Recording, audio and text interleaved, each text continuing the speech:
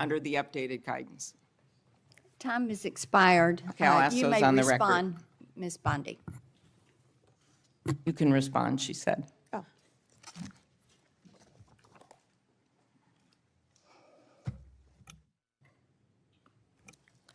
Senator, my office in April restored the Justice Department's longstanding norm on this issue.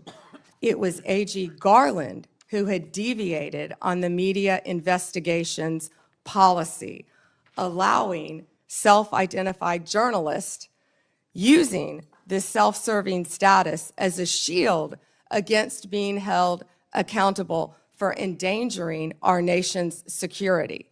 We have taken that policy back to the norm, and I can't comment on whether we have or have not, or do not have pending investigations. Time has Senator expired. Klobuchar. Senator Lee, you're recognized.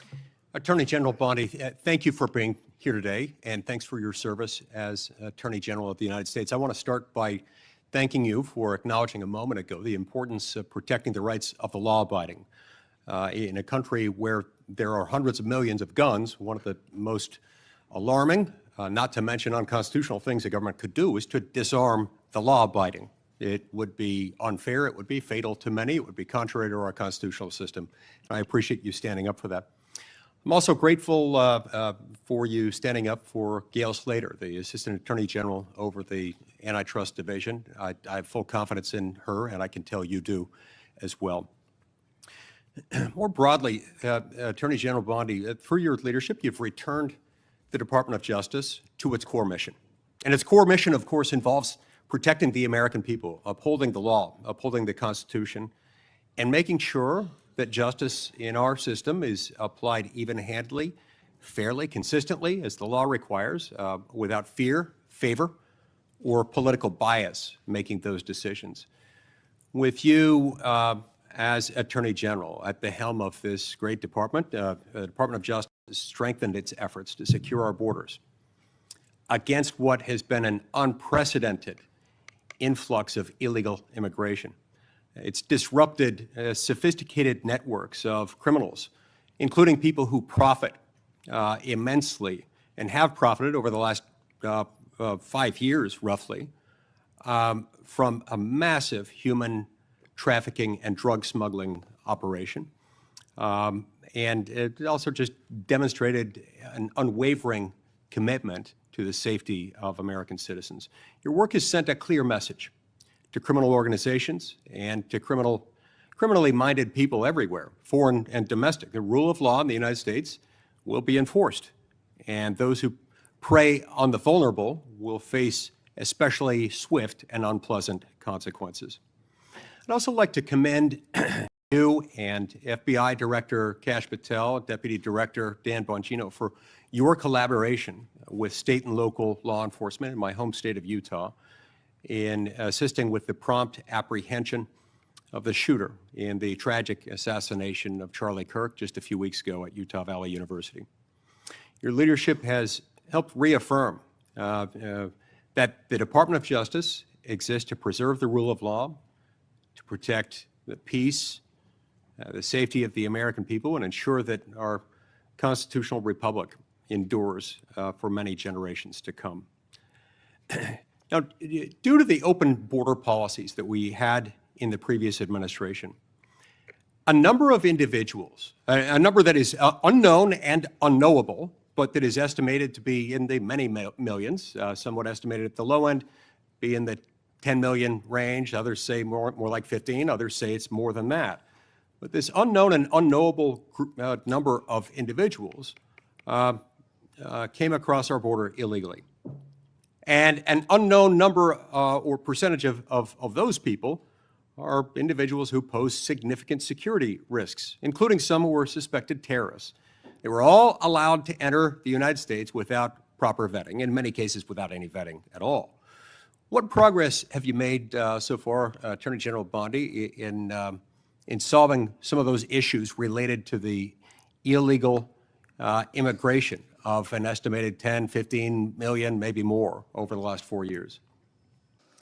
Senator Lee, we are working hand in hand with Kristi Noem, of course, the Director of Homeland Security. She has been doing an incredible job. All of our agencies are working in partnership with them at the direction of President Trump.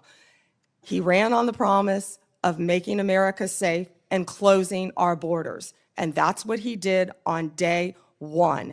He has also declared many of these transnational gangs as terrorist organizations, which is exactly what they are. They have been coming into our country from Mexico, from Venezuela, from other countries. They have been setting up shop right in our country. They are narco-terrorists, and it is going to stop, and it is stopping under his watch. Our task forces are working hand in hand with Homeland Security. Director Patel, Deputy Director Bongino have been going non-stop to make America safe again. That's not just a slogan. That's protecting everyone in this room. That's what we're doing as a country. We don't care if you live in Chicago. We don't care if you live in Florida. We don't care if you live in Utah. President Trump wants everyone to be safe, including right here in Washington, D.C., and that's what he's been doing. Not only that, Senator Lee, the surge, I'm sorry about my voice, the surge of drugs in this country has been horrific over the last 4 years. DEA they have seized 4,500 kilos of fentanyl powder and 50 million fentanyl pills, which I said earlier represents 370 million deadly doses of fentanyl. These transnational gangs, it's all about drugs and money, and they are destroying our country. They are destroying our children, and a lot of this fentanyl, as we know, is made, the precursors in China. They're coming in our country through Mexico and now other places, and under Donald Trump, it's going to stop because he has secured our borders, Senator Lee. And we're very grateful for that effort. It's interesting to note, moreover, that under the leadership of your predecessor, the Department of Justice, the FBI, and others who routinely appear before this committee, when asked about the human smuggling operation going on across our southern border, routinely denied that fentanyl was coming in significant quantities through the human trafficking operation. They stated never with any evidence, never with any ability to back it up, to prove this was the case, that these things were coming across the points of entry through vehicles, through trucks, and otherwise. We know that not to be true, and we appreciate your work in exposing that. Now, in recent months, going along with this law enforcement effort, there's been a disturbing trend. It's a disturbing trend that seems to be on the increase in recent days and weeks. That is a rise of violence directed at federal law enforcement officers engaged in immigration-related arrests, including direct physical threats, organized riots outside of detention facilities, and most tragically, of late, a fatal shooting targeting an ICE facility in Dallas. Then just yesterday, it was reported that a cartel member in Chicago put a bounty, that's right, a bounty, out there offering $2,000 on information about any ICE officer and $10,000 for those who kill an ICE officer. Now, keep in mind, this information is not for kicks and giggles. It is not for a game of Trivial Pursuit. That information, for which the cartel member would pay $2,000, is there so that others can kill an ICE officer and get $10,000. That's what that is. Can you discuss what protections are essential to ensuring the safety of ICE officers and their families, and why requirements to display personal information and prohibiting them from ever wearing any kind of covering would represent a totally unacceptable, indefensible risk to their public safety? Senator Lee, our federal agents have been doxxed, and many of you know what that means. It has happened to you on both sides of the aisle. Our federal agents' lives have been threatened. We spoke with Apple and Google to get the ICE Block app taken down. That was reckless and criminal in that people were posting where ICE officers lived. We worked with both Apple and Google to take that down. It's Threatening the stunning, I lives- would add here, that it took as much work as it did by you to get them to take that down. Remember, in the days following January 6th, they took down all kinds of things, including a social media app called Parler, based on very thin evidence that was later largely rebutted, suggesting that people had been manipulating Parler in order to plan the January 6th attack. That wasn't true, and they took it down. I'm glad they have taken this Block ICE app down, but it's a shame that it took as long as it did and as much work on your part to get them to take it down. I will tell you they were cooperative, and to correct myself, it was where they were going, the jobs they were doing. And that's what's been happening, because hundreds of organized rioters, Senator Lee, are showing up where our ICE officers are. And as you know, they have fireworks, they have gas masks. You know, they don't want our officers to be protected with their identity, yet they're wearing gas masks, they're wearing goggles, and they're So it's okay ramming for them to cars. be safe. It's okay for Antifa to be safe. It's okay for those doing the bidding of international violent drug cartels to be safe. But heaven forbid, our ICE officers should be safe. Thank you, Senator Lee. Time has expired. Senator Coons, you're recognized. Thank you, Senator Blackburn, and thank you to the committee for holding this oversight hearing. And Attorney General Bondi, thank you for your service and for being with us. I want to start with an area where I think we have a lot to agree on. In May, your Bureau of Prisons issued a directive to expand the availability of home confinement. The directive said it was rooted in the principle of smart, fair criminal justice reform, and explained that smart reform and public safety can go hand in hand, and that second chances are not just possible, they're necessary for a justice system worthy of the American people. There's more to do to implement this directive, but I appreciated the BOP's recognition of these principles. Could you briefly speak further about the work BOP Director Marshall and Deputy Director Smith, himself a former inmate, are doing with regard to reform, and what opportunities you see for us to do more? Thank you, Senator Coons. And you have been a champion of that, and we believe in second chances. As a career prosecutor, I know that most people, even violent criminals, are going to be locked up and then they're going to be released. And that's why we need everyone to be a productive member of society.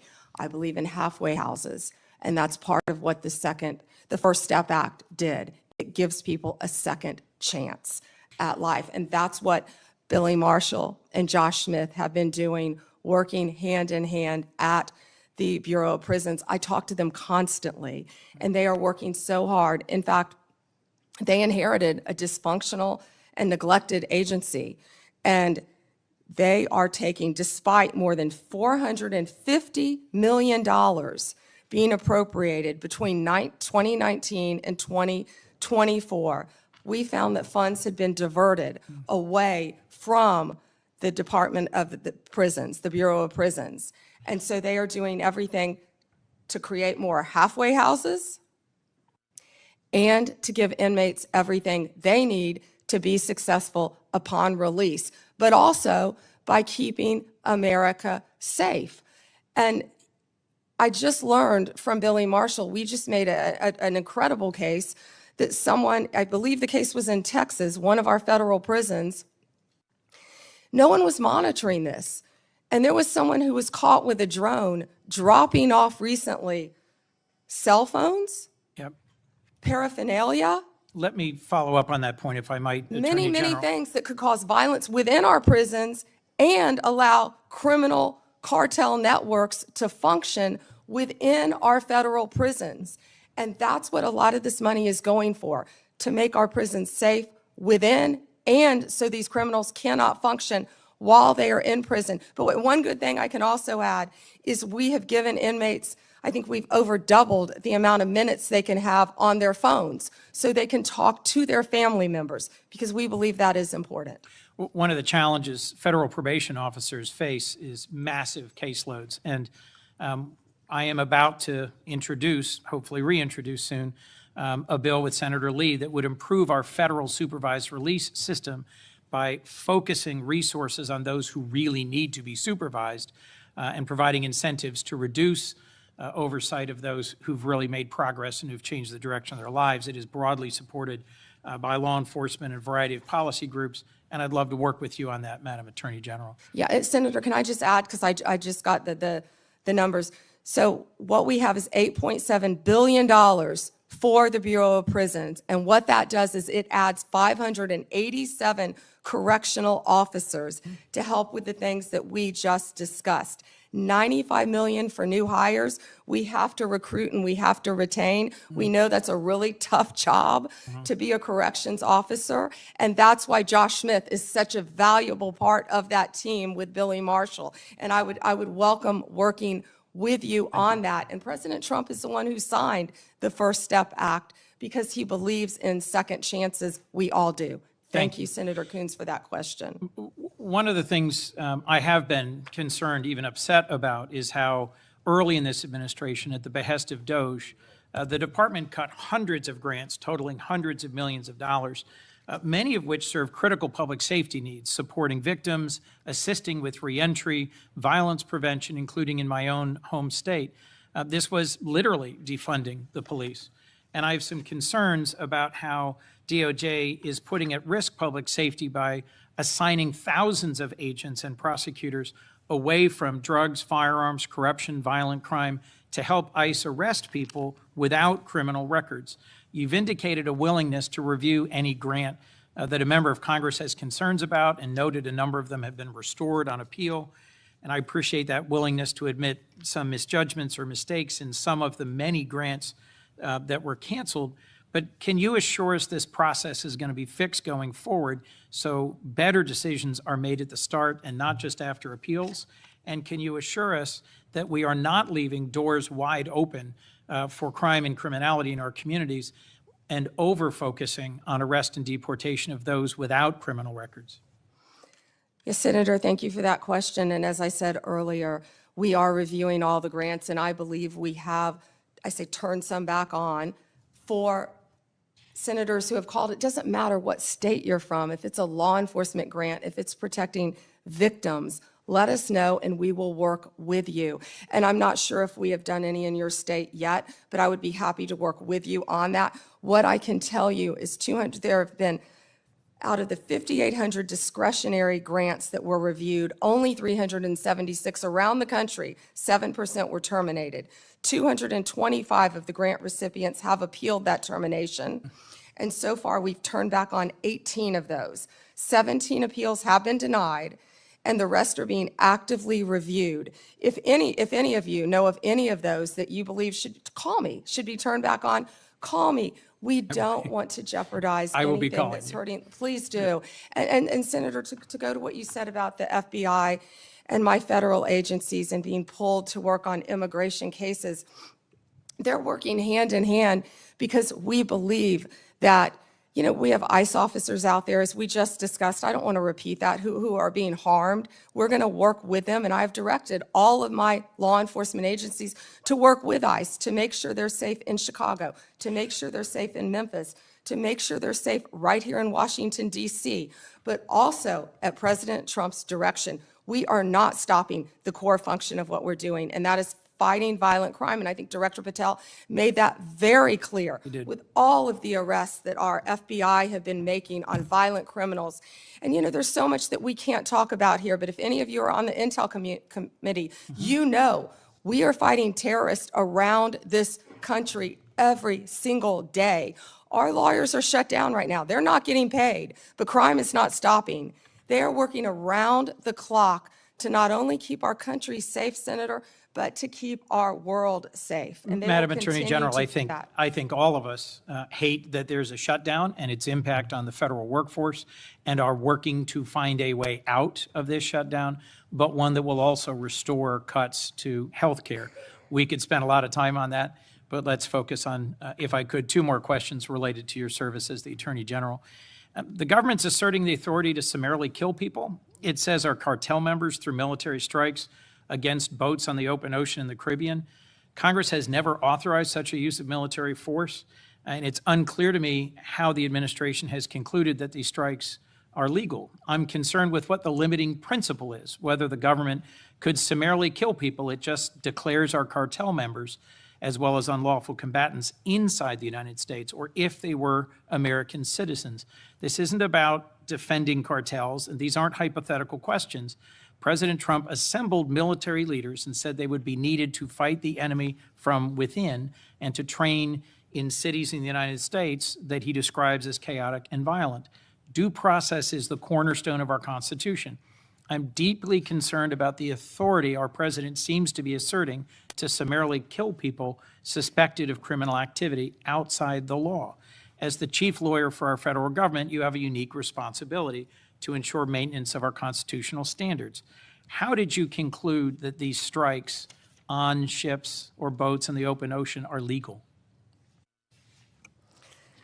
Senator Coons, I'm not going to discuss any legal advice that my department may or may not have given or issued at the direction of the president on this matter.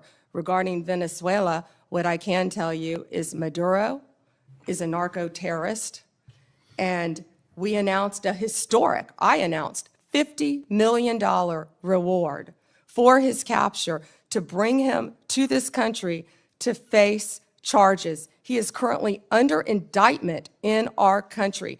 Drugs coming from Venezuela are killing our children at record levels. And They have members been of this flowing committee are into as this passionate country. as you at protecting our families and our communities from fentanyl, but we also need to protect our sailors on the high seas who are conducting freedom of navigation operations in the South China Sea from just an abject violation of international norms and standards about how we interdict ships on the high seas. We can push back on fentanyl and drug trafficking. Many of my colleagues have done so as former U.S. attorneys or prosecutors or attorneys general, but we have to do it in a way that is in keeping with the core values of our Constitution. My colleagues have pressed you on a number of recent actions, particularly in the Eastern District of Virginia. My colleague, Senator Klobuchar, did.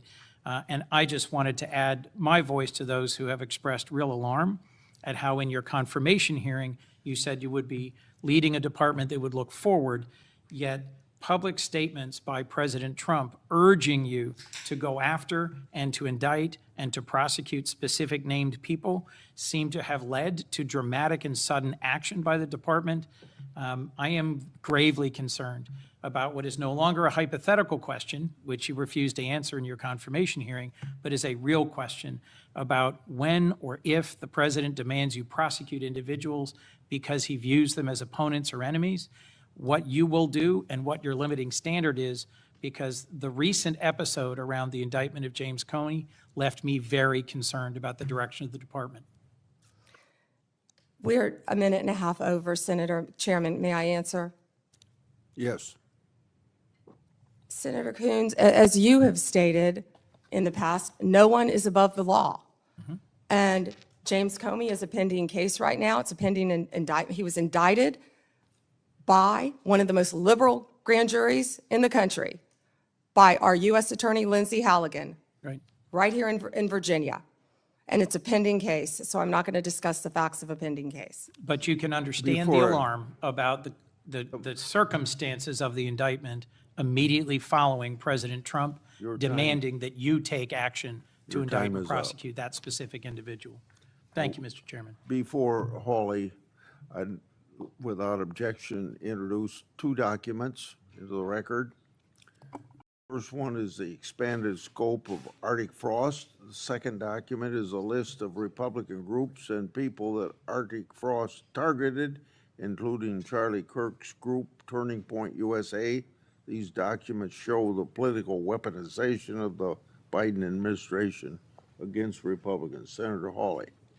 Thank you very much, Mr. Chairman. Attorney General Bondi, good to see you. Welcome. I've been listening closely in this hearing, and I've heard over and over from my Democrat colleagues concerns about targeting political enemies, and they've accused you of all manner of things and the current president. I've also heard them said, and I just wrote it down because I wanted to be sure I heard it correctly. I've heard them say that Joe Biden never targeted his political enemies. Joe Biden never directed his attorney general to target his political opponents. That's interesting, because I could have sworn that yesterday we learned that the FBI tapped my phone. Let's look at it. We've got a list. Tap my phone, tapped Lindsey Graham's phone, tapped Marsha Blackburn's phone, tapped 5 other phones of United States senators.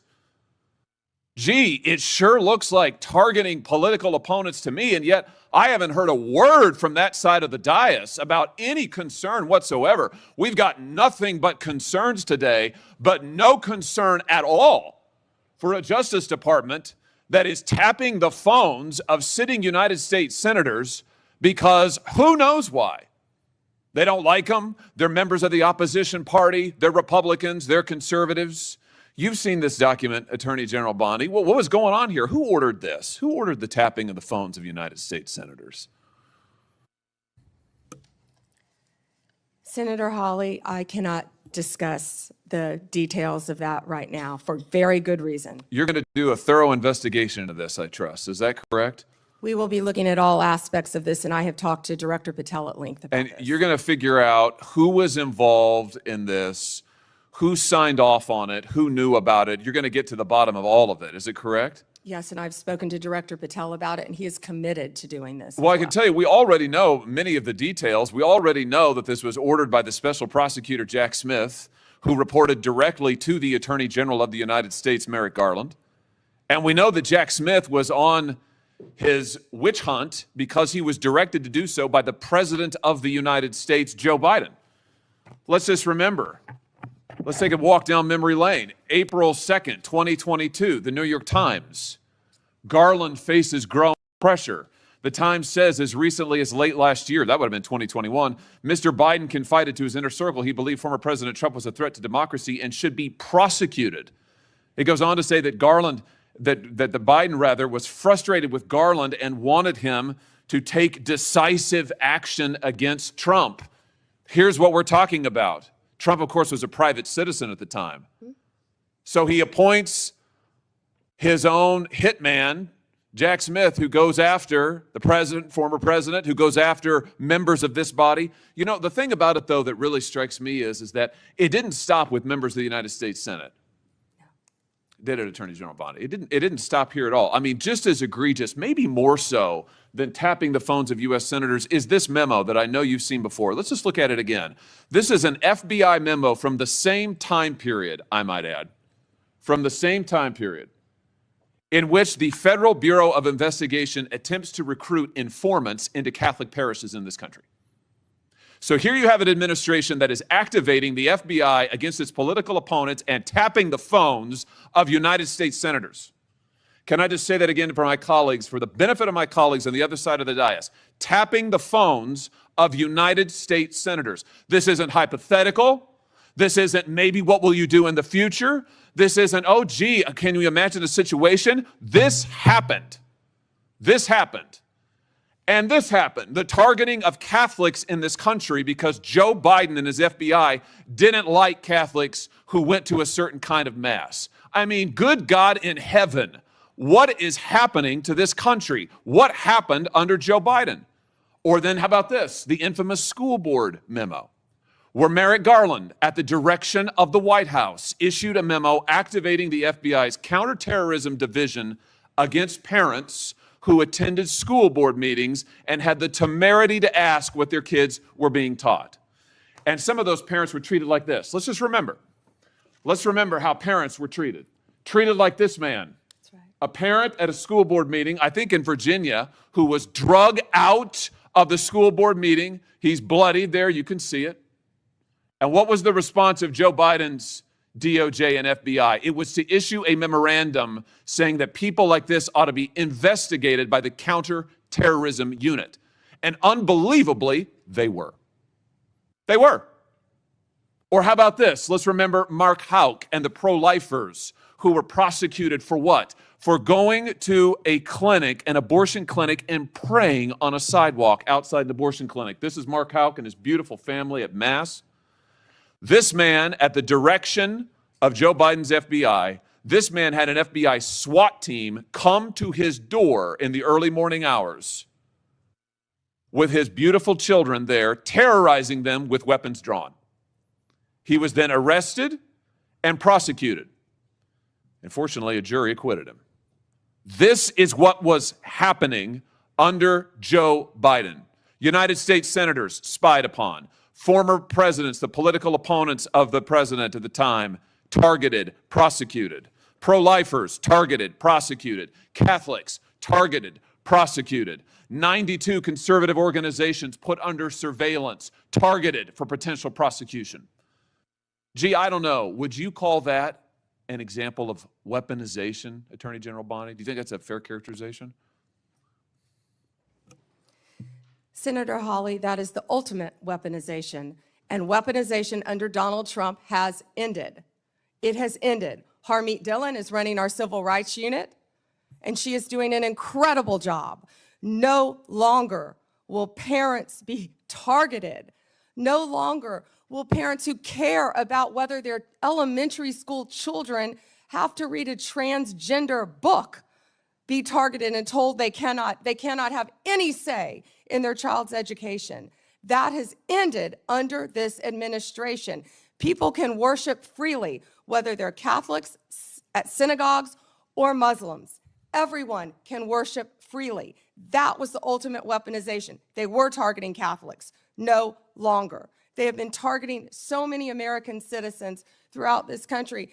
And Senator Hawley, you have been a champion of this, and thank you for being a champion of that. But under Donald Trump's watch, it has ended. You know, I think about some of the abuses of power in this country's history, and there's been, sadly, a lot of them by members of the executive branch over the years, whether it's Watergate, whether it's what J. Edgar Hoover did in his time at the FBI, spying on many public figures, RFK, MLK, JFK, you name it. And I just have to say, what we now know happened in the last 4 years under this administration surpasses all of that. It surpasses all of it. Not just for the interference in the legislative branch, not just for the blatant disregard for the separation of powers, not just for the blatant disregard for the First Amendment, but for the targeting of ordinary American citizens who can't afford lawyers, who can't afford to mount a defense, who when the FBI knocks at their door or comes with the SWAT team, they don't know what to do. It is absolutely a disgrace. It is a stain on the history of this country and on the conscience of this country, what this administration did in the last 4 years. So here's what I think needs to happen. Madam Attorney General, I think we need a special prosecutor to be appointed whose sole responsibility will be to get to the bottom of what has happened in every instance that I have just named. I think we need to know exactly who approved the wiretaps on United States senators, who knew about it, what agents were involved at DOJ or the FBI. I think we need to know exactly who signed off on the Catholic memo, the spying memo, who was involved with it, how far did it go. I think we need to know exactly who authorized the prosecution of Mark Houck, who terrorized pro-lifers and tried to intimidate them. I think we need to know that, Mr. Chairman, this committee needs to do oversight hearings. We need to have thorough hearings into what has happened these last 4 years and this abuse that has now just been uncovered, because we have to ensure that it stops. As you just said, Attorney General Bondi, we have to ensure that it stops. This chapter in American history needs to come to a close, never to be opened again. The use of the most powerful law enforcement bodies in the world against ordinary citizens and political opponents must end once and for all. And we have a chance to do it, and it needs to be done with a thorough investigation, full transparency, and those who violated laws need to be prosecuted. I thank you for what you're doing, Attorney General Bondi. I hope that you will launch a thorough investigation. I hope you'll appoint a special prosecutor. Mr. Chairman, I hope we'll hold hearings. And with that, I yield. Yeah. Before I call on Blumenthal, I want to, without objection, introduce into the record a document that General Bondi helped to declassify. The document is a Ray FBI analysis of Nellie Orr's false statements to Congress.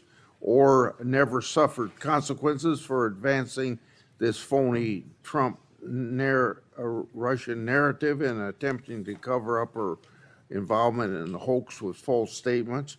Yet time and again, the American justice system has been weaponized against President Trump and his associates, and I've already talked about Peter Navarro in regard to that. The DOJ's inaction on Nellie Orr's criminal referral, despite the obvious incriminating evidence provided in the FBI's own analysis, undermines public trust in the rule of law thanks to Director Ray's utter failure. Senator Blumenthal.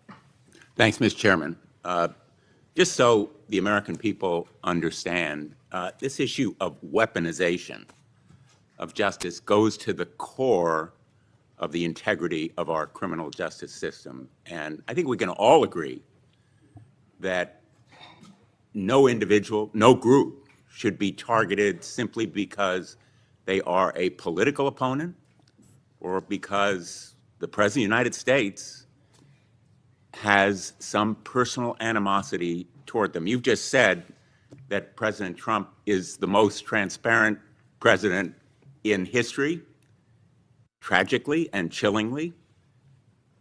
You may be right when it comes to criminal justice, because far from ending weaponization of justice, I would submit, Madam Attorney General, that President Trump has embodied it. And we have a record.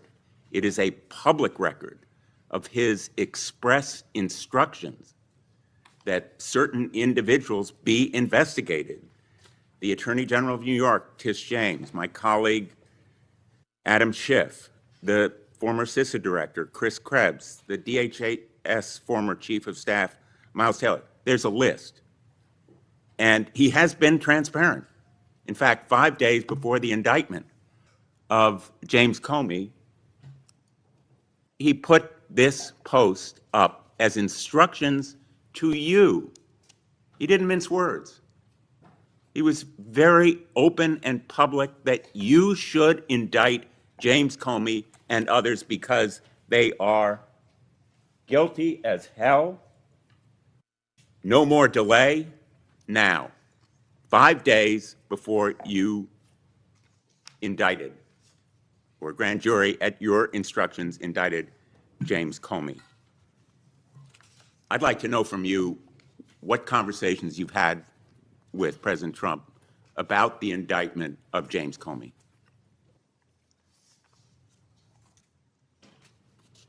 Senator, I am not going to discuss any conversations I have or have not had with the President of the United you States. see that You're post? an attorney, you have a law degree, and you know that I'm not going to do that. I also find it fascinating. Judicial process move forward without political interference. No one is above the law, not even the president. That's a quote from you, Senator Blumenthal, in 2017. Well, let me ask you then, when you saw that No post, one is above the law. That was your quote. when you saw that post, did you talk to anybody in the White House? I am not going to discuss any conversations I have, nor any investigations, So nor you were unwilling any to tell this pending committee cases. about conversations with the White House And if I may regarding James continue, Comey's indictment. and if I may Let me show continue, you a picture. James Comey was indicted by one of the most liberal grand juries in the United States. The night before James Comey's indictment, you had dinner with the President of the United States. Pretty intimate group. Was Actually, there James were a lot of Comey people there that discussed- night. That's a great Was picture. James Comey discussed at that dinner? I love that picture. That's a great picture. And there were a lot of people there that night. I think the Well- entire cabinet was there. Did you discuss James Comey with the President of the United States? He was sitting just to your left. Well, 2 seats down, yes, 2 seats down. And I am not going to discuss any I'm going to take conversations that I've as a had or not yes, have with the because President the of the American United public States. is entitled to know, Madam Attorney General. The entire cabinet was at that dinner, Whether too, you took Senator. instructions from President Trump after he told you very directly to indict James Comey, which is weaponization of the Department of Justice.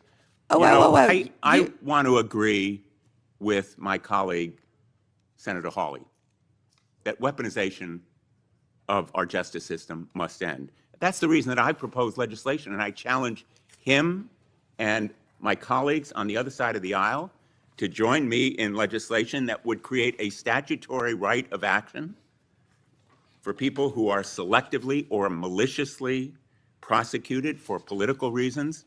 It would codify your manual, the Department of Justice manual, on political prohibitions against political considerations in charging decisions, and prohibit the White House from intervening President Trump and any other president from intervening in charging decisions. It would make reforms to the grand jury process. You've just said this grand jury was liberal. We should reform the grand jury process to ensure that the government is not abusing its power and authority, and it will require transparency and accountability reforms at DOJ so that you will and other attorneys general be held accountable for these kinds of decisions. Will you join me in supporting that kind of reform? Senator Blumenthal, I find it so interesting that you didn't bring any of this up during President Biden's administration when he was doing everything to protect Hunter Biden, his son. And I think you just saw what Director Radcliffe just released. You know, this is an effort to be Information. positive If I can and finish answering the constructive, question, I'm not Madam going to Attorney yell General. over you. I'm not going to get in the gutter with you. But information that the Biden administration told them not to investigate Hunter Biden's involvement with Ukraine. And I'm not going to be lectured to you about integrity another topic, by and I'm hoping that someone you will review who these lied about legislative being in the military just and to be support elected them. a senator.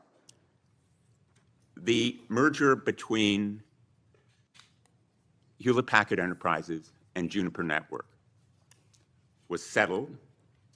You authorized the settlement. It was the subject of a lawsuit to block it. The settlement produced virtually no concessions from Hewlett-Packard. It was a settlement that prompted criticism from the Antitrust Division. Did you authorize that settlement yourself?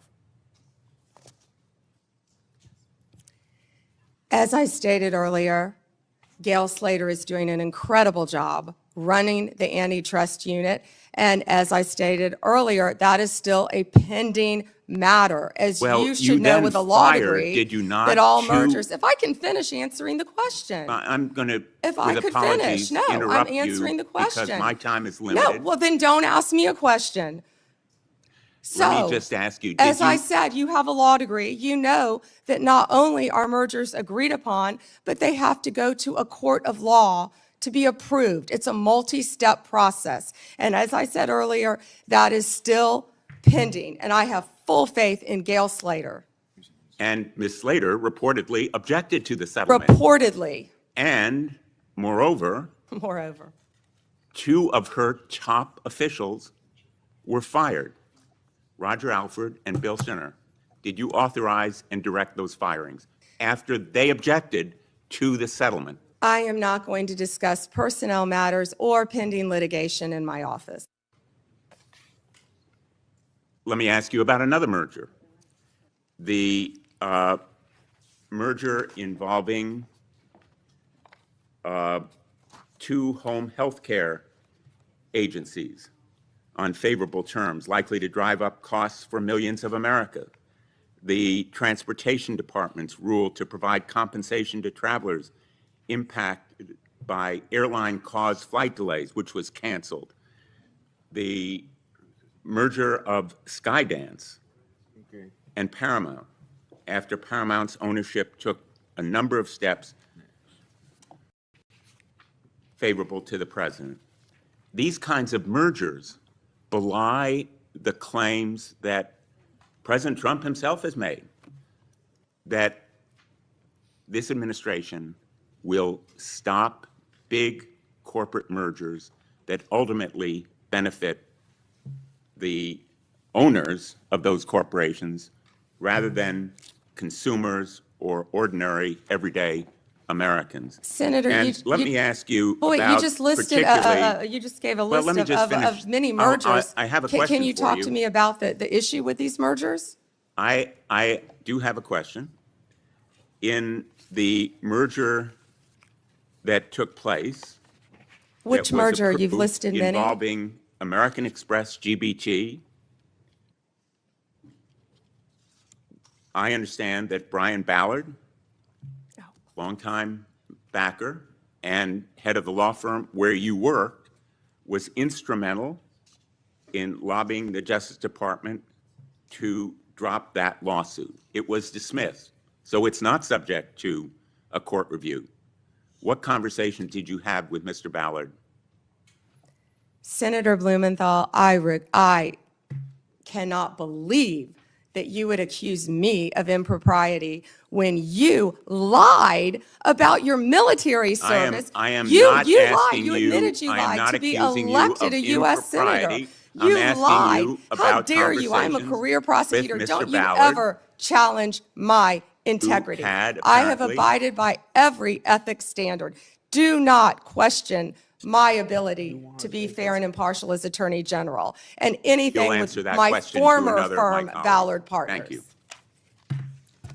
Senator Lee has asked for the chair. Yeah, just wanted to note for the record, the Paramount merger that he referenced was not within the Department of Justice's ambit. That was at the FCC, not the Department of Justice. Attorney General Bondi would have had nothing to do with that. Thanks. And that was why I asked Senator Lee. He didn't know that. He was reading off a script. Before I call on Senator Kennedy, it's kind of laughable about my Democrats friends expressing fear and concern at the Justice Department's recent attempts at holding parties responsible for their actions.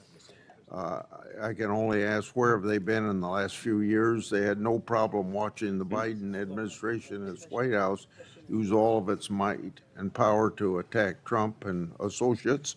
And now even Republican senators have been selected to have their telephone records made public, or not public, but well, I guess they're public now.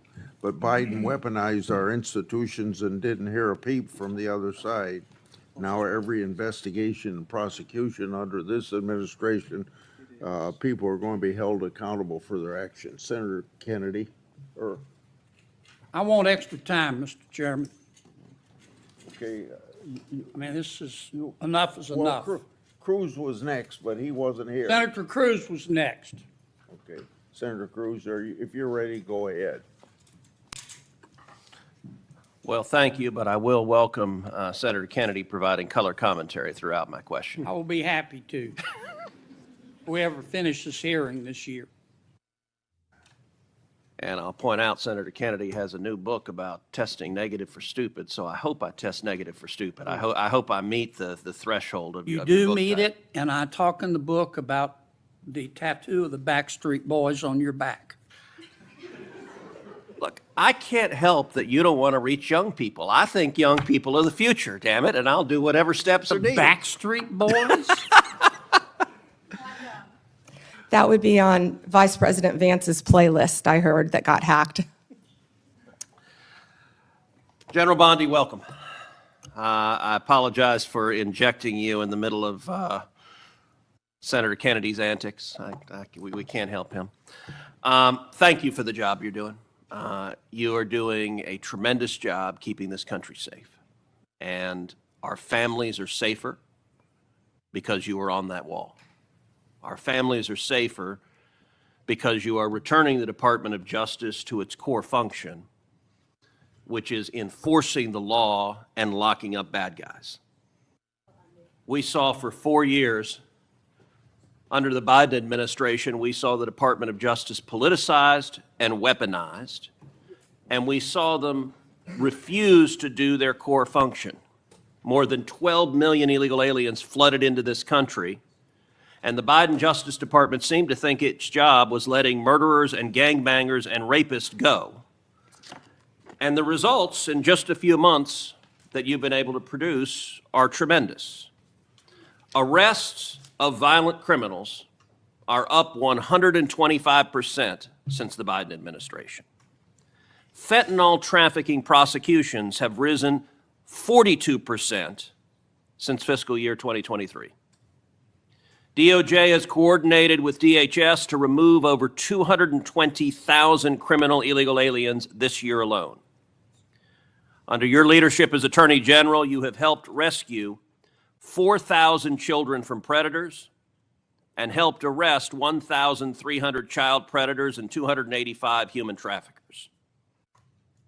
In my home state of Texas, Operation Soteria Shield resulted in the rescue of 109 children. Thank you, Attorney General Bondi. Texans are safer because you are serving. Americans are safer because you are serving. You have a big task cleaning up the messes of the Biden DOJ. One of the most egregious failures of the Biden Justice Department was its refusal to protect judges and Supreme Court justices. As you know, in May of 2022, an unknown individual leaked to Politico the draft of the Supreme Court's decision in Dobbs versus Jackson Women's Health Organization, the opinion that finally overturned Roe versus Wade. That leak was a crime. It was a theft of government property under 18 U.S.C. Section 641, and it was an unauthorized disclosure of confidential information under 18 U.S.C. Section 1905. General Bondi, do you agree that leaking that opinion was a criminal act? Senator, I can't discuss anything regarding that matter. That should answer your question. Well, I will say this. The leak occurred in 2022. So the 5-year statute of limitations has not expired.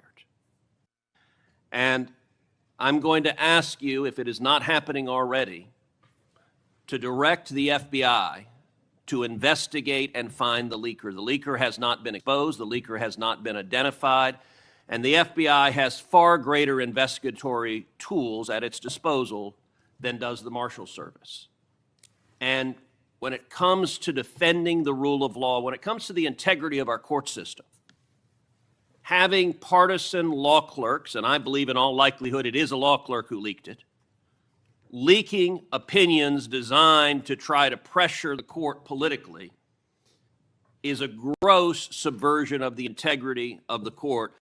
And so I would ask you as Attorney General to direct the FBI to use every resource possible to investigate, to find the leaker, and when you identify the leaker, to prosecute the leaker for that criminal conduct. Thank you, Senator Cruz. All right, I want to turn, secondly, after that decision was leaked. I believe the leak was part of a broader effort to intimidate and to threaten and harass justices into trying to get them to change their decision. And we saw mobs assemble outside the homes of multiple justices. Do you agree, General, that the mobs that came outside the homes of justices were there to intimidate the court and to try to influence the justice's decision? 100%. Well, as you know, federal law, in particular 18 U.S.C. Section 1507, makes it a crime to picket or parade outside a judge's home, quote, with the intent of influencing that judge's decision. That statute is crystal clear. And I will point out, these protests happened in 2022. So just like the leak, the 5-year statute of limitations has not expired on these protests. But unfortunately, the Biden Department of Justice didn't give a damn about prosecuting this statute because President Biden and Merrick Garland and the political hacks at DOJ disagreed with the Supreme Court's decision in Dobbs and were perfectly fine turning a blind eye to violent protesters threatening the justices and their children. You may recall I questioned Attorney General Garland about this statute, and he admitted under oath that not a single protester had been prosecuted. And he blamed the Marshal Service. He said the problem was the marshals, quote, didn't make arrests. Well, subsequent documents told a different story. Internal training materials obtained reveals that the marshals were explicitly instructed not to arrest protesters under Section 1507. So the reason there was no arrest is because a political decision was made that we like what the protesters are protesting for, and we, the Department of Justice, are not going to protect the safety of justices. We're going to allow them to be victims of an intimidation and threatening campaign. Just as I asked you with regard to the Dobbs opinion, I would ask you to direct the FBI to review the footage of these protests, to review the evidence that exists in terms of who engaged in it, and will you commit that anyone who you can prove violated 18 U.S.C. Section 1507 will face consequences and face prosecution?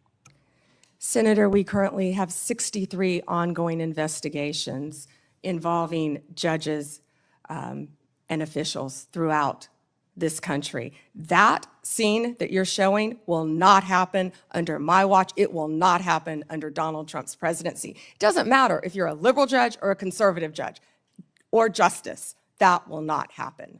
Amen. And that point that General Bondi made is very important. I would be equally outraged if you had nuts in front of the liberal justices. I'd say arrest them and throw them in jail.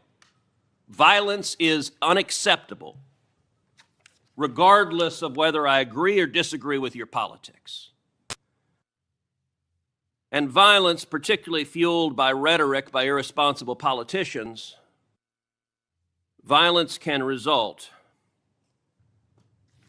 And tragically, it resulted in one deranged individual traveling from California to Maryland with the intention of murdering Justice Brett Kavanaugh. As you know well, this deranged individual was arrested outside the justice's house. He was arrested with a kill kit. He was arrested with a gun, with handcuffs, with duct tape, with zip ties, and with the intention of murdering Justice Kavanaugh, very possibly murdering Justice Kavanaugh's wife and two daughters, and potentially murdering two other Supreme Court justices. Senator Ronald. As you know, just this week, a left-wing Biden-appointed judge sentenced this attempted murderer, this attempted assassin, to just 8 years. The Department of Justice asked for 30 years. That's right. And that judge downward departed by 22 years. Why? Because this left-wing judge said that the attempted murderer was transgender. And because he identifies as transgender, apparently it's okay to try to kill a Supreme Court justice if your politics are sufficiently woke. Now, I know you have said the Department of Justice is going to appeal, and you absolutely should. I called this week, I believe this judge should be impeached because the judge has demonstrated she is completely unfit to be a federal judge. And what is your view of the justice of this sentence of just 8 years for the attempted murder of a Supreme Court justice? I was speaking with our prosecutor, Ms. Mal, who did an incredible job on this case. She did an incredible job. And yet, this judge gave 8 years. And the judge also would not refer to the defendant by his biological name, referred to him by the pronouns, and was concerned about the treatment that this individual would get regarding a sex change while in prison. And we are appealing that sentence. I immediately said we are appealing that sentence. Thank you. But my prosecutors did an incredible job on that case. And the judge wanted to put him in a women's prison. Before Senator. Not going to happen, excuse me, I'm sorry, Chairman. That's not going to happen in the Bureau of Prisons now. Before Senator Ronald, without objection, I'd like to introduce 3 FBI 1023 forms into the record. The first 1023 form I made public last Congress. This is the one that Director Patel said his predecessors did fully investigate. The second and third 1023 forms relate to the first in that they reference potential Biden family criminal conduct. Senator Johnson and I made these 2 public, and we simply want to know whether the government has investigated what it found, and if not, why not? Senator Ronald. Thank you, Mr. Chairman. Ms. Bondi, FISA Section 702 will expire in 6 months. In response to my questions for the record, at your confirmation hearing, you said you did not have experience with FISA, but if confirmed, you would consult with experts at DOJ. Now, you've had that opportunity. Do you support adding additional safeguards for searching Americans' communications in the 702 database? Senator, Section 702 is a vital source of foreign intelligence and instrumental in keeping Americans safe. We also take individuals' rights of Americans, their individual rights of all Americans, very seriously.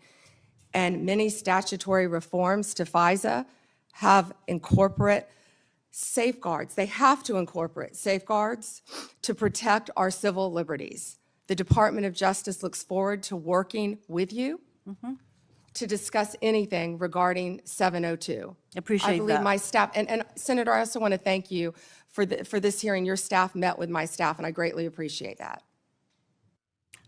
Thank you. We're going to be working on 702, so I appreciate the openness to further amending 702.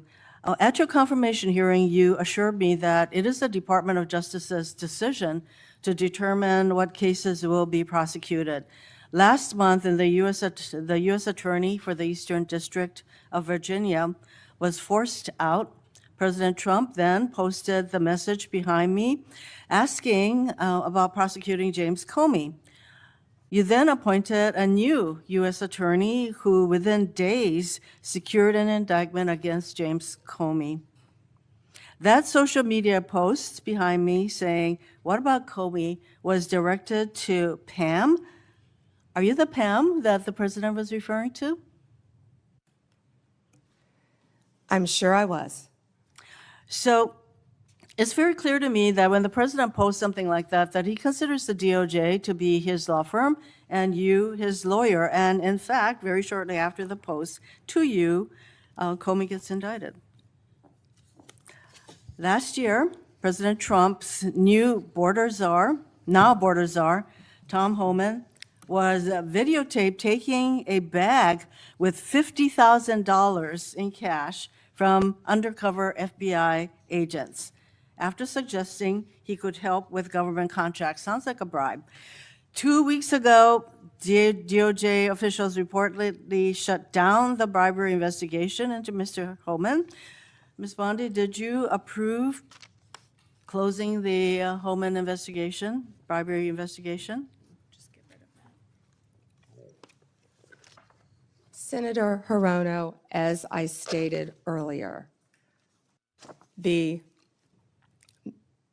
Department of Justice and the FBI conducted a thorough review, and they found no credible evidence of any wrongdoing.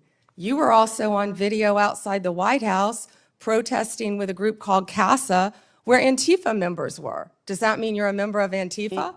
You know, I simply asked the question as to whether or not you approve the shutting down of the investigation, Mr. Homan.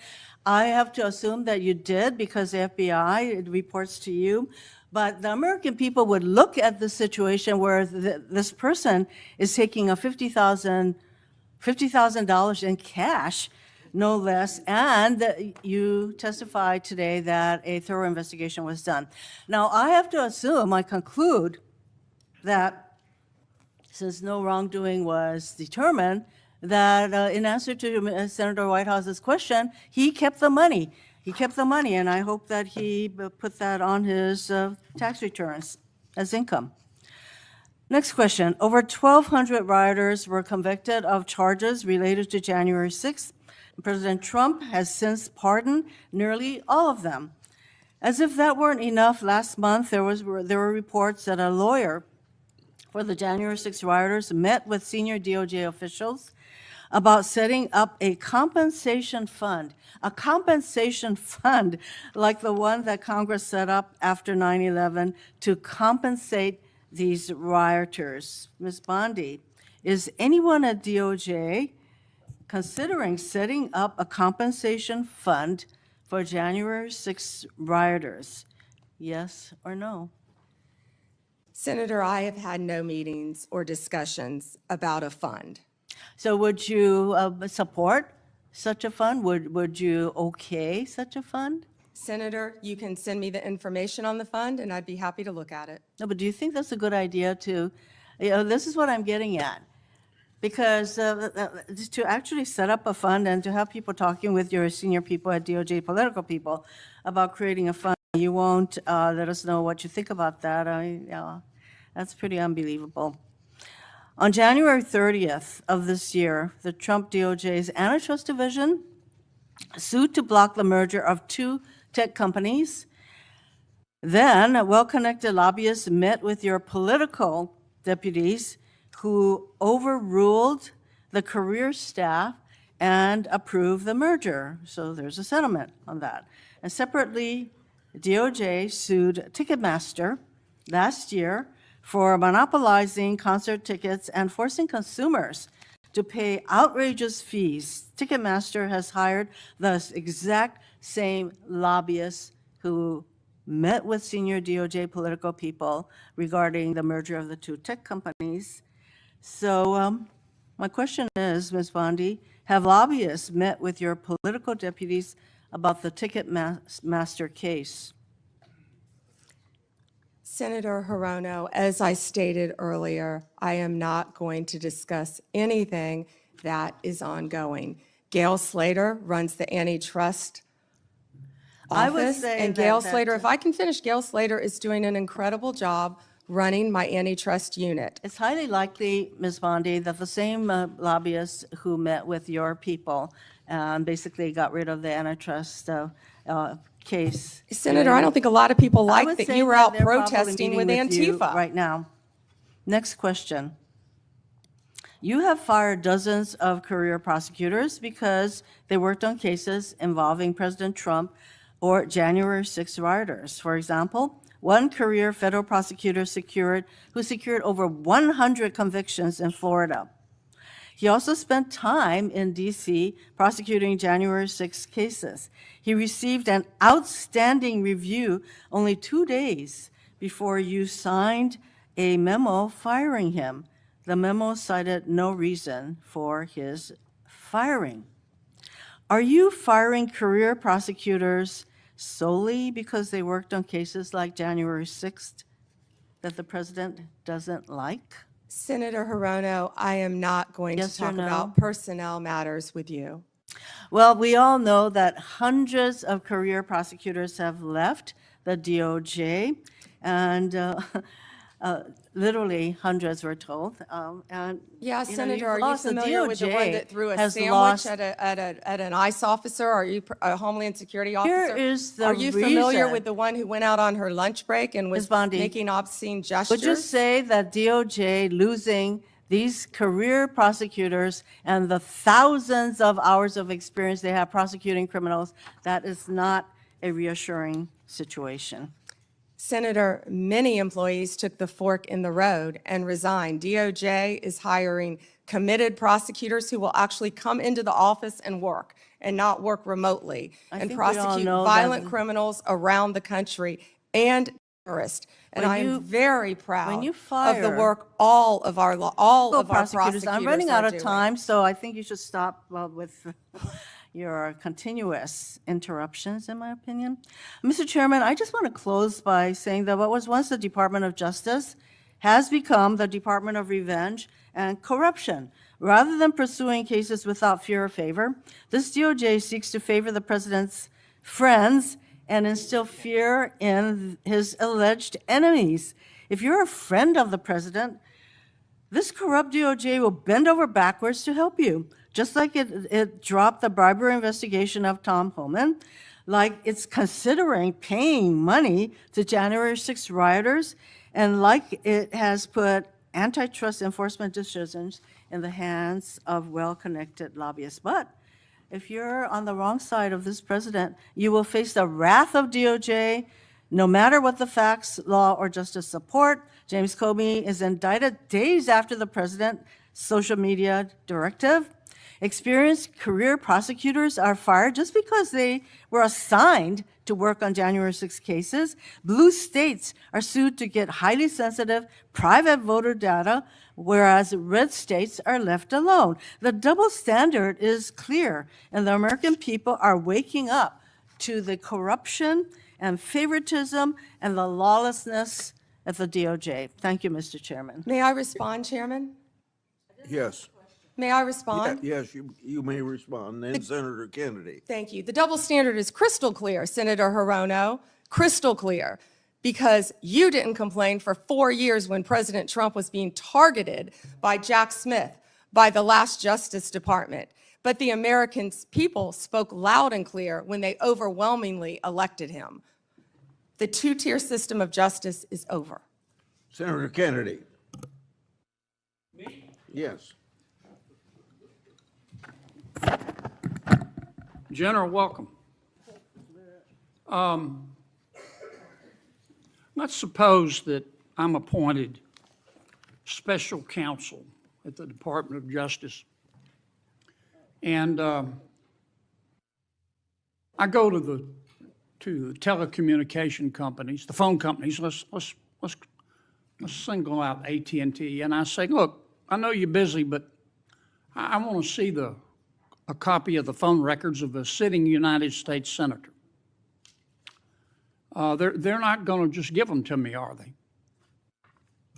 No, Senator, of course not. In fact, they're probably going to ask me what planet I just parachuted in from, aren't they? Yes, Senator. They're going to tell me to come back with a subpoena, aren't they? Yes, Senator. Okay. What do I have to show in that subpoena to get those phone records of a sitting? Did I mention it was a sitting United States senator? I can't remember. What do I have to show to get the phone records of a sitting United States senator? Yes, Senator, there were actually 8 sitting United States Yeah, I senator, heard that. and you would I have heard to that. have cause. I'm sorry, what do I have to show? You would have to have cause to get the Good cause or subpoena. probable cause? Probable cause. Okay. Probable cause, or if it's a subpoena duces tecum, good cause, to show what? You would need good cause for a subpoena duces tecum, and what you would have to show is that you believed a crime had been committed, or there was a possibility of a crime, or that could lead to other crimes. We By the frequently, in criminal enterprises, subpoena cell By the phones. sitting United States senator? Senator, they would have to have believed you were part of a criminal conspiracy, is my understanding. Would a judge have to sign off on it? On the subpoena? Yes, Senator. Well, for a subpoena duces tecum, Jack Smith probably took it straight to the judge. Now, the phone companies, particularly their general counsel, if they're worried about civil liability, even with a subpoena to get the phone records of a sitting United States senator. Did I mention it was a sitting United States senator? Yes, Senator. The general counsel for that phone company, let's say AT&T, they have the right to seek to quash that subpoena, don't they? Phone companies frequently do that. Yeah. And a smart general counsel for that phone company is going to call the sitting United States senator and say, would you like to weigh in on this? Would you like me to quash the subpoena? We're talking about invading someone's privacy here by a sitting United States senator. Could the general counsel for the phone company do that? Well, Senator, if they believe that a crime could have been committed, they could not tip off the person who committed the crime.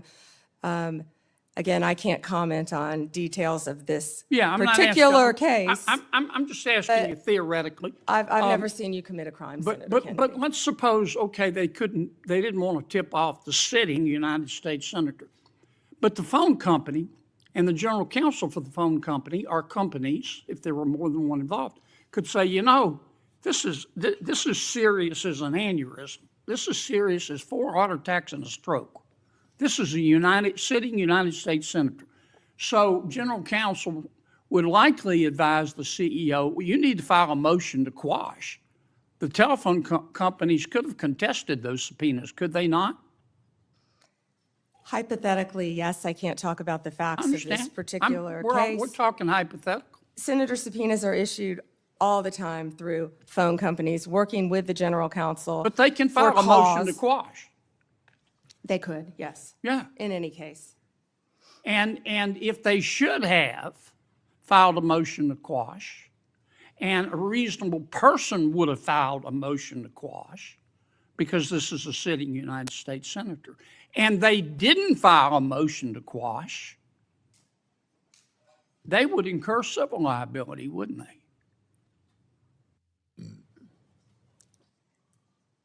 Senator, typically phone companies follow a subpoena from a United I States know they do, attorney. but they don't have to.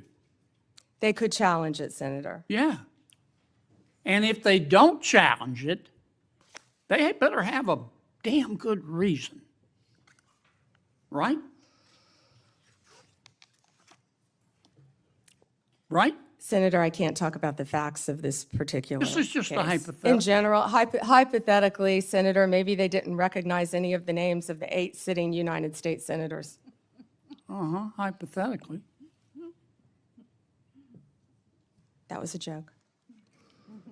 Or maybe they should have gone to Amazon and buy some testicles online. Instead of just saying, sure, I'll just show you the phone records of a sitting United States senator on the basis of an administrative subpoena. Now, do you have copies of the subpoena applications for Yes, these Senator, 8? Senator, I can't discuss anything regarding You this can't case even with tell me you. if you have copies? I can't discuss any of this. All right, with when are I'm you sorry. going to, General, when are you going to be able to discuss it? I can't discuss whether there is or is not a pending investigation, I understand, Senator. but This was let's just assume brought to light if by there is a Director pending Patel. investigation, I don't want this to get swept under the rug, okay?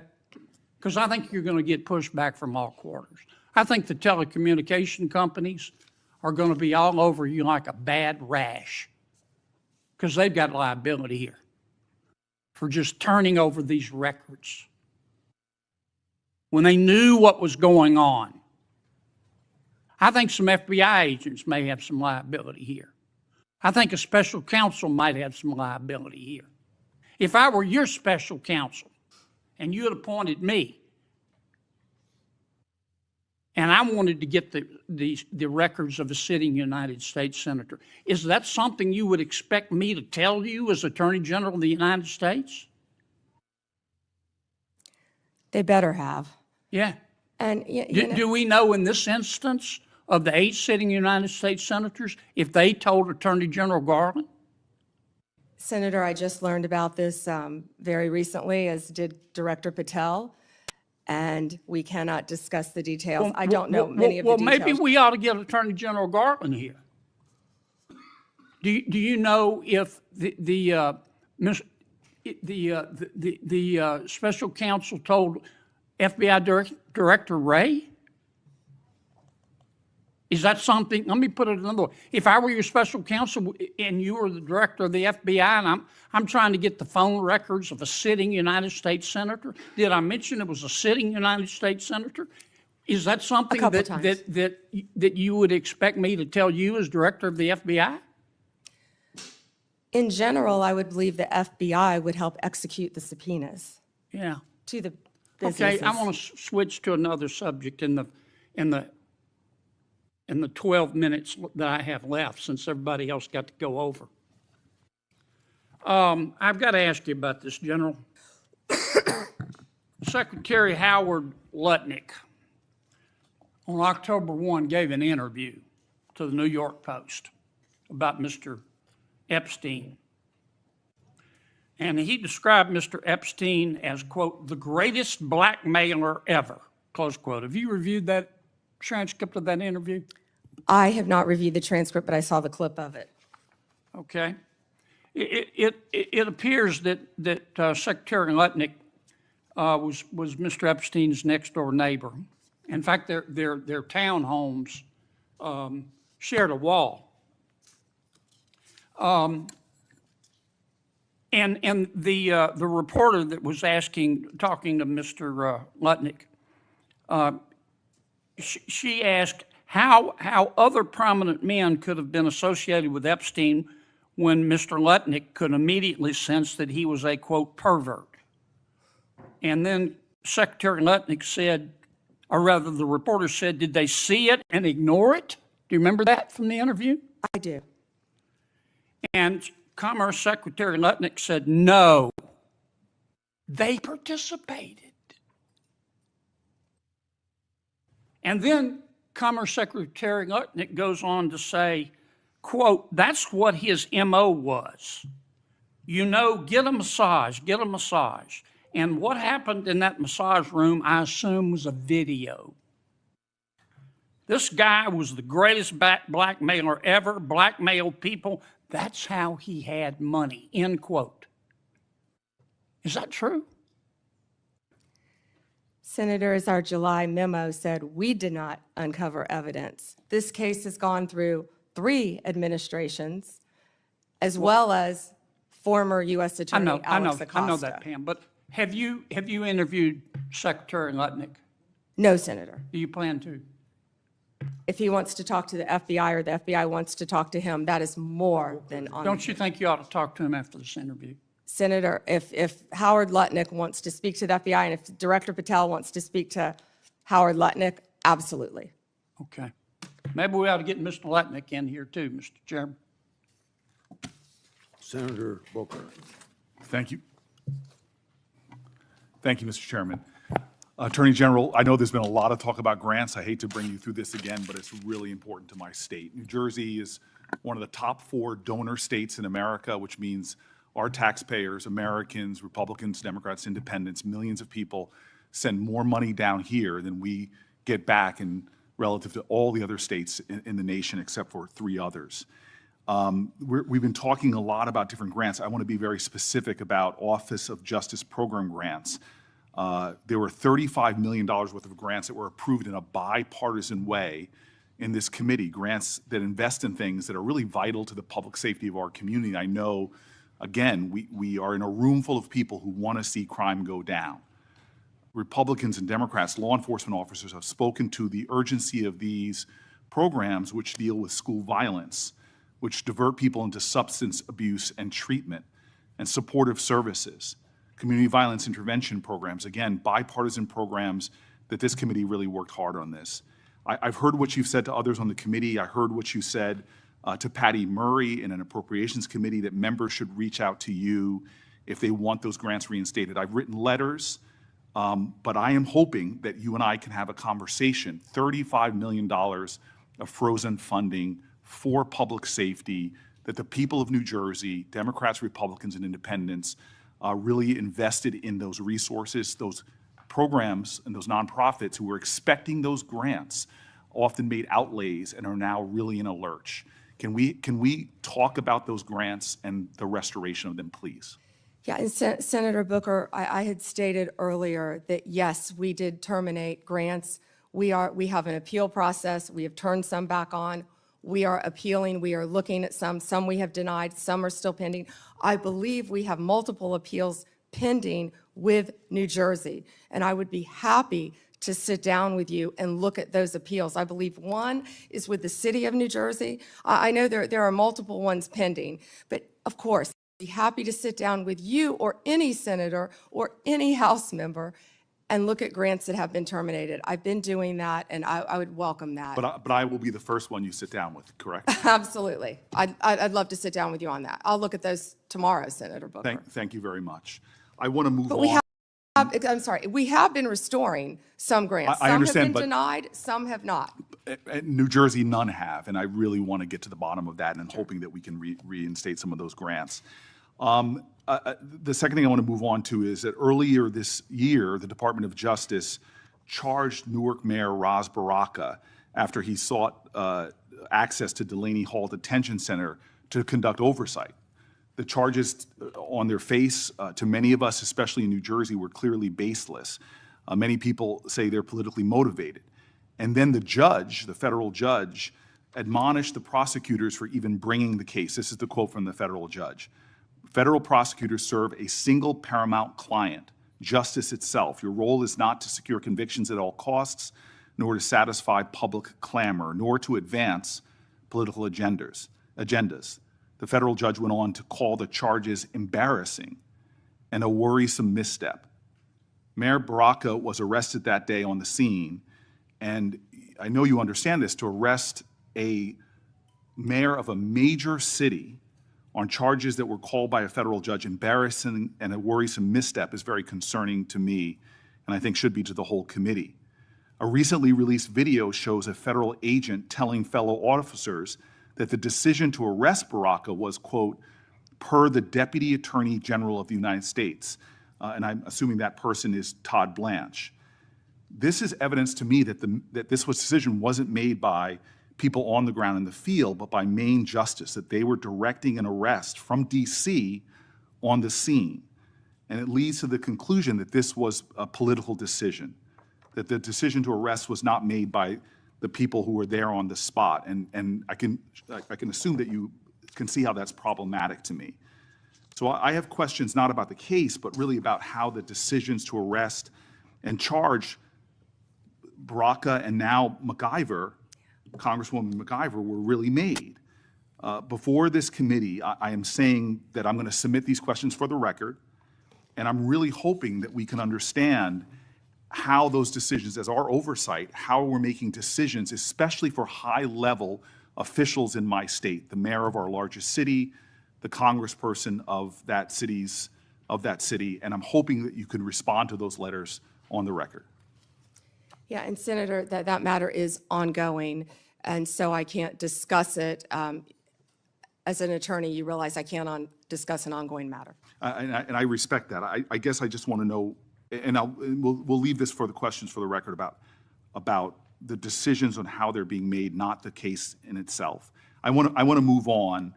And again, I've heard your testimony so far. I know that there is data about violent crime in this city, but I'm really concerned about the application of Justice Department resources towards the challenges we have. You and I both know that about 11,000 Americans have been killed by a firearm just this year.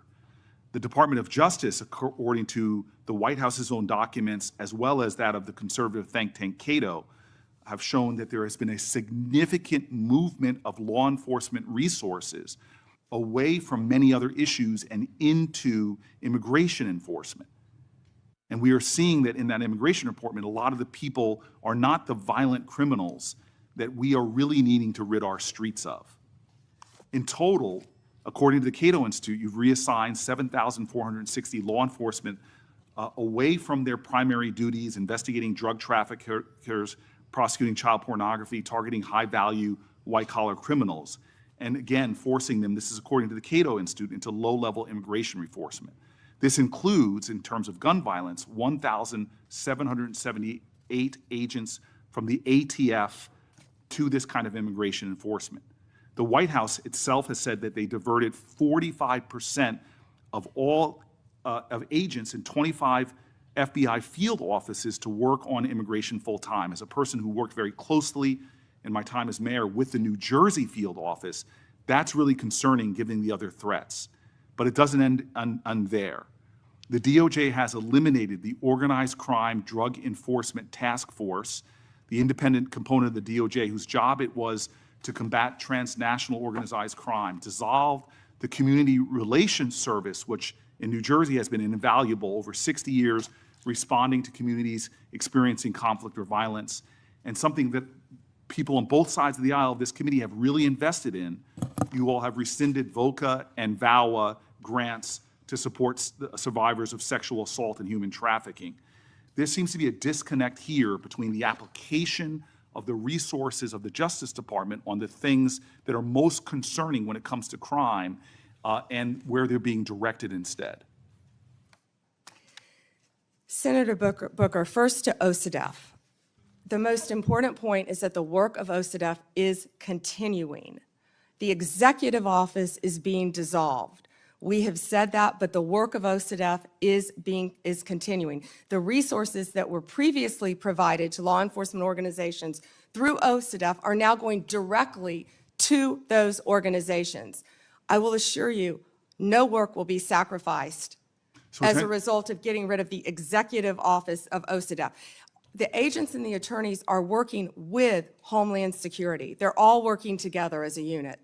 Okay, Attorney General Bondi, I'm running out of time, and I'm going to put some questions in QFRs, because again, this is conservative think tanks and others are pointing about literally over 1,000 people being taken off of things that I think would concern the public. I'd like to get that, but I also just want to quickly mention that for the record, I want to ask about the public corruption unit as well. We now have gone from a public integrity section that went from 36 full-time prosecutors to now only 2. And yet we know, Democrats and Republicans, there is a real problem with public corruption in our country. And we know that the DOJ has stopped enforcing the Foreign Corrupt Practices Act, disbanded the Foreign Influence Task Force, dismissed the indictment against Trump donor Andrew Weidenhorn, cut back on white-collar investigations. My list goes on. I'm running out of time, but I will ask for the record against not only reassigning officers and prosecutorial resources from the other things I mentioned, but public corruption is really important. I want to talk about an area of bipartisanship on this committee, which is antitrust. This is a very bipartisan area. In June, the Antitrust Division finalized a proposed consent decree with Hewlett-Packard Enterprises and Juniper Networks, settling the DOJ's challenge to the company's $14 billion merger. Reportedly, your Chief of Staff, Chad Mizell, and Acting Deputy Attorney General Woodard overruled career antitrust staff and approved the merger. This is a massive area of concern for Americans writ large. This is an area where corporate power is growing, corporate concentration in our country is happening at great degree. I'm grateful that the ranking member with Mike Lee on a committee that is really trying to get into this disturbing trend, and the issues right now in the Justice Department, the resources being put on it, and the appearance of improprieties that we're seeing are troubling. All I want to ask as my final question is, would you commit just to talk about antitrust to coming before the antitrust subcommittee led by Senator Lee to discuss antitrust enforcement in our country? We're over time. May I answer, Chairman? Yes.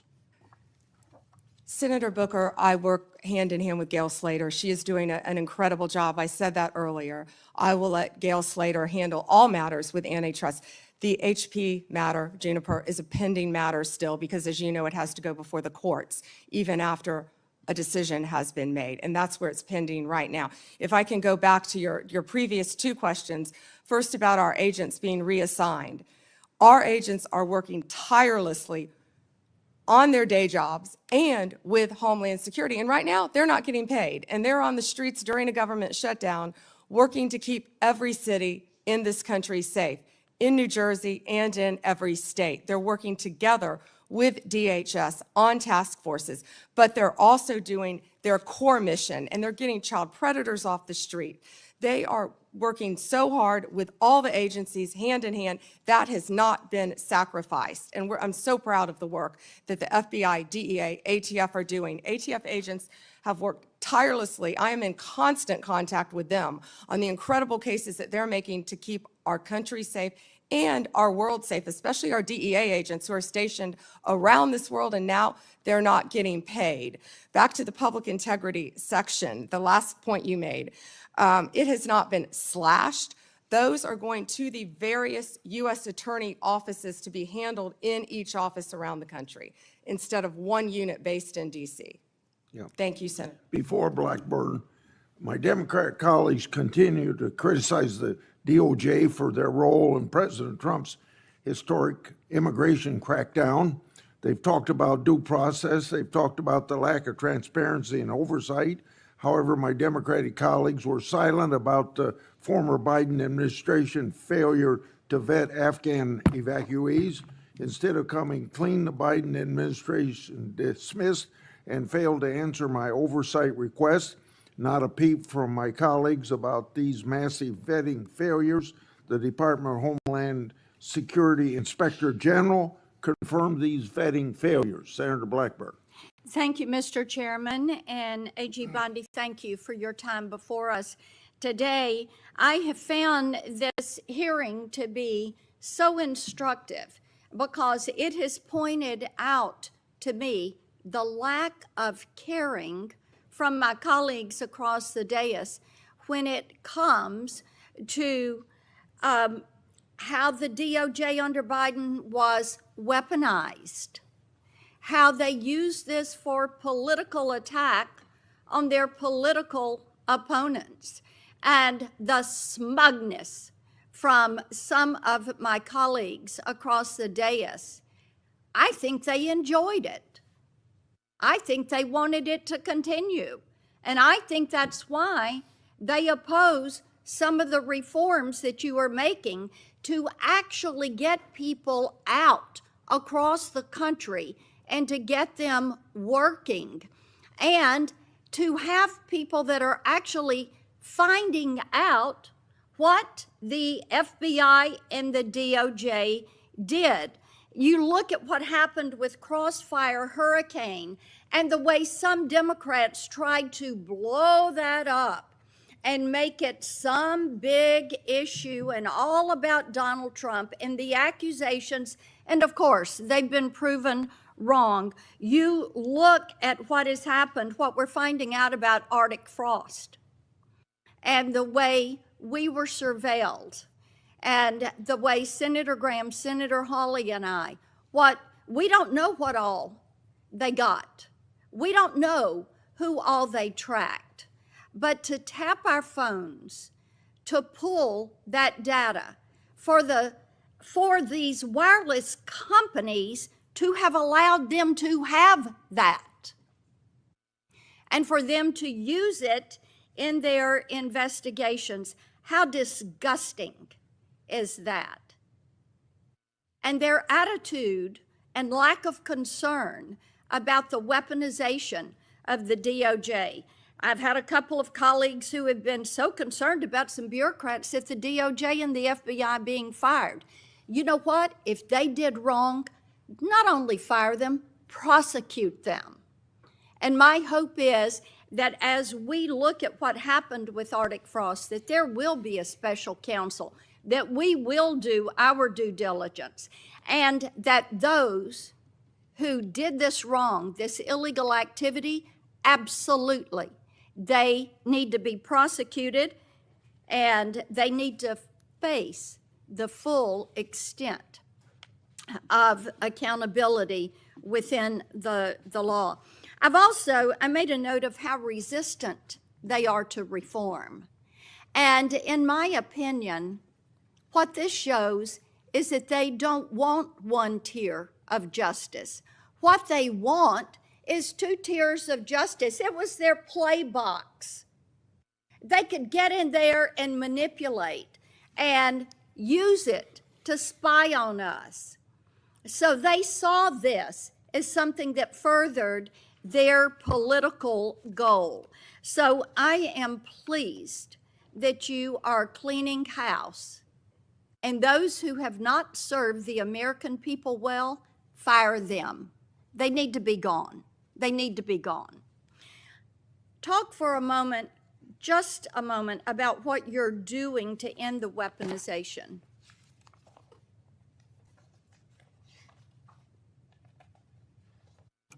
Senator Blackburn, the weaponization against you and your colleagues should greatly concern all of us. It should concern Democrats. It should concern Republicans. Yet, we don't see that. There was a two-tier system of justice under the Biden administration. We're learning that every day. We saw Jack Smith weaponize the Justice Department against Donald Trump. We saw the Biden administration weaponize the entire Justice Department, all of the law enforcement agencies, against Donald Trump, against his family members, against his friends for years and years. And that weaponization is over. No one is above the law, and there is a one-tier system of justice in this Justice Department. And we that's what we appreciate will that. continue to do. We appreciate that. And, you know, having vice chaired the president's transition in 2016, as you remember, there was surveillance that took place on the transition and on the transition team. So this is not the first time, it's the second time. And shame be to those that have furthered those lies and what James Comey did to this country, what Christopher Wray allowed to happen to this country. I want to talk to you about Memphis, the Memphis Safe Task Force. And you, President Trump, Director Patel, the work you're doing there is really quite amazing. I had pulled those latest stats, and we had 503 arrests with the FBI task force in July and August.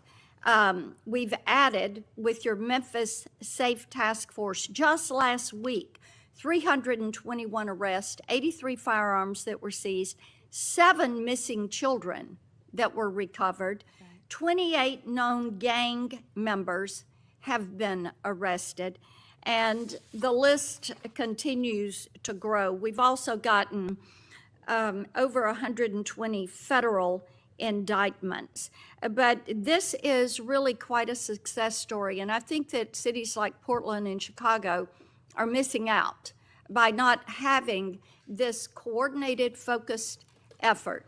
And the fact that there are 13 federal and state agencies working together to make Memphis safe again. And we are very grateful about that. One of the things that we are working on is to end a cashless bail. We have a very liberal DA in Memphis that has campaigned on avoiding cash bail. And we had a good hearing on this last week. And we have legislation, Representative Stefanik and I have legislation that would end cash bail, end cashless bail in DC, and then also would remove funds from jurisdictions that practice cashless bail. Touch on that and the importance of having cash bail for that accountability, keeping those criminals off the streets. Yeah, Senator Blackburn, first to Memphis. I was in Memphis, as you know, a few days ago with Secretary Hegseth, and we had about 1,100 officers from at least 13 agencies working hand in hand. Your Memphis police officers care. They want to be out there doing their jobs. And what we said is we have federal law enforcement officers now who have their backs. They were thrilled to have us there. The mayor, Paul Young, is working well with us. Of course, Governor Lee was there. You have been a champion of this. Senator Haggerty has been a champion of this. You both, before I was sworn in as Attorney General, you both brought this problem to my attention. You talked to Director Patel, and Director Patel was on the ground right away in Memphis attempting to make Memphis safe. But we knew we needed so much more than that. He put a huge dent in the problem. But Memphis's crime is through the roof, the highest violent crime rate in the entire country. And that's why we went to Memphis. And Memphis has welcomed us. It's an iconic city.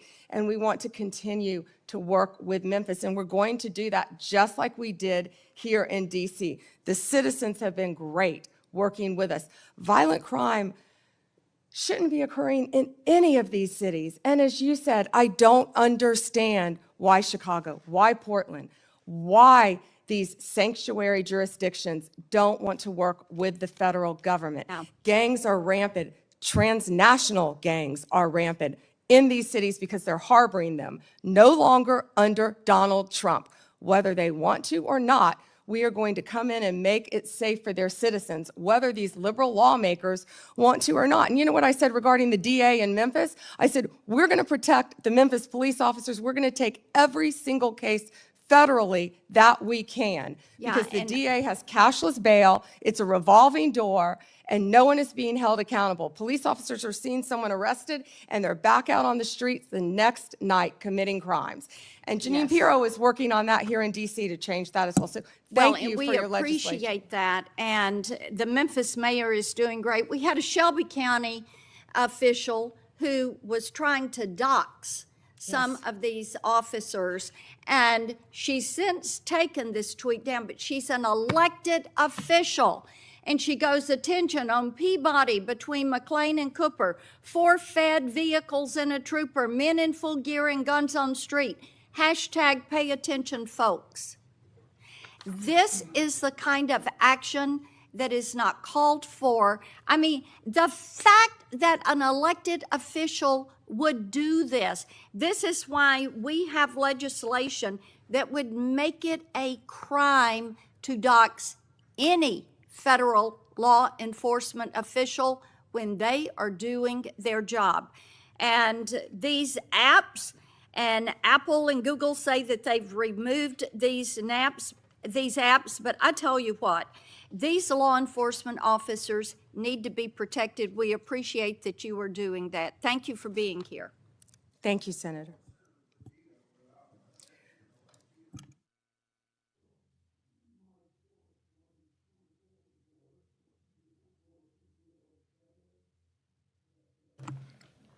Evidence that the Obama-Biden State Department obstructed law enforcement efforts to arrest high-level Iranian targets. This objection, led by then Secretary John Kerry, was done because of political consideration of the failed Iran nuclear deal. Senator Padilla. Well, thank you, Mr. Chairman. Appreciate the opportunity to participate in this hearing today, which is our, at minimum, annual opportunity to ask questions as we fulfill our obligation to provide accountability over the Department of Justice. So just sort of to level set a little bit for folks in the audience and for folks watching at home, the Department of Justice is supposed to be the nation's guardian of fairness and the rule of law.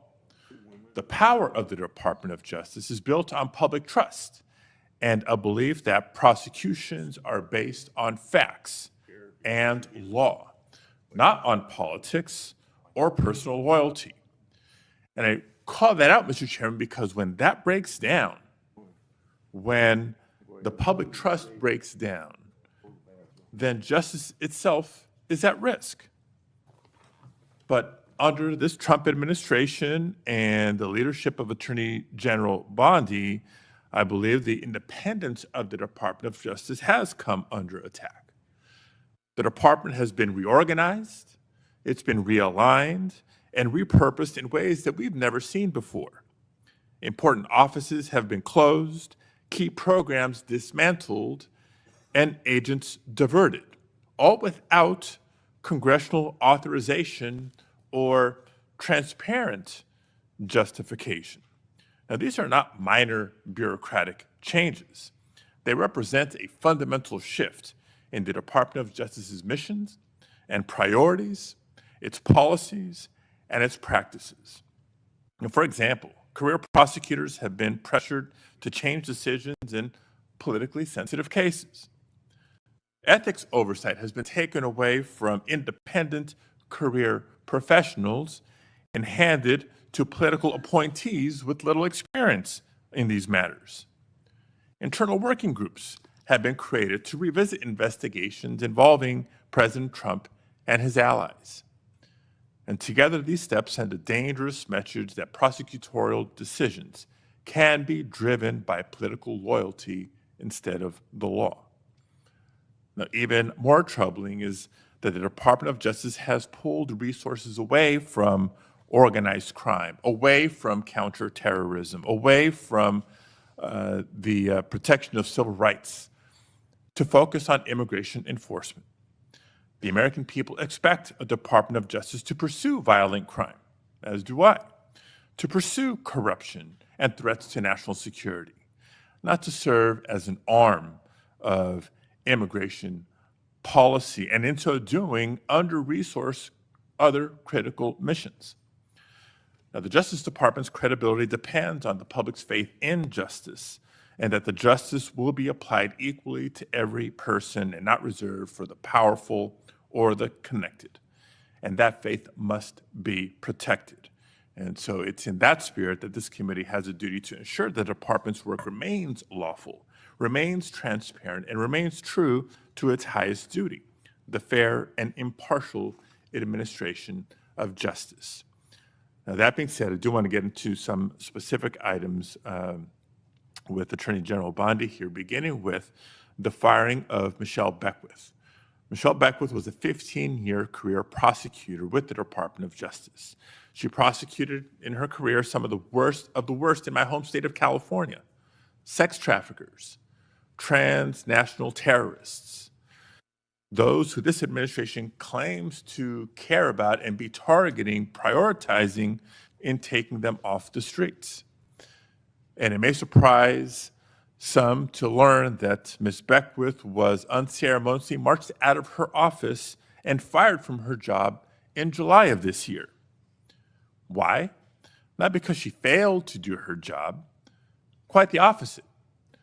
It was because she had the audacity to remind Border Patrol Chief Gregory Bovino that he was obligated to follow a court order and the Constitution in California.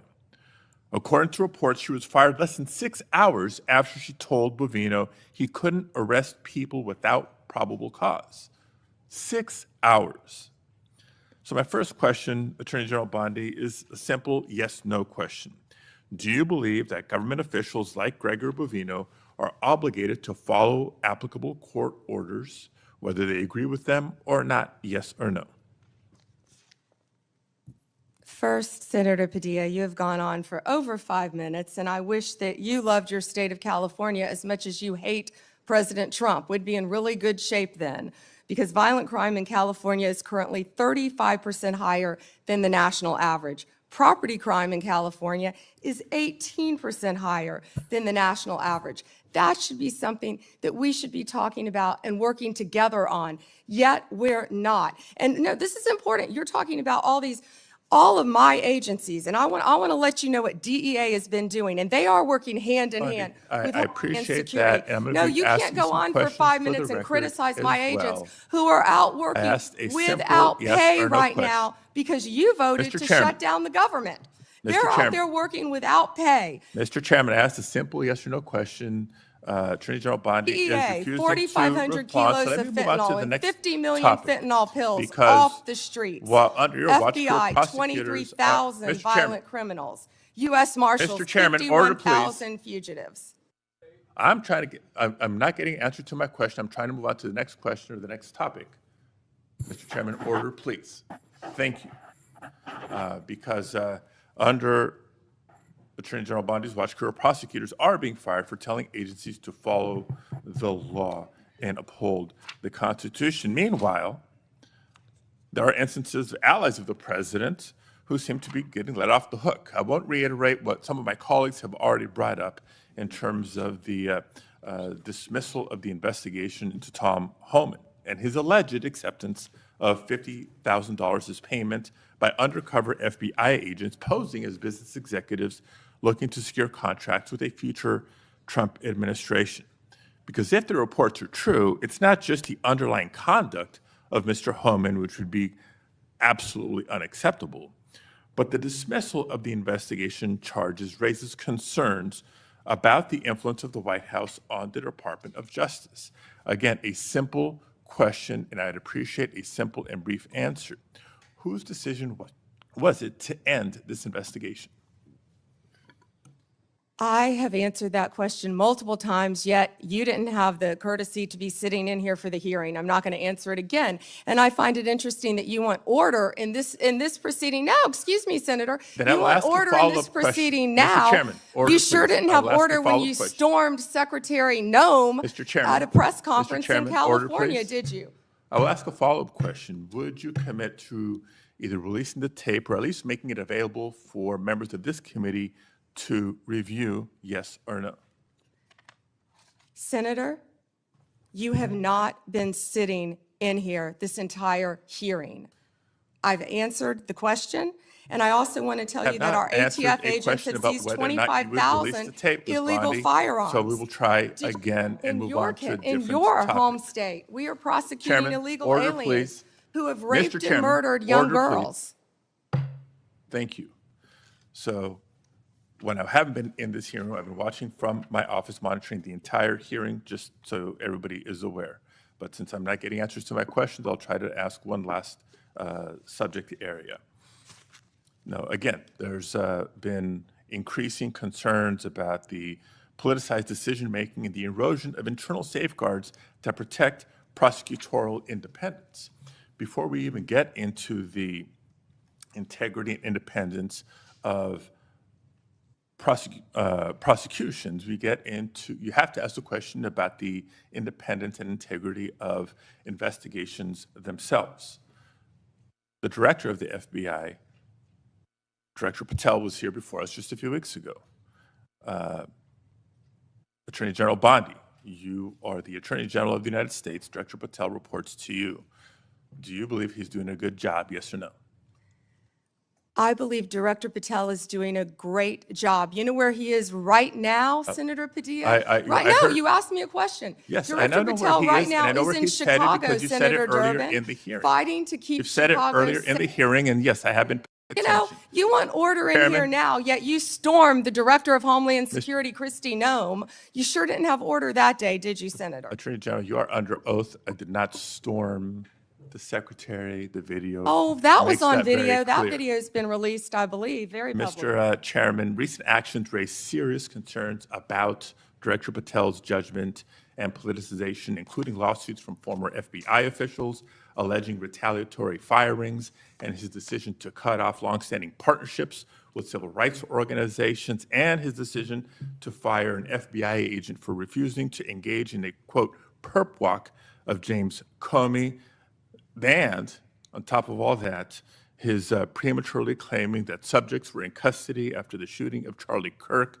I take Attorney General Bondi's endorsement today of his work as her support for those actions. Thank you, Mr. Chair.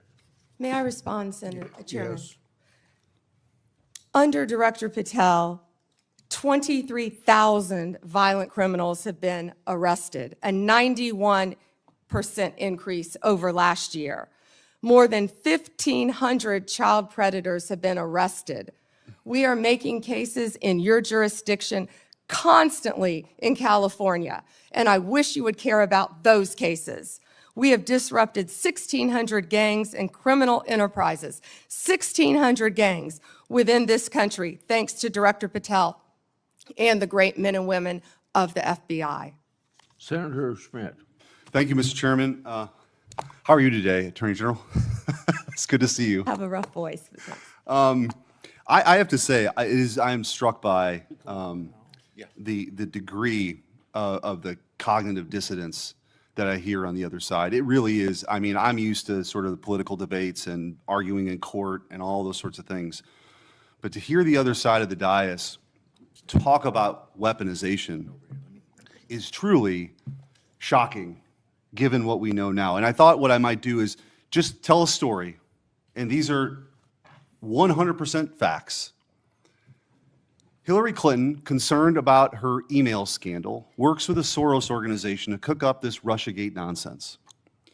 They feed it to the intelligence agencies, and they spy, under Barack Obama's presidency, they spy on the political opponent, the Republican, running against Hillary Clinton.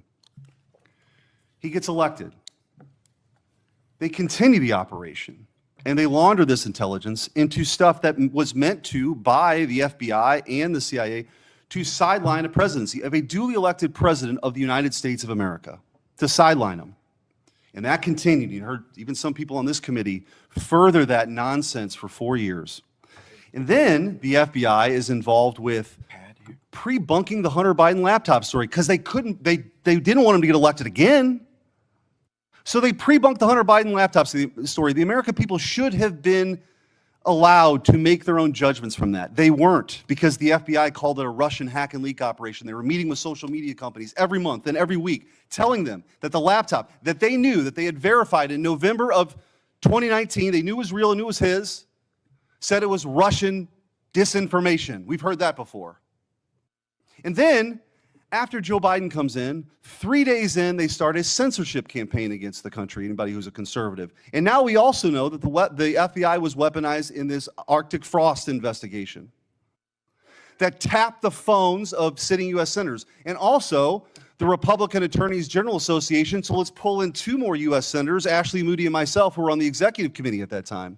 Charlie Kirk, political organizations they didn't agree with. This is not in the Soviet Union in the 1980s. This is in the United States of America in the last few years. And then, when they thought President Trump was on the run and there's no way people would elect him, and then he announces he's running for president, 3 days later, Jack Smith's appointed to get Trump. Fannie Willis brings charges against President Trump, and the assistant prosecutor meets with the White House counsel's office. Why would that happen? Then you have Alvin Bragg bring his charges. The number 3 person at DOJ goes to work for him to get Trump. All in the United States of America.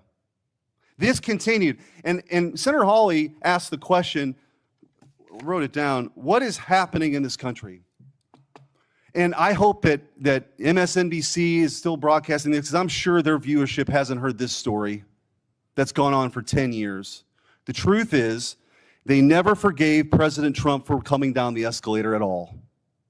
They didn't like him. They didn't like the disruption. And they've spent the better part of a decade not just going after him, but demonizing half the country as fascists and Nazis and threats to democracy. And they have fueled this division in their inability to accept the fact that half of the country isn't deplorables, as Hillary Clinton called her, bitter clingers, as Barack Obama called them, or trash, as Joe Biden called them.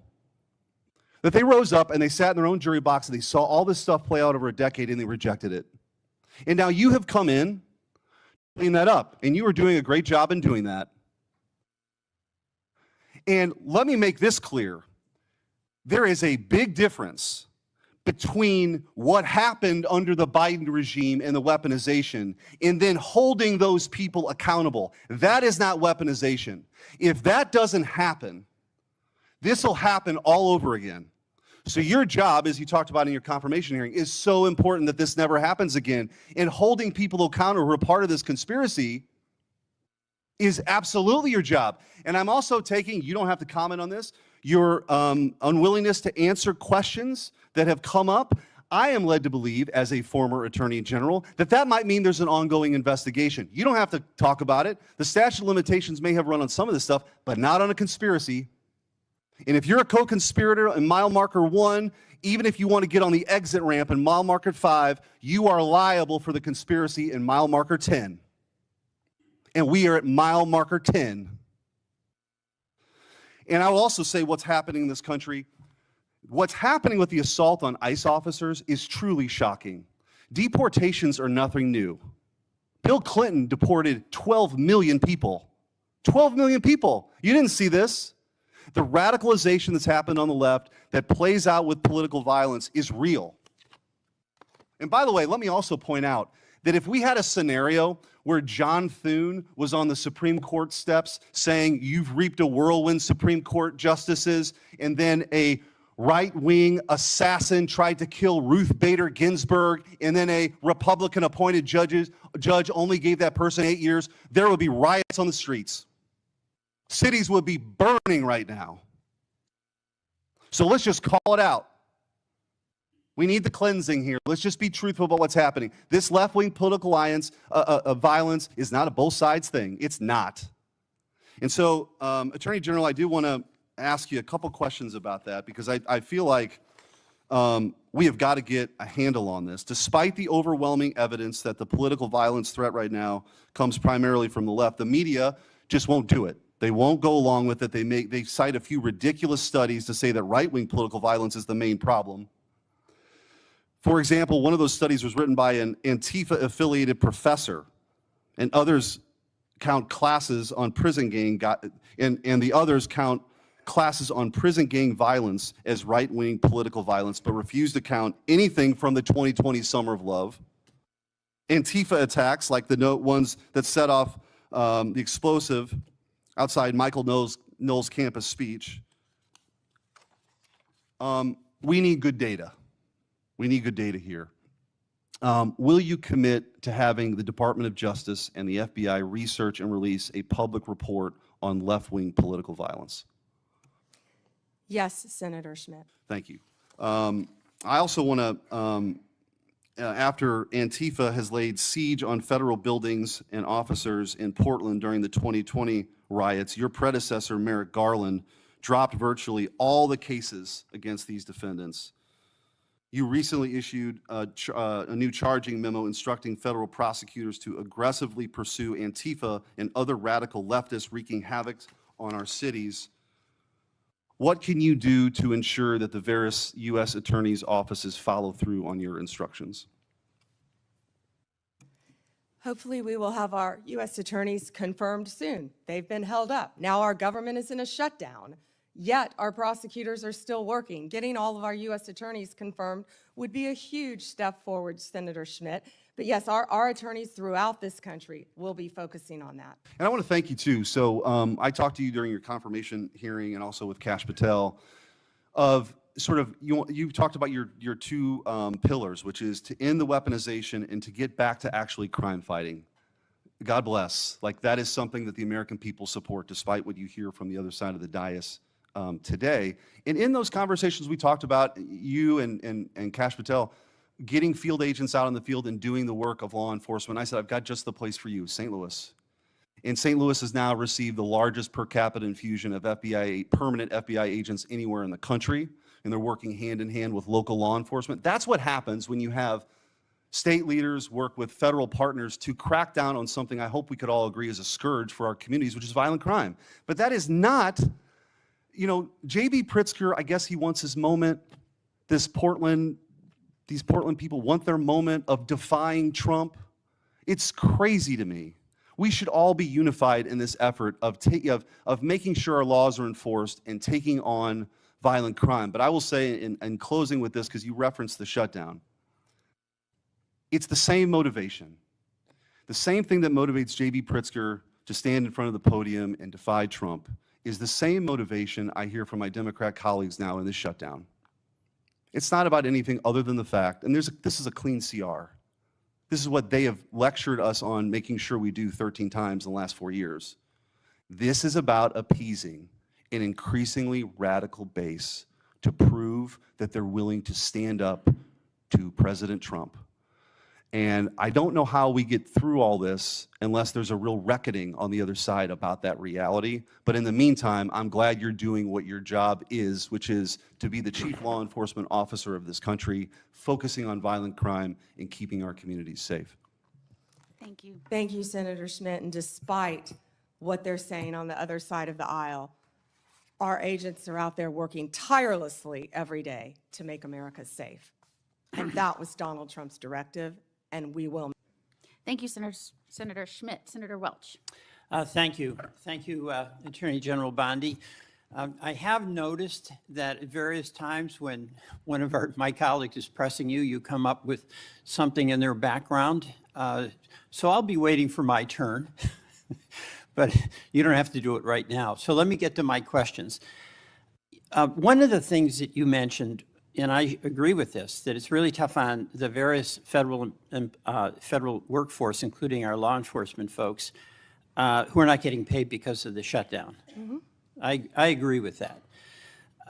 But I also think that wasn't the whole story. There is an issue here that's going to affect Americans, whether they voted for President Trump or voted for Vice President Harris, and that is the loss of health care, where on November 1st, everyone who is getting Affordable Care Act help to buy insurance is going to get the notice of premium increases.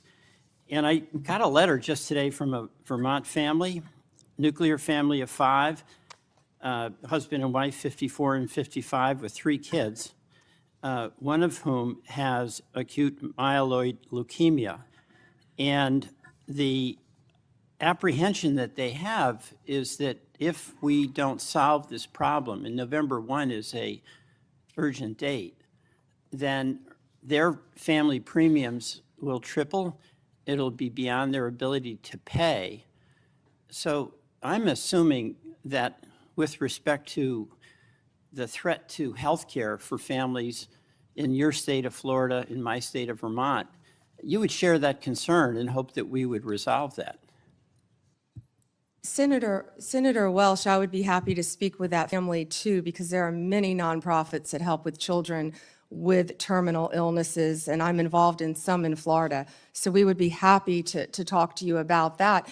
As to health care, the government is shut down. It's my understanding, maybe you're not one of them, but because many Democrats want health care for illegal aliens, and that's what shut down the government. Let me be clear. That's one of the sticking points, and I don't know if you voted for that or not. This actually is important to all of us, and the lament I have is that if this health care goes away, this premium support, it is really going to hurt families in red states and blue states.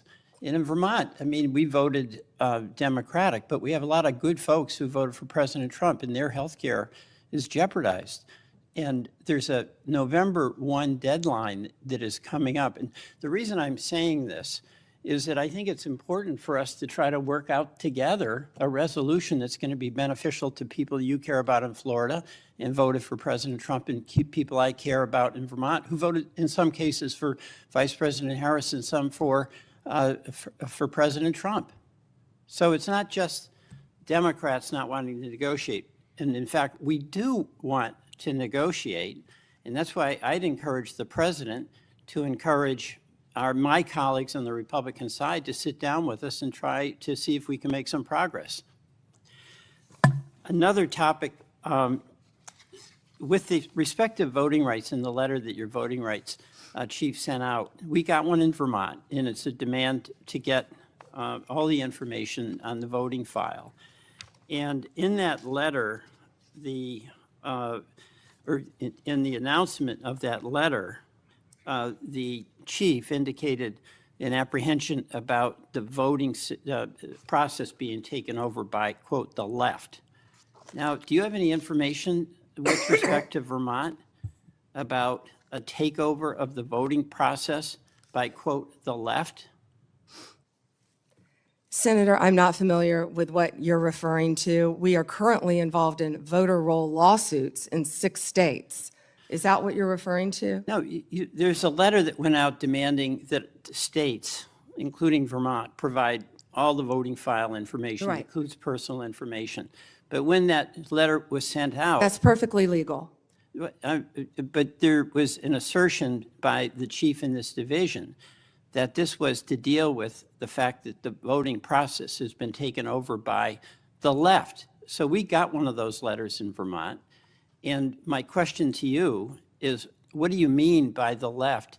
And do you have any evidence that the so-called system has been overtaken by the left?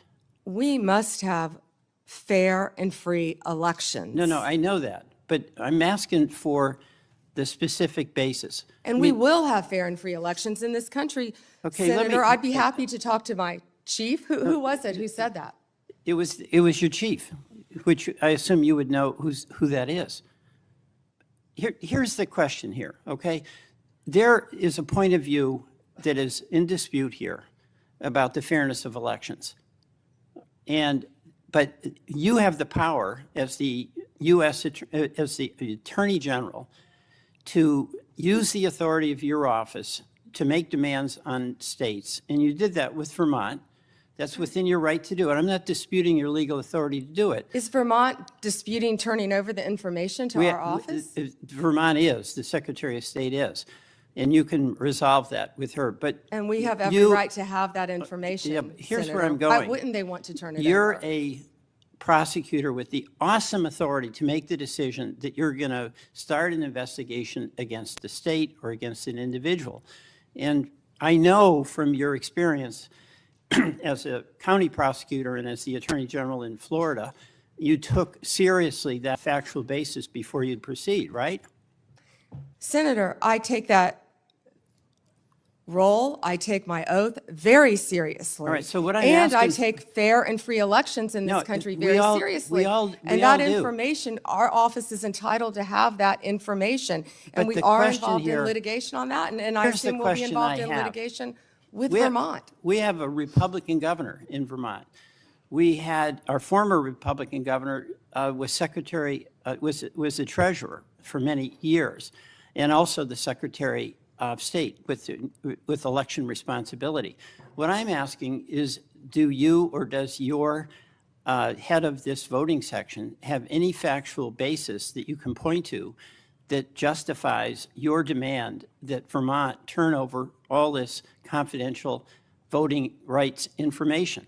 Well, it would remain confidential with my office, and you just said that you have a Republican governor, so it doesn't make sense what you just said. We've asked that of every state, Senator. Right, and I'm asking about Vermont and what the factual basis is, but we can move on. You've mentioned that you can't discuss pending litigation, and I think the committee by and large accepted that answer.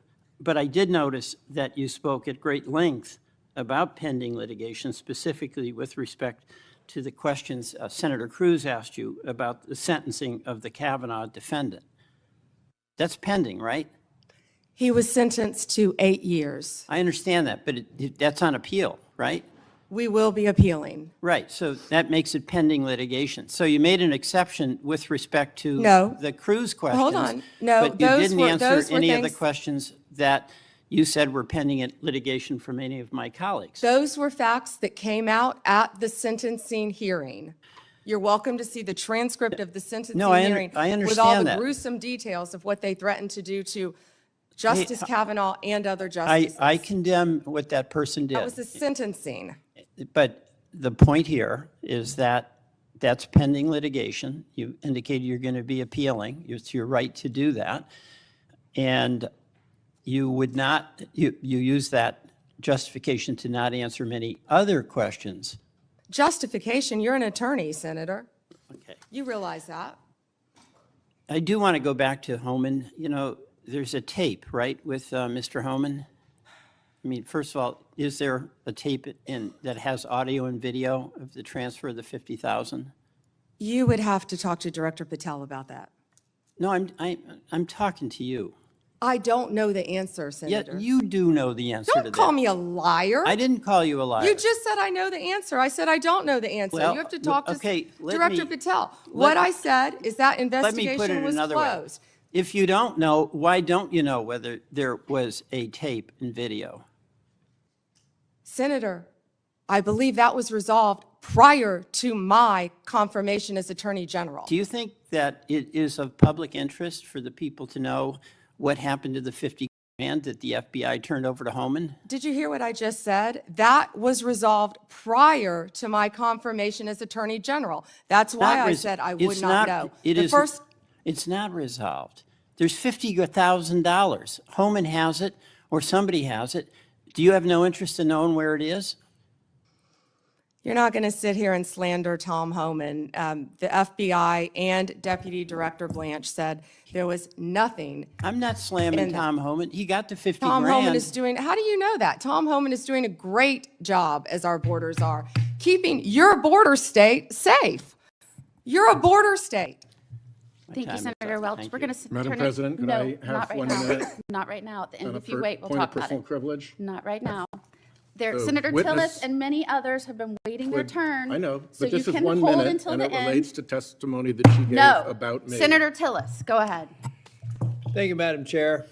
General Bondi, thank you for being here. I'm going to get parochial for a bit of time. Maybe I have some time for some of the other questions, but the eastern band of the Cherokee is this island that's at the very end of western North Carolina. You got convergence of Tennessee and Georgia, South Carolina nearby. But they're an island and they sell pot, and I got no problem with that. What I have a problem with is some of their actions or activities that are, I think, concerning me that actually speak to the broader issue here about marijuana and what we ultimately do with it, with nearly 36 states having it either medical, recreational, or hybrid. But this kind of feels like, to me, the way the tobacco industry got attacked for advertising to young people. We already know, incidentally, that we got a vape problem around here, particularly among young people. And Madam Chair, if I may, I'd like to seek unanimous consent for letters from the Sheriff's Association and the Federal Law Enforcement Officers Association Foundation citing the serious problem we have here with illegal vapes in this country. Without objection. Thank you. But, you know, this worries me because it's a money-making enterprise. It kind of seems like it's preying on younger people. But then I want to talk about this handy app you can get now. Now, it's illegal in North Carolina and Tennessee and Georgia and South Carolina to buy pot, but apparently you can go order it on an app and right over there to the boundary and get it, I assume. I assume that they're not delivering it outside of the boundary because I think that would be illegal. Would that be illegal? Senator, thank you for pointing that out. I was not familiar with that app, but we will certainly look at that. Yeah. Do you, if I get, let's say I get an illegal, let's get a vape from China. A lot of them are manufactured in China, not The subject majority. to anywhere near the sort of scrutiny that we have here in the United States. If that illegal vape let's say it's, I don't know what it's loaded with, but it gets if it's illegal in the state of North Carolina, and let's say it comes in, I'm using a hypothetical example, into the port of Wilmington, and then finds its way to New York or some other state that has legalized marijuana, is that an illegal transportation of a controlled substance? In other words, unless it teleports into a legal jurisdiction, wouldn't it have been illegally transported at some point? Based on federal law, Senator. Based on yes. federal law, okay. Now, do you, are you familiar with the science of teleportation? No, Senator. I don't think it's been perfected yet. And so it requires a physical movement from one place to the other. I've asked a number of people when they've come before this committee, and hopefully I can get your attention on this too, General Bondi. There's a growing operation in Western North Carolina that is a part of the tribal lands. The problem is I can't find any legal way to get this pot that is grown here to the dispensary that's in another non-contiguous area of the boundary. So you see what I mean? I'm just trying to figure out how the eastern band of the Cherokee are legally transporting what they're growing at scale here to what they're advertising in Charlotte on the billboards as one of the country's largest dispensaries, and apparently also offering to let you buy it online. So can I get your commitment within the DOJ, not you personally, but that can I just get a definitive answer that there's no there, that they are legally transporting it, or that we do have something here that doesn't seem to comport with federal law? Yeah, Senator, I will absolutely have my team look at that issue, and I'm not familiar with that establishment. Yeah, well, it's, like I said, it's an island. I really think the federal government needs to step up. We need to get rid of this neither fish nor fowl sort of status that marijuana has in this country now. I think the people have spoken. Many red states, even your home state, my home state, has, I think, probably many states, I should say, not just the state of Florida, are trending towards legalizing it. We've got to get it solved at the federal level. We've got to capture revenue. That revenue needs to go back to federal law enforcement, and we need to have a lot more focus on what I think are unsafe and inconsistent practices across the state. So if I could get that, I would appreciate it. General Bondi, I'm kind of a boring management consultant, nerd that believes in best practices as a way to kind of move forward and create consistent outcomes. I'm having a real struggle right now with the National Guard being deployed and masking the abject failure of leaders at the state and local level.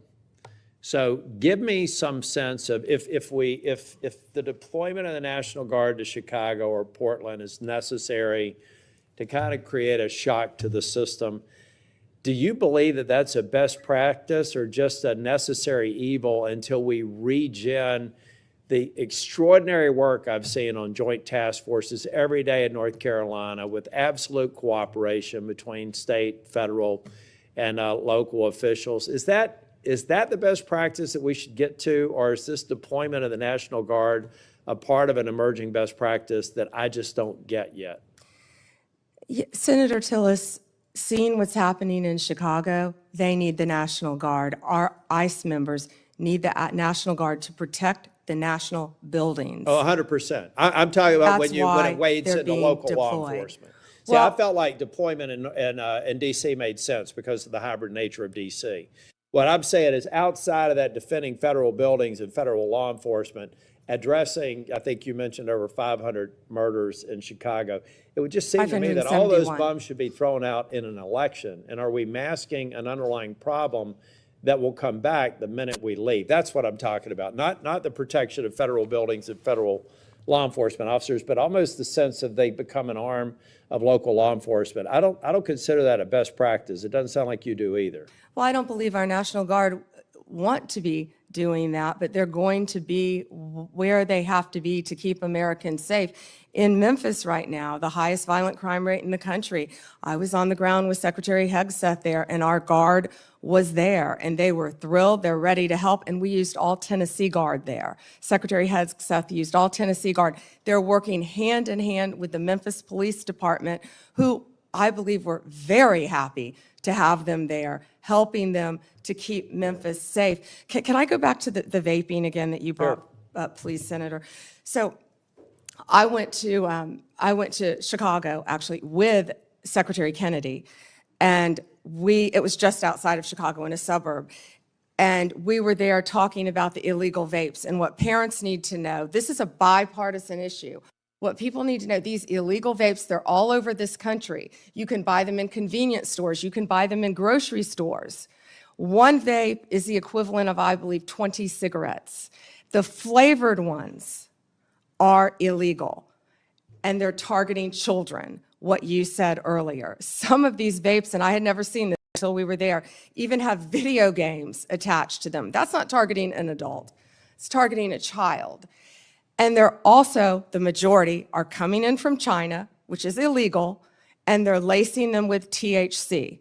Now, right now, I can't say that I have seen deaths with fentanyl laced, but we want to get on the front end of this because that's what's next. We have to do it. If we And don't control hopefully this in every single one of our states, that's what's next. And for the first time, we're getting on the front end of a very serious problem around our country. And Senator Moody, you fought this as well. So thank you for letting me address that, Senator Tillis. And parents need to know that. We do. We need to focus on it. And all I'm saying from a political standpoint is that if we're only, well, let's get President Trump is termed out. He'll only be able to serve out his second term. And I believe the president is absolutely focused on making these dangerous cities safer. I reject any notion that Charlotte's on that list, by the way. So whether you're a Democrat or Republican, bring it on. But I see 3.5 years from now, if we don't address the systemic problems, that what we've basically done is given a governor and mayor and city councilman a pass on failing to protect their people. I was formerly Speaker of the House in North Carolina. If I thought I had to have the president deploy troops to keep North Carolina safe, I would have considered myself a failure as a state leader. And so I just hope we strike the balance so that we're not fixing a problem temporarily, only to come back maybe even worse than the problem we're fixing the moment this president who's committed to local safety leaves. And that's something that we have to talk about. So we're leaving something behind. And I'm going to yield back. Thank you. Thank you, Senator Tillis. Senator Schiff. Thank you, Madam Chair. Attorney General Bondi, at your confirmation hearing in January, made a clear commitment you would not politicize your position. We are here today at your first oversight hearing 9 months into your tenure, at a time when hundreds of career prosecutors have quit because they were required to take unethical actions at odds with that promise, or feared that they would have to take such actions if they remained on the job. When over 1,000 former federal prosecutors have sounded the alarm about the unprecedented degree to which the powers of DOJ are being abused to go after the president's enemies. I approach this hearing with a heavy heart. As a former federal prosecutor myself, I served in a department that, whether it was under a Democratic or Republican president, would never use the office to go after the president's enemies or to hide the corruption of his friends. But today, the Justice Department has been used to cover up the possible corruption of the mayor of New York or of a high-level administration official taking $50,000 reportedly in cash in a bag, or a child sex predator who befriended the president and some of his cabinet members. And instead of preventing partisan weaponization, your department has engaged in a brazenly political prosecution at the president's explicit direction. The department has become President Trump's personal sword and shield to go after his ever-growing list of political enemies and to protect himself, his allies, and associates.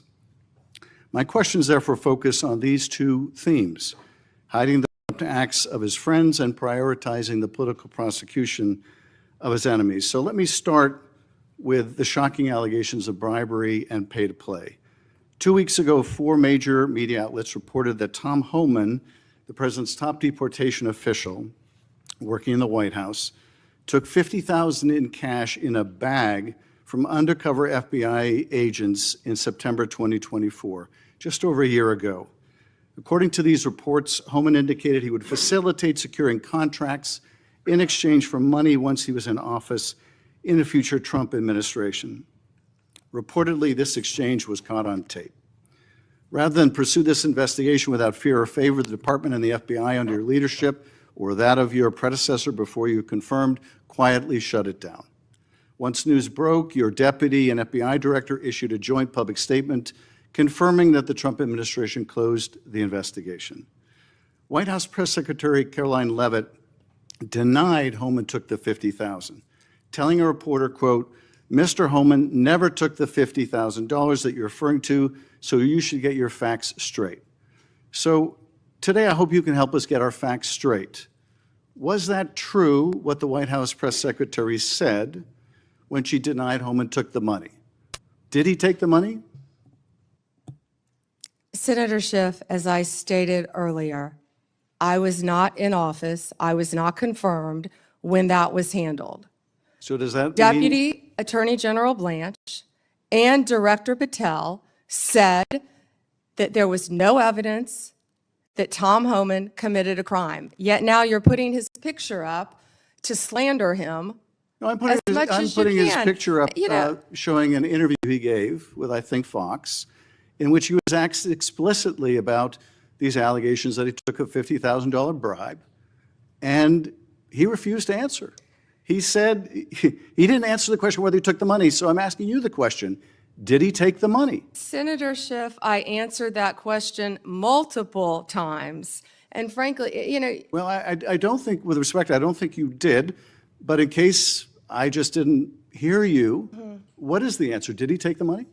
Senator Schiff, that happened prior to my confirmation as I understand, Attorney but do General. you know? I said that. Do you know, sitting here, whether All he I took the know money? is that Deputy Attorney General Todd Blanche and FBI Director Patel said there was no case. And Caroline Leavitt is one of the most trustworthy human beings I know. So And, was she? You know, was Senator she? Schiff, Was she if right? you worked for me, Was you she- would have been fired Well, because you were excuse me. censured No, by Congress for lying with your We can egregious stipulate to, you can stipulate to all your personal attacks on the Democratic members of the committee. personal attacks. You've been So- attacking so- my FBI director. so- You've but- been but attacking we- my but we- office. You've been but attacking. We're interested The in. borders What are. we're interested in is the answer to these oversight questions. Want your So no, you were oversight. asked You you were want your asked 5 by my minutes of colleague. fame You were asked by my colleague. attacking good people. Regular order, Madam Chair, so I can ask a question.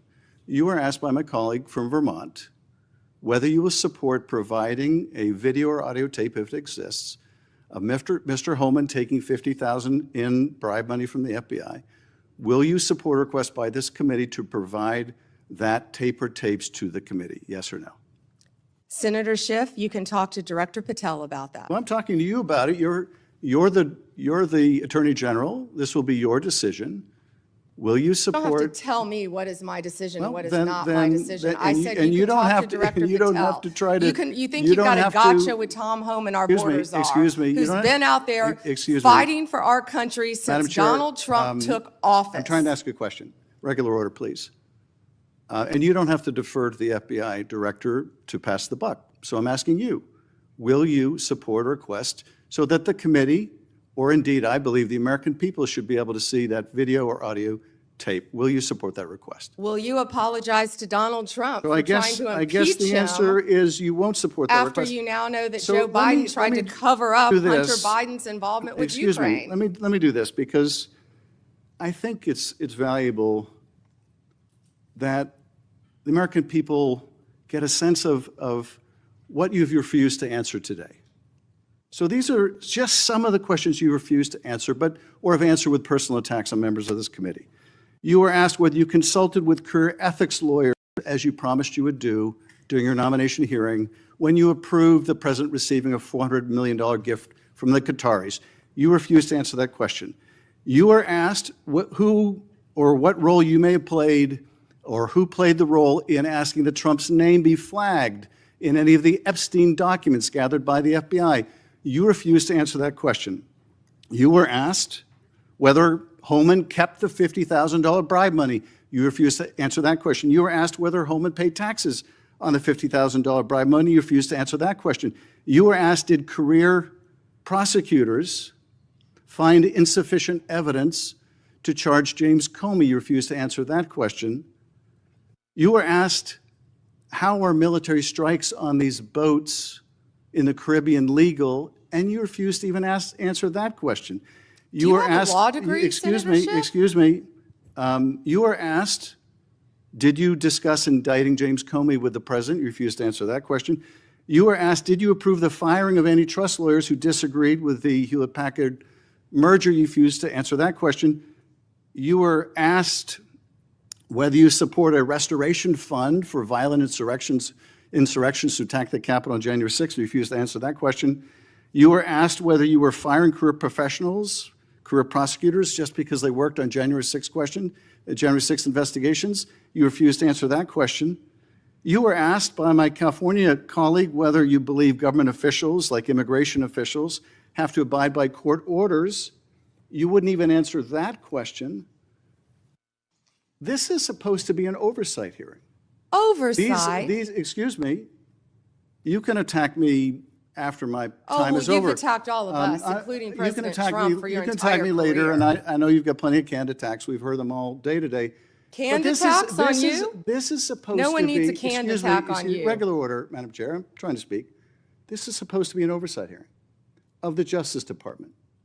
And it comes in the wake of an indictment called for by the president of one of his enemies.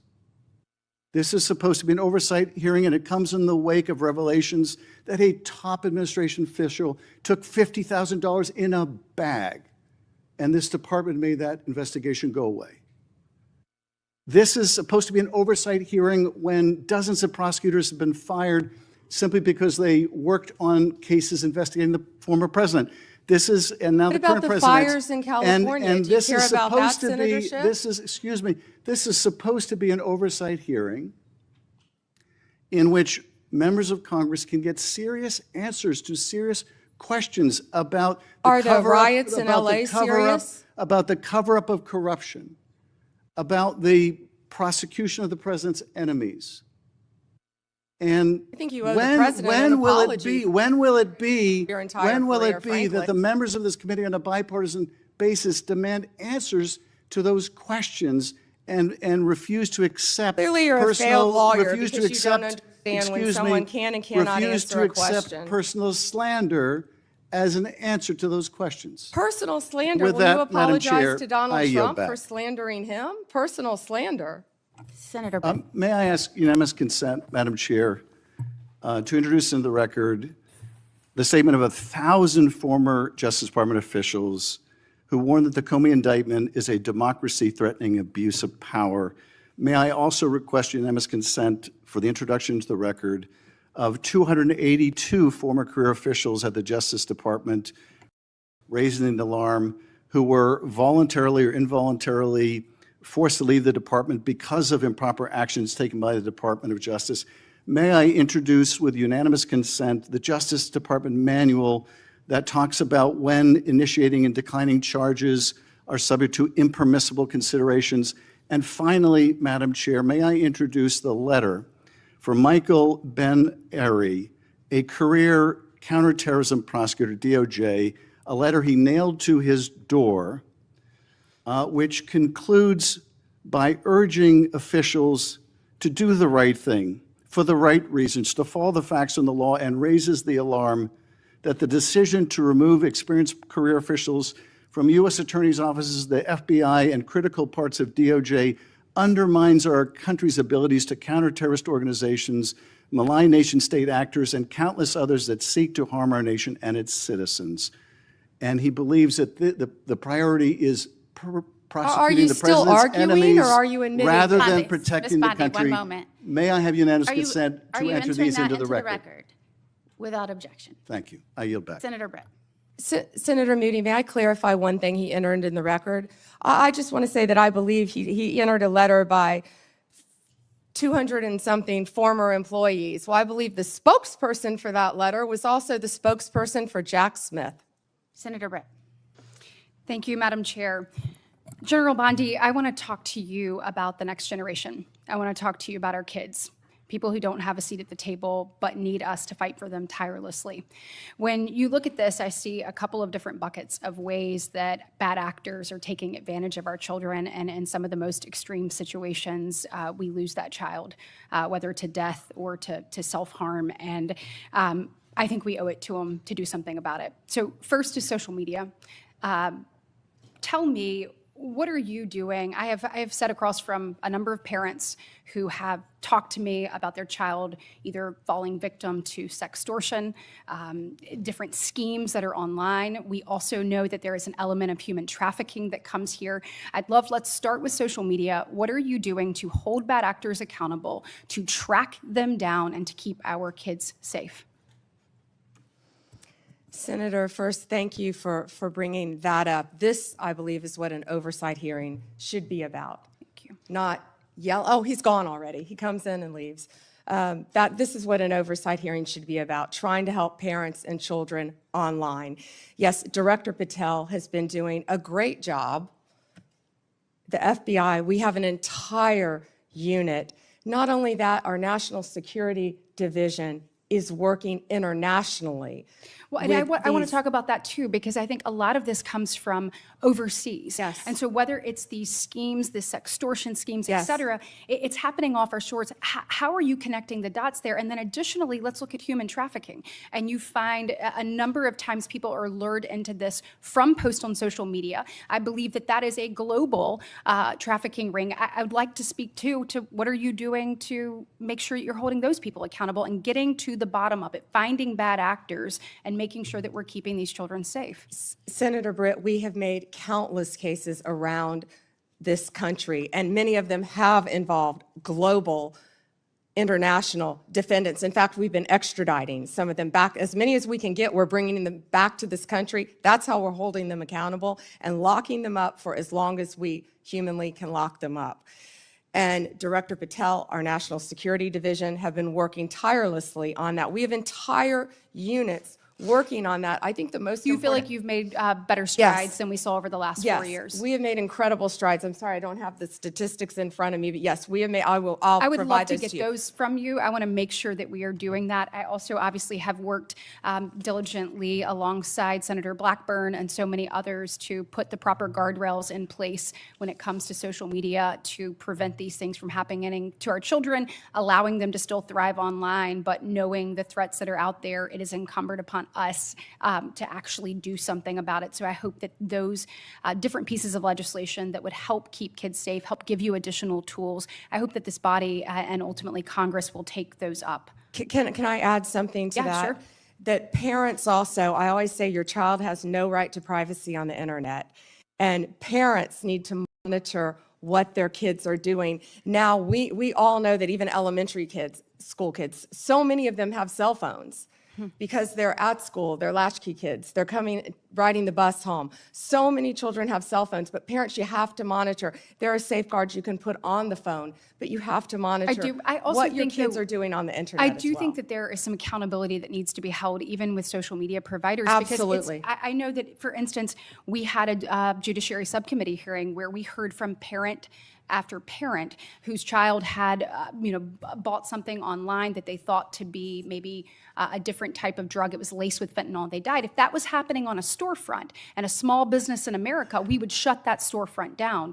We must do more to hold not only the bad actors online, but also the people who allow it to happen accountable. And I hope that you'll commit to work with me on that. I wholeheartedly agree. Thank you, So Senator. staying in that vein on parents, looking at illegal gaming across again, this is a global thing, offshore illegal gaming. We have found that young men in particular have been targeted when it comes to betting and being involved in this legal gaming. We're finding that through whether it be advertisements or things that are directly targeted to get them addicted and get them pulled in and addicted on that. When it comes to illegal gaming, will you commit to me to taking a look at what is exactly happening offshore and also how they are utilizing different spaces to actually go after our children, getting them addicted, and ultimately pulling them in?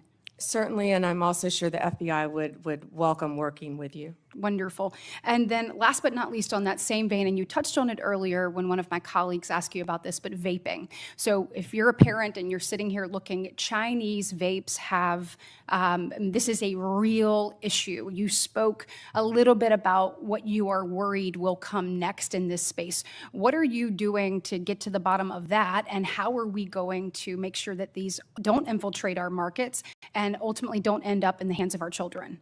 What we've been doing is we have been going around this country and we have been raiding these vape shops that are carrying these illegal drugs and shutting them down. And that's what Senator Kennedy and I were in Illinois doing. We were announcing that arrest. It was a massive arrest of illegal vapes from China, mainly coming in through China, laced with THC. Back to the, I was just saying, back to the child predators. Since January 20th, we have made 2,580 child exploitation cases, Senator Britt. That was the number I was trying to get my hands on. Wow. And that's 250 more than last year. Will you commit to continuing to go after these unregulated products and particularly make sure that they are not in the hands of our children? Yeah, and Senator Britt, we need to do that because it's targeting our children. Yes, absolutely. Thank you very much. Today is obviously the second anniversary of the horrific attacks on October 7th. And this morning I had an opportunity to listen to stories of some individuals that had been held hostage, some of the families that will never get their loved ones back, and some that are hoping that there is a resolution soon and they once again get to embrace their family member that they have not seen in over 700 days. It was a reminder of, one of them said, you know, I can live, I can breathe, but I can't live until this is resolved. And we know in addition to this horror and nightmare that they have been living for the past 2 years, we have seen a rise in anti-Semitism here on our soil. When we said never again actually has to mean never again. And I know that you and I spoke about this briefly when you were in front of this committee, but can you talk to me about the work that DOJ is doing to combat that rise in anti-Semitism and to hold offenders of that, to hold them accountable? And Senator Britt, thank you for again bringing up that today is the second anniversary of that horrific attack on Israel. Donald Trump is the greatest peace president of our lifetime, probably in our history. And if anyone can resolve this, it will be Donald Trump. I've also met with many of the families of the hostages and of those who have lost loved ones. We are combating anti-Semitism throughout this country, not only through my Civil Rights Division, and we haven't really talked about Harmeet Dillon a lot today, but Harmeet Dillon runs our Civil Rights Division, and she is working with Leo Terrell, and they are combating anti-Semitism around this country. We have an anti-Semitism task force that we're forming. Do you mind getting me an update on the progress that task force has made, please? Sure. Okay, thank you.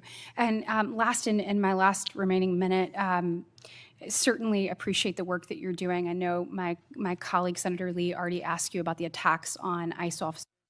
Thank you for working to keep our federal agents safe, federal law enforcement safe. So thank you for the work that you're doing there. I do want to just talk a little bit about crime in American cities.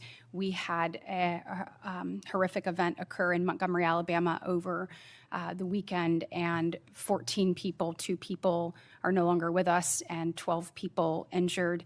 My heart breaks for every one of the victims and their families and the community at large.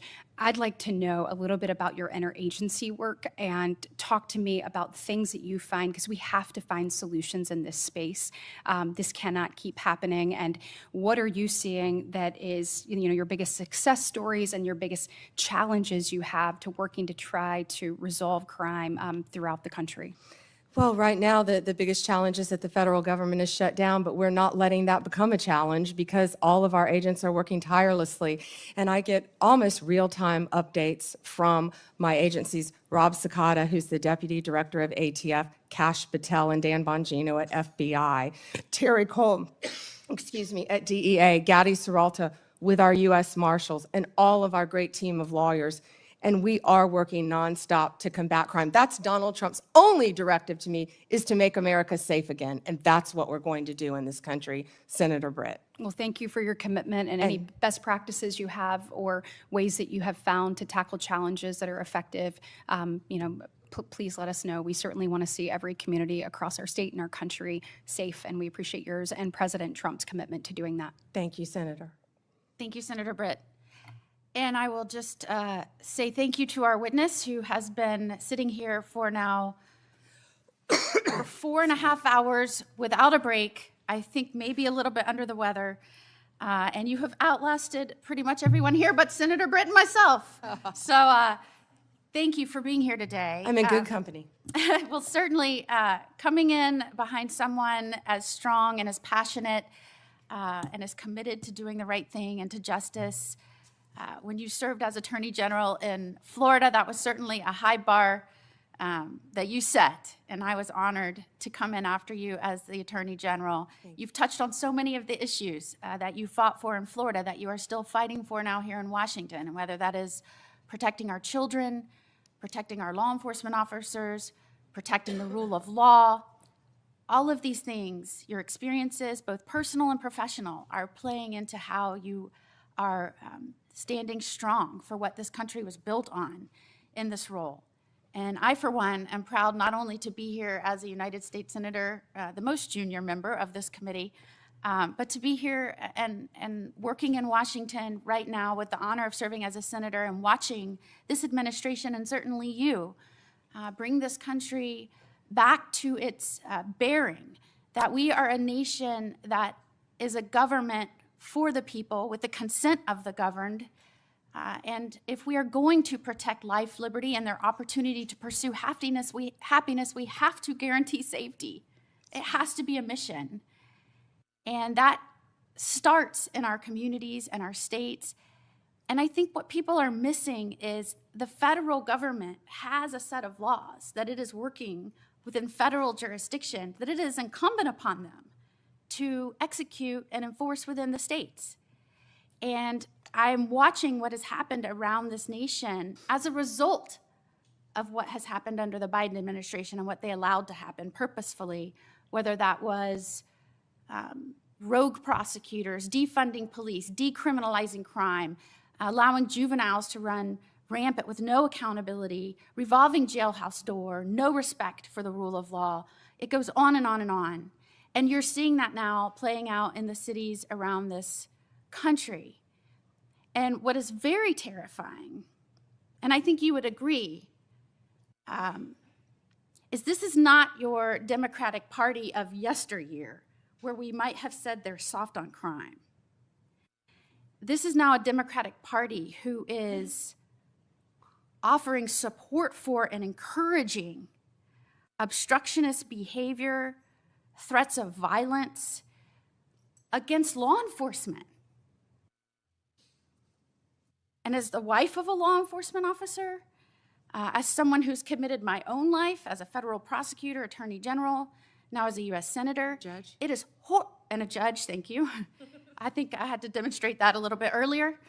It is horrifying to me that where we used to talk about differences in policies, where one party was thought to be tough on crime and one party was thought to be soft on crime, we're not talking about the fundamental ideals and structure on which this country was built. And I have been horrified watching the partnership between a governor in Illinois and a mayor in Chicago, and the collaboration, some might say the corruption, and the rhetoric they are using. And I have to say this because I think for somebody like you and somebody like me, it makes you extraordinarily concerned for the success and future of this country. Pritzker. He uses words like, this is an unconstitutional invasion of Illinois, militarized CBP and ICE agents to the street of Chicago to cause violence and chaos in the city. And I quote, Pritzker, people are getting detained, they're getting arrested, US citizens, making it a war zone. Pritzker, it's a war zone, and they are using tear gas and chemical agents at peaceful protesters. Pritzker, they are waging war on our people. Pritzker, we must now start calling this what it is, Trump's invasion. Not to be outdone, though, by Johnson, who says that, and I quote, law enforcement is a sickness. We have a rogue, reckless group of heavily armed mass individuals roaming throughout our city. Johnson, ICE lies and people die. Johnson, the Trump administration must end the war on Chicago. Johnson, in the coming weeks, we will use this as an opportunity to build greater resistance.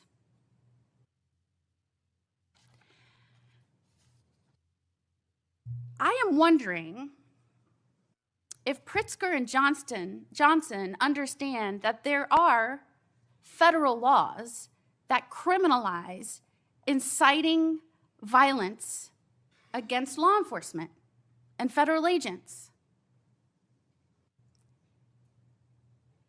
I am wondering if they are concerned at all about what their speech is doing and the danger it's putting not only federal agents in, that, by the way, swore an oath to protect other people, but the danger it's putting the citizens of their community in. Anytime you start pitting your own people against their own government, a government is only there at its core to protect rights and the safety of its people, that is incredibly dangerous. And I hear this rhetoric, and I think to myself, every foreign adversary of the United States of America in this country is saying thank you to the governor of Illinois and the mayor of Chicago. Thank you for doing their jobs for them, for undermining the strength and safety of this country, and for gaslighting the American people as we are trying to shore up the stability of our communities. And that puts you in such a remarkable, important position right now. You are the top law enforcement official in this country. And you have a responsibility to call out this rhetoric. And when it violates and crosses over from free speech into inciting violence, we have to call that out. We have to remind the American people that we are dealing with the aftermath of millions of undocumented allowed to flood into this country. I know because I litigated it and I fought against it. And when I had to get through litigation documents that showed their plan was to step back and let the border be overrun, when nobody believed that was happening, it was people like us that said, this is happening. They're allowing our country to be overrun. They're allowing, through rogue prosecutors and an undermining and demoralization of law enforcement for our cities to fall prey to criminals, they are allowing this to happen. And they are doing so, trust me, cheered on by our adversaries. And it takes someone with strength and the ability to take the criticism for 4 hours and 40 minutes and sit here resolute in your commitment to uphold the rule of law. And I know the only reason that you can do that is because what you went through in your prior life, working hand in hand with law enforcement, seeing what their families went through, holding the hands of victims, not letting these people turn our heroes into villains, and certainly not letting these people make the United States of America appear anything other than what it is. It is a country that protects, first and foremost, our people's rights, and we do so by also guaranteeing with the consent of our government that we'll focus on their safety.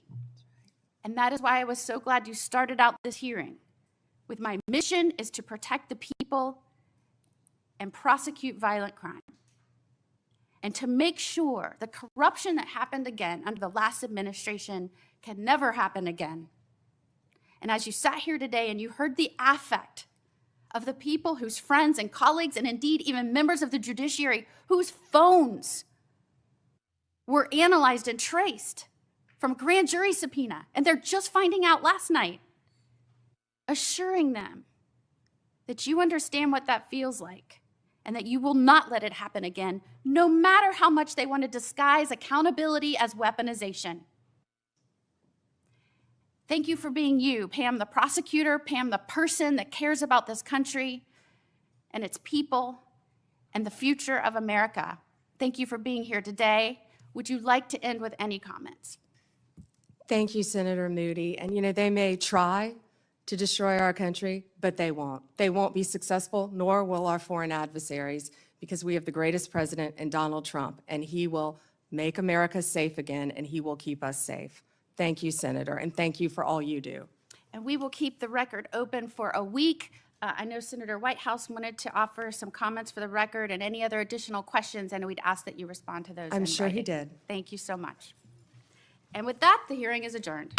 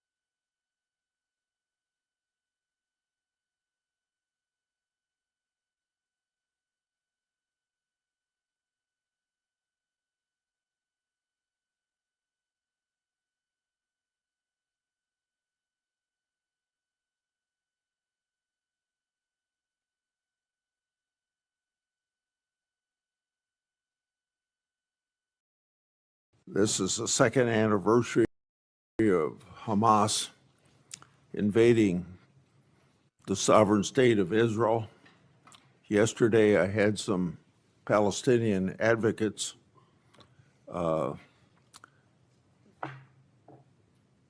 to me about the number of people being killed. I like to remind them there wouldn't be one death if there hadn't been this invasion of the sovereign state of Israel by what happened 2 years ago today. Attorney General Bondi, since your confirmation, you've now had the opportunity to face the federal bureaucracy that you must reform to better serve the American people. As I said to Director Patel, your charter is no simple task. When you arrived, you were left with the Justice Department free fall. Senate Democrats have denied your leadership personnel. We haven't been able to confirm your Assistant Attorney General for Congressional Affairs. It's now been 7 months. All the while, Democrats complain that they can't get answers from the indictment. I want to say this is the second anniversary of Hamas invading the sovereign state of Israel. Yesterday, I had some Palestinian advocates talk to me about the number of people being killed. I like to remind them there wouldn't be one death if there hadn't been this invasion. This is the second anniversary of Hamas invading the sovereign state of Israel.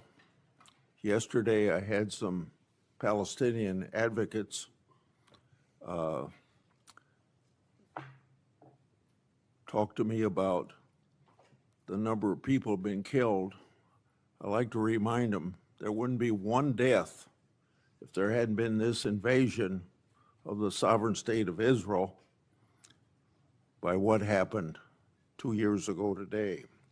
Attorney General Bondi, since your confirmation, I want to say this is the second anniversary of Hamas invading the sovereign state of Israel. Yesterday, I had some Palestinian advocates talk to me about the number of people being killed. I like to remind them there wouldn't be one death if there hadn't been this invasion of the sovereign state of Israel by what happened 2 years ago today. Attorney General Bondi, since your confirmation, you've now had the opportunity to face the federal bureaucracy that you must reform to better serve the American people. As I said to Director Patel, your charter is no simple task. When you arrived, you were left with the Justice Department free fall. Senate Democrats have denied your leadership personnel. We haven't been able to confirm your Assistant Attorney General for Congressional Affairs. It's now been 7 months. All the while, Democrats complain that they can't get answers from the Office of Leg Affairs. They have blocked the confirmation of that person. Since your confirmation, you've taken steps to institute needed reforms. Under your leadership, the Justice Department has cut funding to politicize programs to reinvest in core policing activities. Focusing on crime and getting tough on criminals is a welcome change from 4 years of Biden administration. I want to say this is the second anniversary of Hamas invading the sovereign state of Israel. Yesterday, I had some Palestinian advocates talk to me about the number of people being killed. I like to remind them there wouldn't be one death if there hadn't been this invasion of the sovereign state of Israel by what happened 2 years ago today. Attorney General Bondi, since your confirmation, you've now had the opportunity to face the federal bureaucracy that you must reform to better serve the American people. As I said to Director Patel, your charter is no simple task. When you arrived, you were left with the Justice Department free fall. Senate Democrats have denied your leadership personnel. We haven't been able to confirm your Assistant Attorney General for Congressional Affairs. It's now been 7 months. All the while, Democrats complain that they can't get answers from the Office of Leg Affairs. They have blocked the confirmation of that person. Since your confirmation, you've taken steps to institute needed reforms. Under your leadership, the Justice Department has cut funding to politicize programs to reinvest in core policing activities. Focusing on crime and getting tough on criminals is a welcome change from 4 years of Biden administration's soft on crime policies. During the Biden administration, the Justice Department failed to collect billions of dollars in criminal fines and penalties from corporate offenders.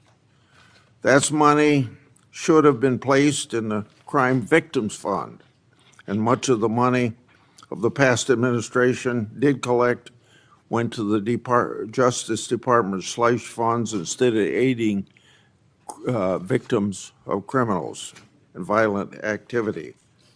My Democratic colleagues have shared concerns about funding agency and law enforcement, but generally haven't supported funding programs. Under the Democrat leadership, the COPS reauthorization was held over in committee at least 8 times before the 118th Congress concluded. It never received a vote in this committee. More recently, Democrats have refused to support fundamental Justice Department programs like Protect Safe Neighborhoods, and last week, Democrats again blocked most of the Police Week bills from passing the Senate, even though they passed out of this committee unanimously. In contrast to these indefensible positions, the judiciary provisions in the Republican reconciliation bill made hundreds of millions of dollars available to the Justice Department to combat crime. Attorney General Bondi, you've also created task force to attack the problems left by your predecessor. You've created a team to review the overwhelming evidence of political weaponization by federal law enforcement, including the discredited Crossfire Hurricane investigations. Your weaponization working group has worked with my staff to bring forward resolutions for whistleblowers, and I commend you and your staff efforts to find solutions for these patriots. I understand the task force to eradicate anti-Christian bias has done an investigation on how the Biden administration weaponized the government against people of faith. I look forward to your next report on that subject. Now, you've also shuttered a certain task force that was a stain on this country, the Foreign Influence Task Force. Democrats have cried about closing this misleadingly named unit. The task force was involved in undermining my and Senator Johnson's Biden family investigation. Instead of rooting out foreign influence, the task force became a political weapon. And speaking of political weapons, I'm now going to address examples of political weaponization in the previous administration. Most recently, I and Senator Johnson made public information relating to Arctic frost, expansive targeting of Republicans, and on Monday, just yesterday, because of our investigative work, the FBI disclosed that the Biden administration used Arctic frost to target Republican senators, including several senators on this very committee. This is an outrage, an unconstitutional breach, and ought to be immediately addressed by you and Director Patel. It's also a clear example of why the Justice Department has had to fire personnel who you hear Democrats defending. While on the taxpayer's dime, these now fired employees not only weaponized law enforcement, but some of them also retaliated against patriotic whistleblowers. These are indefensible acts. Now I've obtained additional weaponization records thanks to brave whistleblowers that predate Arctic frost. I've obtained documents created by then Supervisory Special Agent Tebow, dated March 2, 2017. The title of this document is quote unquote Trump, and it appears to relate to matters different than Crossfire Hurricane. This document discusses a rumor at FBI headquarters that the FBI's Washington field office was leaning towards opening a case on the Trump campaign. Thibault noted they weren't close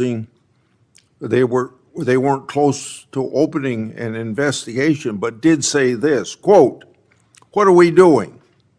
Aggressively seeking out open source information, human intelligence info that could predicate a case," end of quote. You see, less than 2 months into the Trump's first presidency, the partisan Comey FBI was very hard at work trying to manufacture another case against Trump. Thibault and the FBI eventually got their wish in April 2022 with the opening of Arctic Frost. This was a political fishing expedition to get Trump at all costs, just like Crossfire Hurricane. And of course, it's a disgrace to the taxpayers. Whistleblowers have provided me with another document. This document is a 2017 case, updated, also drafted by then Supervisor Special Agent Thibault. This is a case update for CR 15, the now disbanded and discredited Public Corruption Squad at FBI's Washington field office, which says, quote, McAuliffe case, Steve Sullivan, Chief Financial Officer of Teneo, was interviewed in New York City. Info provided seemed to confirm Teneo was used as a pass-through for Doug Band to pay former President of the United States, end of quote. Doug Band was deputy assistant to then President Clinton and continued to work for him in post-presidency. Therefore, it's pretty clear that the reference to the President of the United States is Bill Clinton. The document further notes additional interviews the FBI planned to conduct as part of the case.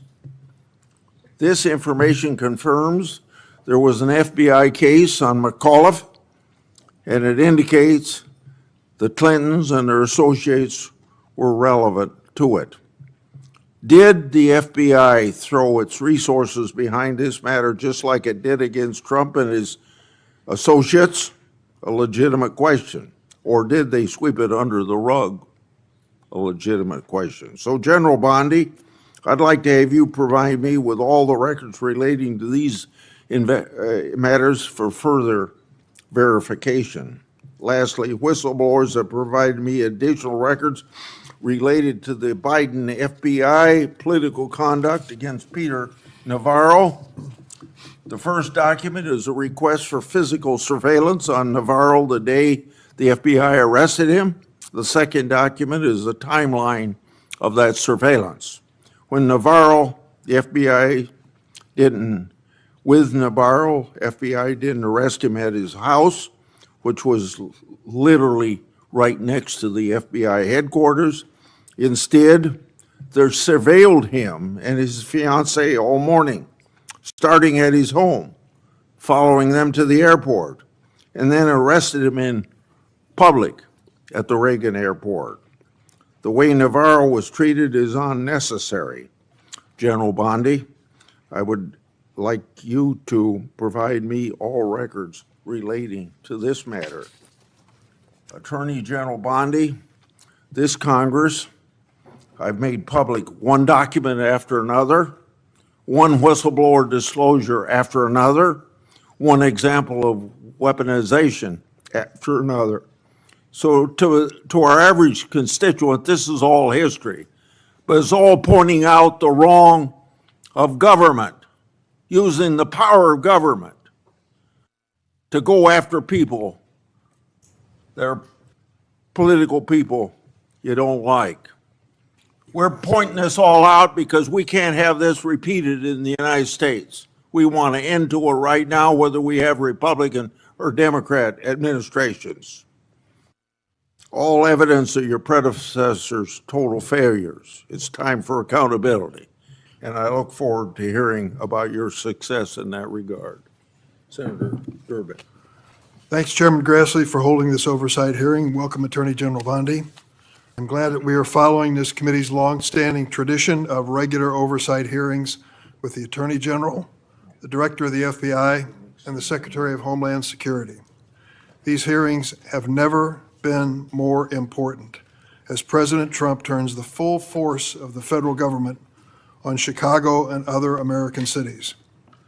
The assault on the city I am proud to represent is just one example of how President Trump and Attorney General Bondi shut down justice at the Department of Justice even before the president's party, controlling the White House, Senate, and House of Representatives, shut down the government.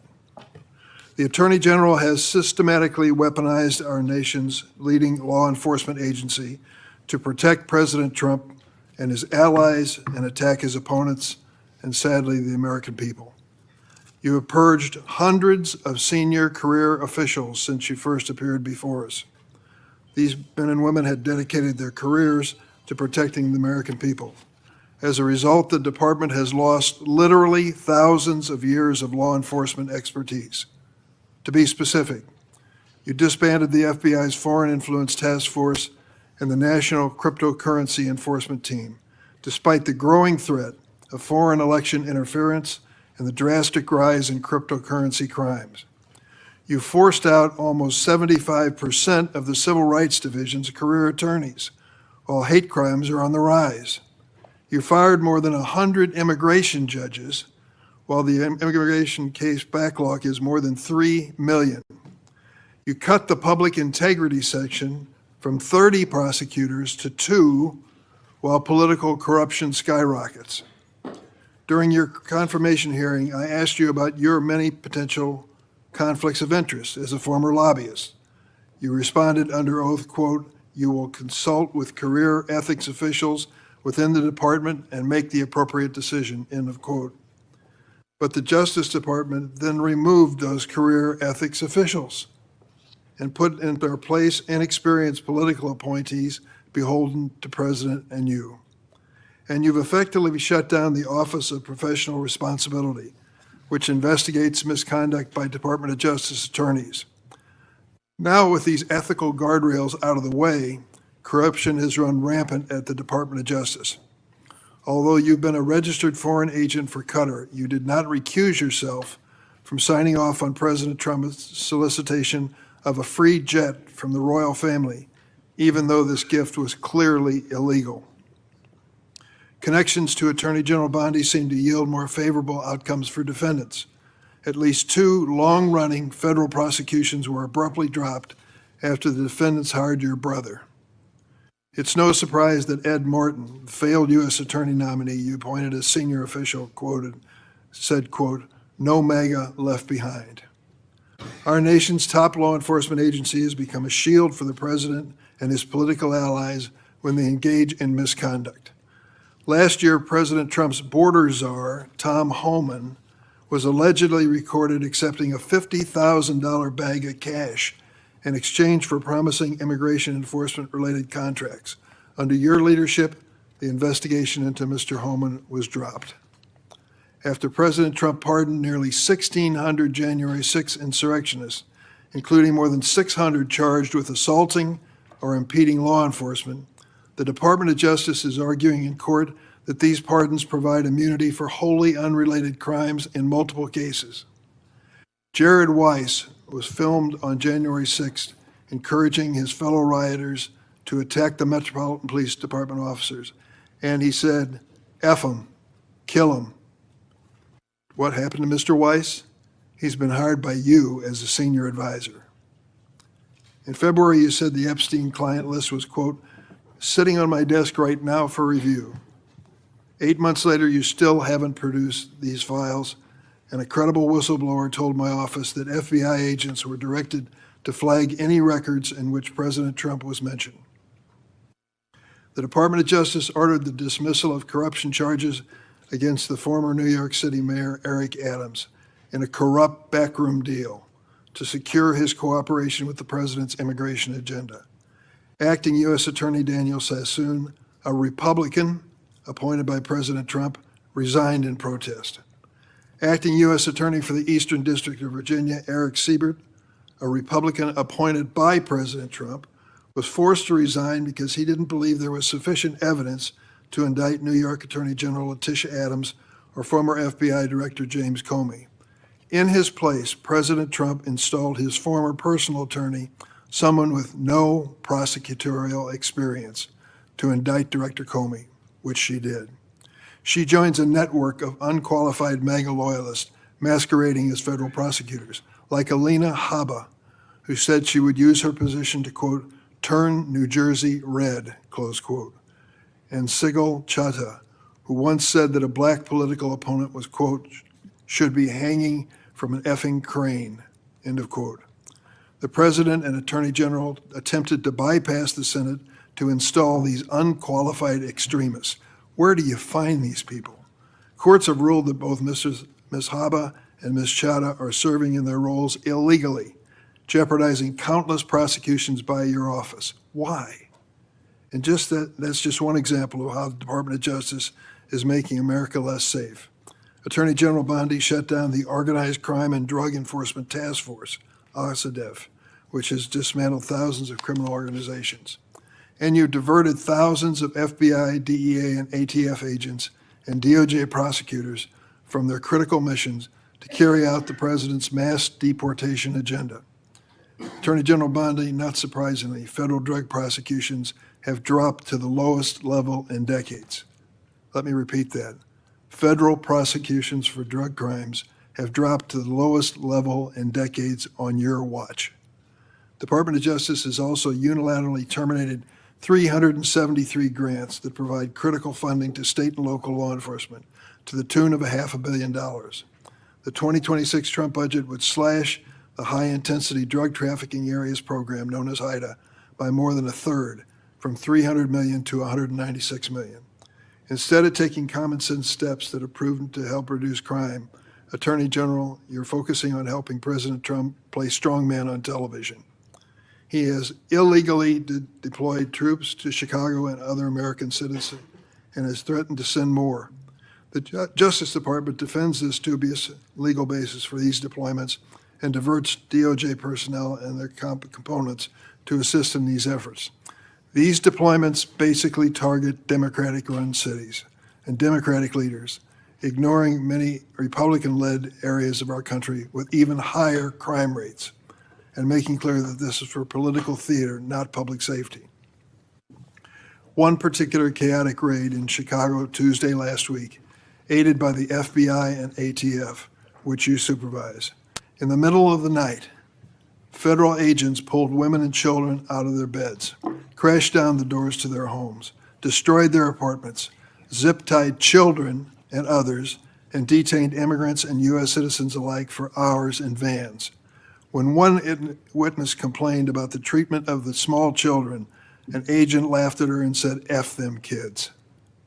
On Friday, a federal judge appointed by President Trump held that deploying the National Guard in Portland is illegal. White House Deputy Chief of Staff Stephen Miller accused her of, quote, legal insurrection, close quote. At a time of rising threats to federal judges, this kind of language is inexcusable. Last week, the President and Secretary Hegseth summoned senior military officials to a political pep rally at Quantico, where the President said he wanted to use American cities as, quote, training grounds for our military. Training grounds for our military. To fight the, quote, enemy within. Chicago is not the enemy. Our fellow Americans are not the enemy. It is abhorrent for the President, who is supposed to represent all Americans regardless of political party, to describe anyone who disagrees with him in this manner. To my Republican colleagues who claim the previous administration weaponized the Department of Justice, President Biden retained President Trump's FBI Director Christopher Wray, who President Trump then fired. President Biden never directed the Attorney General to prosecute his political opponents. President Biden never fired his own political appointees for refusing to prosecute his targets. What has taken place since January 20th, 2025 would make even President Nixon recoil. This is your legacy, Attorney General Bondi, In 8 short months, you have fundamentally transformed the Justice Department and left an enormous stain in American history. It will take decades to recover. Thank you, Mr. Chairman. Thank you. Would you please rise so I can give you swear? Do you affirm the testimony you're about to give before this committee will be the truth, the whole truth, and nothing but the truth, so help you God? Please be seated and give us your opening statement.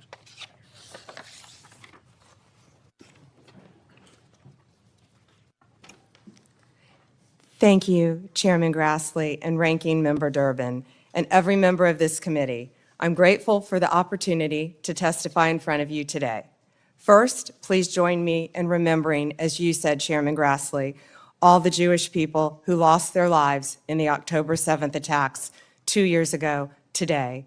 Also, please let's pray for all the hostages and the families of all of those individuals. They are a critical reminder of our central mission here at the Department of Justice, protecting the safety and security of the American people.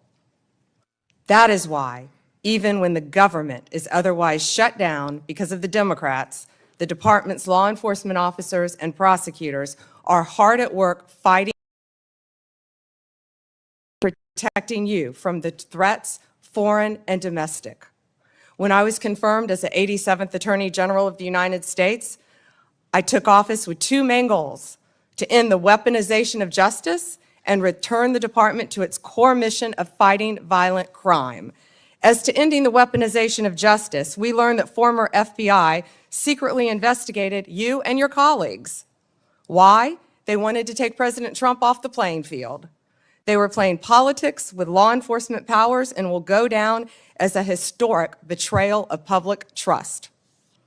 This is the kind of conduct that shatters the American people's faith in our law enforcement system. We will work to earn that back every single day. We are returning to our core mission of fighting real crime. While there is more work to do, I believe in 8 short months, we have made tremendous progress towards those ends. Our federal surges in Washington, D.C. and Memphis are a perfect example of how the Department of Justice should operate. We created strong partnerships with local leadership, working hand in hand with both cities to send resources where they were needed most. The results speak for themselves. We have made more than 3,800 arrests here in Washington while seizing more than 365 illegal guns. In Memphis, we have already made more than 300 arrests and close to 80 illegal guns in just a week. We are replicating that tough-on-crime approach throughout this country. Under the leadership of Director Kash Patel, the FBI is doing outstanding investigative work to keep American people safe. The FBI just conducted a months-long operation called Summer Heat, which resulted in over 8,600 arrests from June to September. More than 6,500 arrests fell under the FBI's violent crime and gang program. Under the leadership of Administrator Terry Cole, the DEA has seized 47.9 million fentanyl pills and 4,500 kilos of fentanyl powder. That represents 370 million deadly doses, 370 million. The DEA is dismantling violent cartel drug trafficking networks across this country, including the seizure of nearly 470 million in criminal assets. Under the leadership of Gadi Serralta, our U.S. Marshals have been the tip of the spear on federal surges in protecting judges and elected officials. Our Marshals have arrested more than 51,000 fugitives nationwide since January 20th. Under the leadership of Acting Director Dan Driscoll, ATF has taken more than 23,000 illegal guns off our streets. 3,400 of those guns have been linked to trafficking between the U.S. and Mexico. My attorneys have done incredible work advancing President Trump's agenda and protecting the executive branch from judicial overreach. We've been sued more than 400 times since January 20th. Judges have issued more than 90 temporary restraining orders against us, more than the previous several administrations combined. Despite the unprecedented degree of activism we've seen from the lower courts, we have never ignored a court order. And why would we? We have secured a historic 22 victories at the Supreme Court alone, with more to come. Our civil rights attorneys are fighting discrimination and anti-Semitism. Our criminal attorneys are prosecuting violent criminals and foreign terrorists every single day. I look forward to continuing this work at the Department of Justice, and I look forward to testifying before you today. Thank you, Chairman.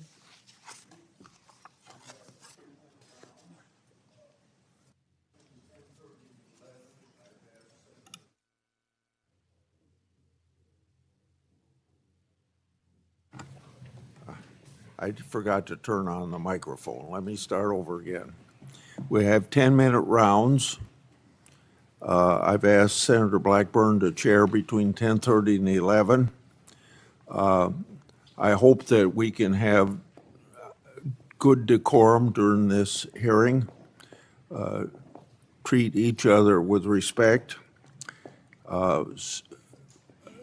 General Bondi, just in case you get cut off with something that you don't get to answer your question when that senator's done, if you ask me for a little bit of time, not a lot of time, but a little bit of time to finish your answer, I'd be glad to give that to you. So starting myself, you inherited a bloated bureaucracy. It requires reorientation to better serve your mission of the department. That would include reassessing grants disguised to help Americans, but many were partisan pet projects.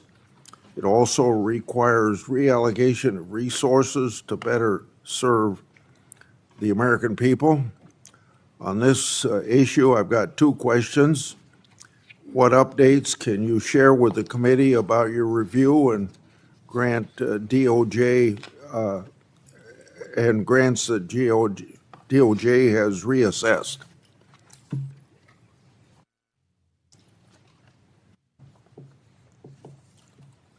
Just give us some examples, don't I know? Sure. Thank you, Chairman. During my appearance at the department's budget hearings, I acknowledged that some grants were mistakenly terminated, and we have made a process to correct that. All grant termination appeals will be individually considered for alignment with our current policies, which are strengthening law enforcement and protecting victims. Recipients are given the opportunity to appeal a grant termination consistent with the rules by writing to the Assistant Attorney General. Of the 5,800 discretionary grants that were reviewed, only 376, approximately 7%, were terminated. So far, OJP has turned back on 18 awards, 17 appeals have been denied, and the rest are actively being reviewed, with decisions expected soon. My colleagues on the other side claim that your department has reallocated resources to immigration enforcement, and it's had a negative impact on law enforcement. We know that drugs and crimes are very much a part of immigration enforcement, so these attacks are clearly off the mark. Explain your view of these misguided assertions. Chairman, every day our FBI, DEA, ATF, and now U.S. Marshals working on a task force with Homeland Security are out there keeping Americans safe and getting illegal aliens out of our country, many of whom have committed violent crimes in this country. Our agents will continue to fight violent crime in this country, working hand in hand. One example is right here in Washington, D.C. We have the D.C. Task Force that has been incredibly successful. We are so proud of the work that has done. We have been working hand in hand with the local officials here in D.C., and we are very proud of that work. And we're taking that to Tennessee and around this country to keep Americans safe. I won't repeat the things I've said about Arctic frost, but we had this recent revelation yesterday of my Republican senators being targeted by the government, underscoring the point about Arctic frost. When taken in context with widespread government weaponization against Trump and conservatives in the last decade, the conduct arguably is worse than Watergate. So I got two questions along this line. How many Department of Justice and FBI personnel have been held accountable for their partisan and constitutional questionable conduct, and what was their punishment? If you could give a few examples or follow up in writing, since there's so many people that fall into this category.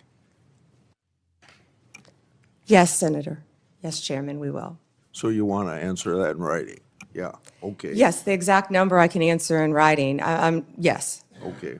Was Attorney General, on the same subject, was Attorney General Garland, Director Wray, and/or President Biden's White House aware of the FBI targeting Republican senators?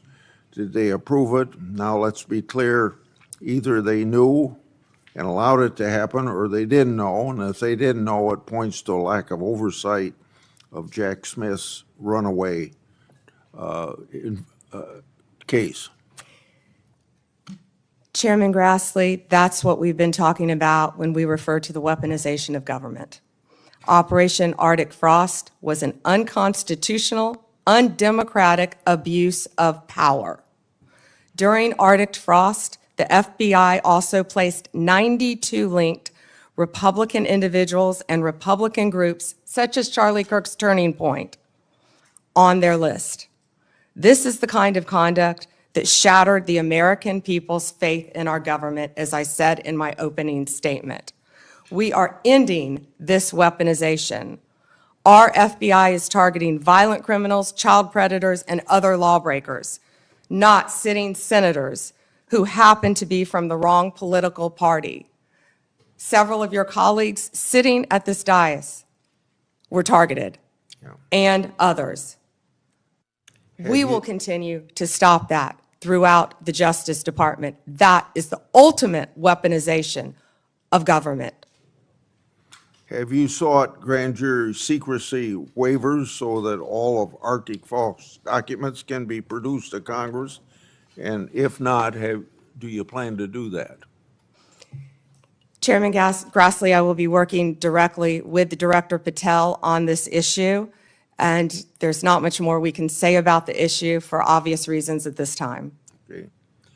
Public Safety Officers Benefit Program, PSOB, provides benefits to law enforcement and first responders if they're disabled or killed in the line of duty. Affected family members may also benefit.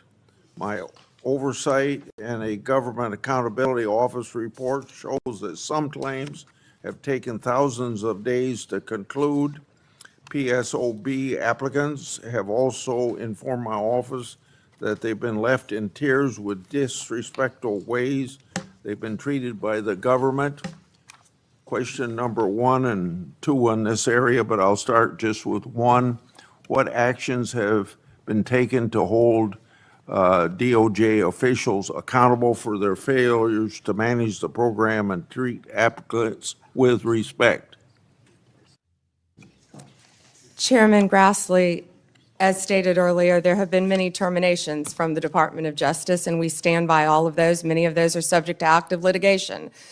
This Department of Justice will treat everyone with respect, and we will do everything in our power to help citizens of this country. Please reach out to us with any individual cases, and I will personally look at them for you, Chairman. Okay.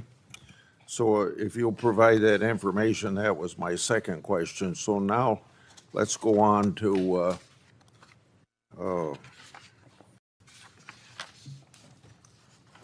regarding the initial FBI 1023 document that I made public last Congress.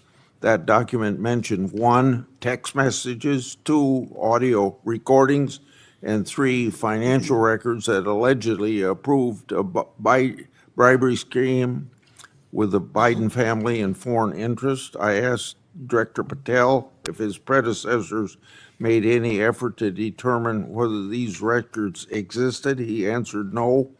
What steps has the department taken to determine whether these records exist one way or another? This matter ought to be put to rest. Chairman Grassley, I know Director Patel is working hard on this with the members of the FBI. Okay. So we don't know if these records exist, or you just can't say that publicly at this point? I don't want to discuss any of that publicly, Okay. Director. The Foreign Intelligence Surveillance Act includes a safeguard to prevent political weaponization. The reauthorization mandated certain members and their staffs shall be entitled to attend any proceedings of the FISA court. Former Biden DOJ Assistant Attorney General Matt Olson drafted a privacy agreement that allowed the department to hide information from Congress during FISA proceedings. Matt Olson made a career out of targeting President Trump and his allies, so it's not surprising that he would attempt to hinder congressional oversight or cover up for the Biden regime. I want to make sure that you get rid of the ridiculous and misguided Olson memo. When can you tell me that will be done? We will notify you, Chairman Grassley. Thank you. Okay, Senator Durbin. Thanks, Mr. Chairman. Madam Attorney General, let me ask you this question. Were you consulted by the White House before they deployed National Guard troops to cities in the United States? I am not going to discuss any internal conversations with the White House. You won't even say whether you talked to the White House about this? I am not going to discuss any internal conversations with the White House with you, Ranking Member. I noticed that. What's the secret? Why do you want to keep this secret? The American people don't know the rationale behind the deployment of National Guard troops in my state. The word is, and I think it's been confirmed by the White House, they are going to transfer Texas National Guard units to the state of Illinois. What's the rationale for that? Yeah, Chairman, as you shut down the government, you voted to shut down the government, and you're sitting here, our law enforcement officers aren't being paid. They're out there working to protect you. I wish you loved Chicago as much as you hate President Trump. And currently, the National Guard are on the way to Chicago. If you're not going to protect your citizens, President Trump will. Been on this committee for more than 20 years. That's the kind of testimony you expect from this administration. A simple question as to whether or not they had a legal rationale for deploying National Guard troops becomes grounds for a personal attack. I think it's a legitimate question. It's my responsibility. She refuses to answer as to whether she had any conversation with the White House about deploying national troops to my state. That's an indication, I'm afraid, where we are politically in this place. Let me ask you another question. I want to, if you will, hold on a second. Make sure I got the right page of facts here. You testified under oath when you last before this committee that before your appointment to Attorney General, you had served as a representative of some sort for the royal family of Qatar. There was an issue that came before you in May when President Trump accepted a $400 million luxury jet from the royal family of Qatar for temporary use as Air Force One before it's permanently gifted to the Trump Presidential Library Foundation. The Constitution unequivocally bestows on Congress the power to control whether any officer of the United States, including the President, may accept a gift, quote, from any king, prince, or foreign state, end of quote. And this gift clearly violates the statutory regime enacted by Congress. You've refused to answer a letter I sent to you 5 months ago, asking the legal rationale you relied on to advise President Trump to accept this unprecedented gift from your former legal client. Can you make a promise today that you will disclose that? Disclose what, Ranking Member? I assume there was a letter or some sort of statement from your office to the White House to advise them that you felt it was permissible? First, to address my role with Qatar, as I addressed with you during my confirmation hearing, I disclosed it in my SJQ. In private practice, I worked for Qatar for anti-human trafficking for the World Cup. That was my only involvement, and I made that very clear, and I'm very proud of everything I've done with anti-human trafficking. Obviously, in preparing any advice for the president on a jet or anything else, we consult with the Office of Legal Counsel. The confidentiality applies to their input as well. And Chairman, if you would approve and vote to approve, as Chairman Grassley said, excuse me, Ranking Member, as Chairman Grassley said, my employees, we would answer your letters a lot faster, yet you're stalling them at every stop. And to go back to your previous question, your city has a murder rate 5 times higher than New York's. 571 homicides last year. If you were serious about protecting your people, you would be asking this administration for help. You're saying that we're coming into your state and your city. We're there to help make America safe and Illinois safe, whether or not you want to. I believe cutting federal grant programs to law enforcement in my state and across the nation does not make us any safer, and you've done just that. You've supplanted that decision by sending in National Guard troops to California and other places. That is a situation where the governors have not asked for that help. If you truly wanted to do this on a bipartisan basis, you wouldn't defy a governor, you would work with them. I'm prepared to do that. I'm prepared to work with this administration. But cutting these grants to law enforcement does not make us any stronger as a nation or give us the tools we need to reduce crime in Chicago. Now, I'd just like to ask you, when it came to this Cutter situation, did you consult with the ethics office in the Department of Justice before making your decision on this gift of a jet? Chairman, I didn't gift a jet to anyone. My Office of Legal Counsel provides confidential advice to the president, to the White House, period. And you're conflating two issues. Cutting grants, I was very clear about what grants we've cut and what grants we haven't, only 7%. And if you have a grant in Illinois that you think that I've cut that is not that is protecting law enforcement officers or your people, you personally call me and I will work with you to turn that grant back on. I think many of the Democrats here can tell you, I have worked with them to turn grants back on. There's an appeal process. Tell me a specific grant that I have turned off in Illinois that would help law enforcement, and I will work with you. But you have not done that. Did you And take a again, look? Did you take a the look? National Guard is on the way right now as we speak. Oh, by the way, so is Director Patel and Deputy Attorney General Todd Blanche. You're sitting here grilling me, and they're on their way to Chicago to keep your state safe. Madam Attorney General, it's my job to grill you.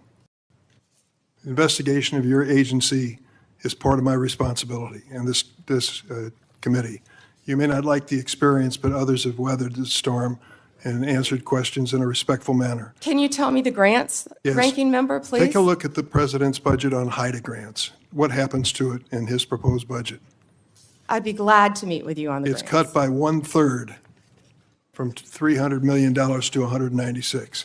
That's one example of a grant that works, and your administration has suggested cutting it in the budget lies ahead.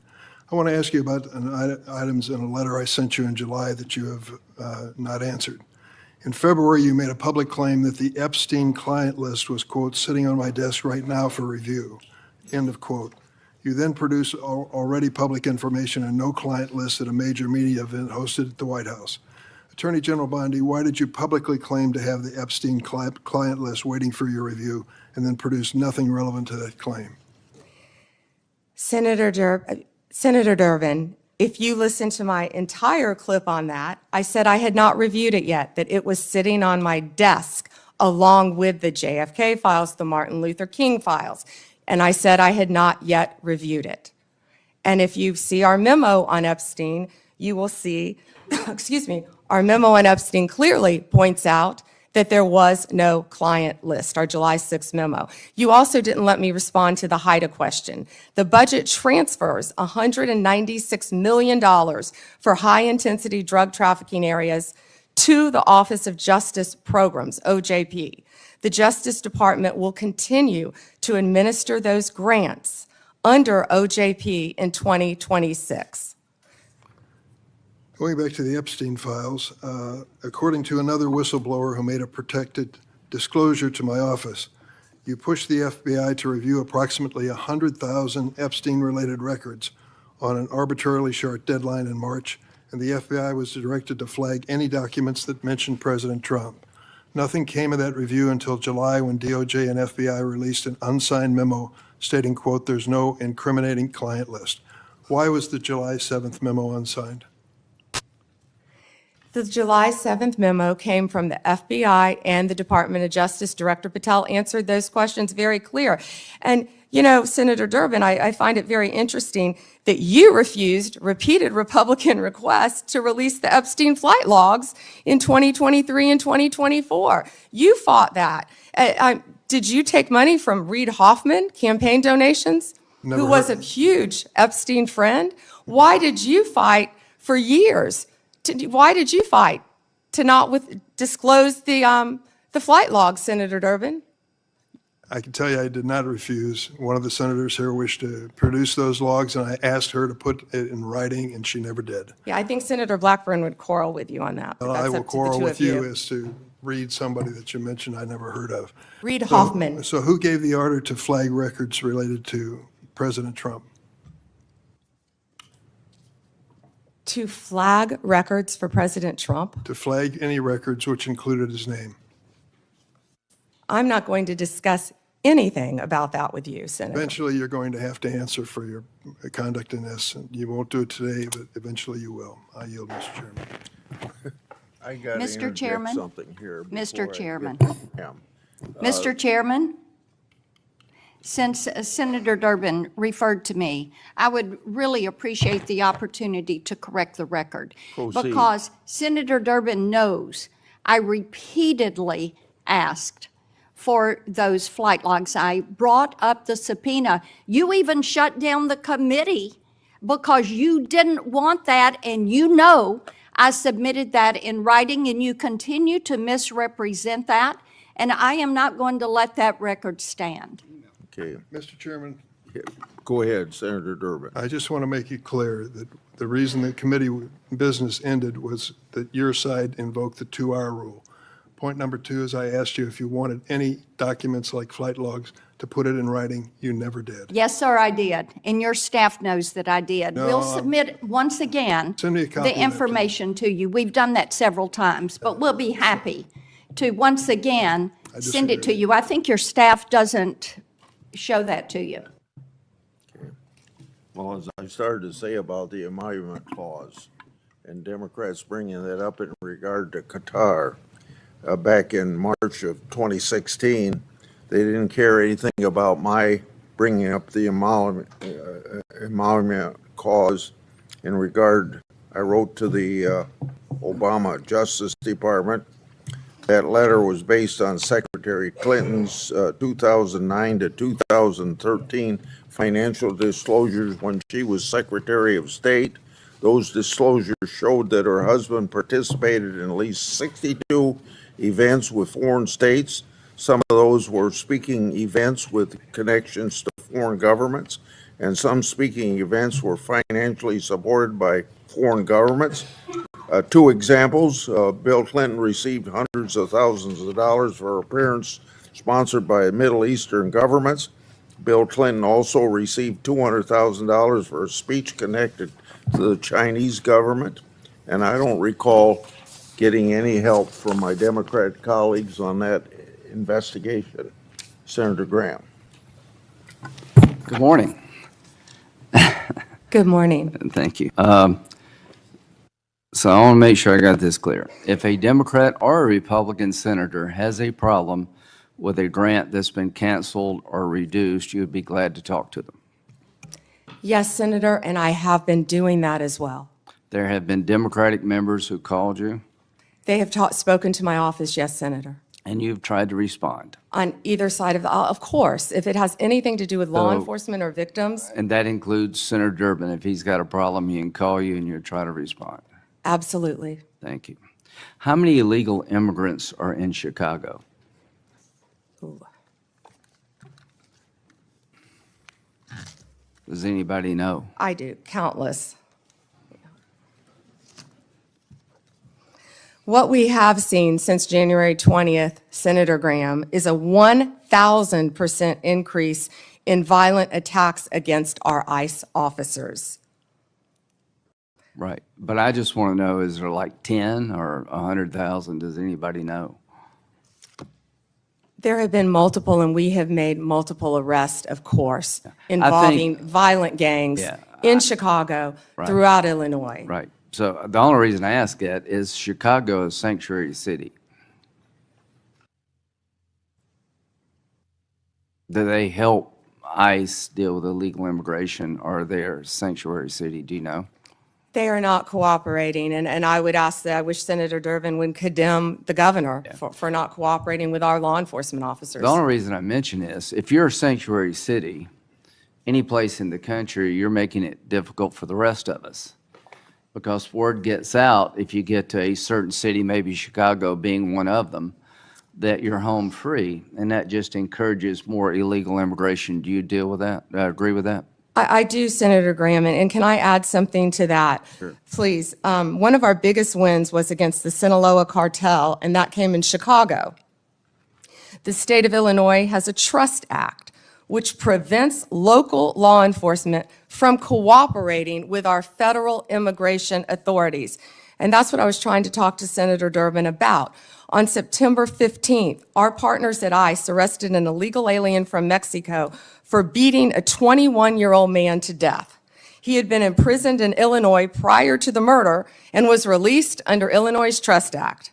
We filed multiple lawsuits in Illinois for sanctuary policies, specifically in-state tuition for illegal aliens and obstructing employers from verifying citizenship. You can't make this up. On September 5th, a federal grand jury in Chicago indicted a major Sinaloa cartel boss, narco-terrorism, guns, and drug charges. On July 11th, we announced a guilty plea for Ovidio Guzman Lopez. You may know him as the son of El Chapo, one of the worst narco-terrorists in the world. In the world, In Senators. Chicago. In Chicago. In Chicago. He entered a guilty plea to drug conspiracy and 2 counts of knowingly engaging in a continuing criminal enterprise in the state of Illinois. I could continue with fentanyl. I could continue with child predators in Illinois.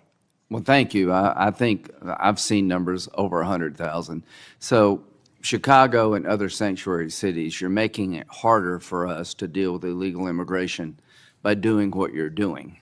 And I am glad President Trump is trying to change those policies. And if you need the National Guard to bring order out of chaos, so be it from my point of view. Now let's get back to the topic sort of at hand here. About how the law is being used politically.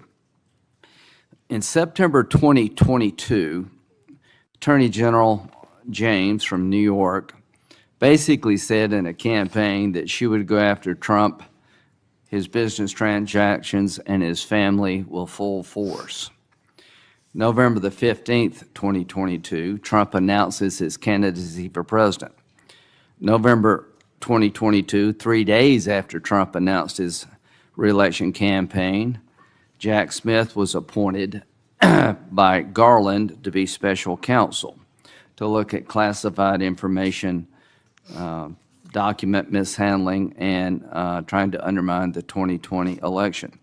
In March, President Trump was indicted in Manhattan of 2023, just after announcing 34 felony counts. What they did is they took misdemeanors and turned them into felonies by using a legal theory that no one in the history of Manhattan had ever been charged with. June 2023, a federal grand jury in the District Court for the Southern District of Florida indicted President Trump on 37 charges regarding classified information. Now, all I can say is that taking a hammer to a hard drive in bleach bit apparently doesn't make the cut. Having documents in the garage of President Biden doesn't make the cut. In August of 2023, he was indicted yet again regarding the 2020 election. So all I can say is that in September 27th,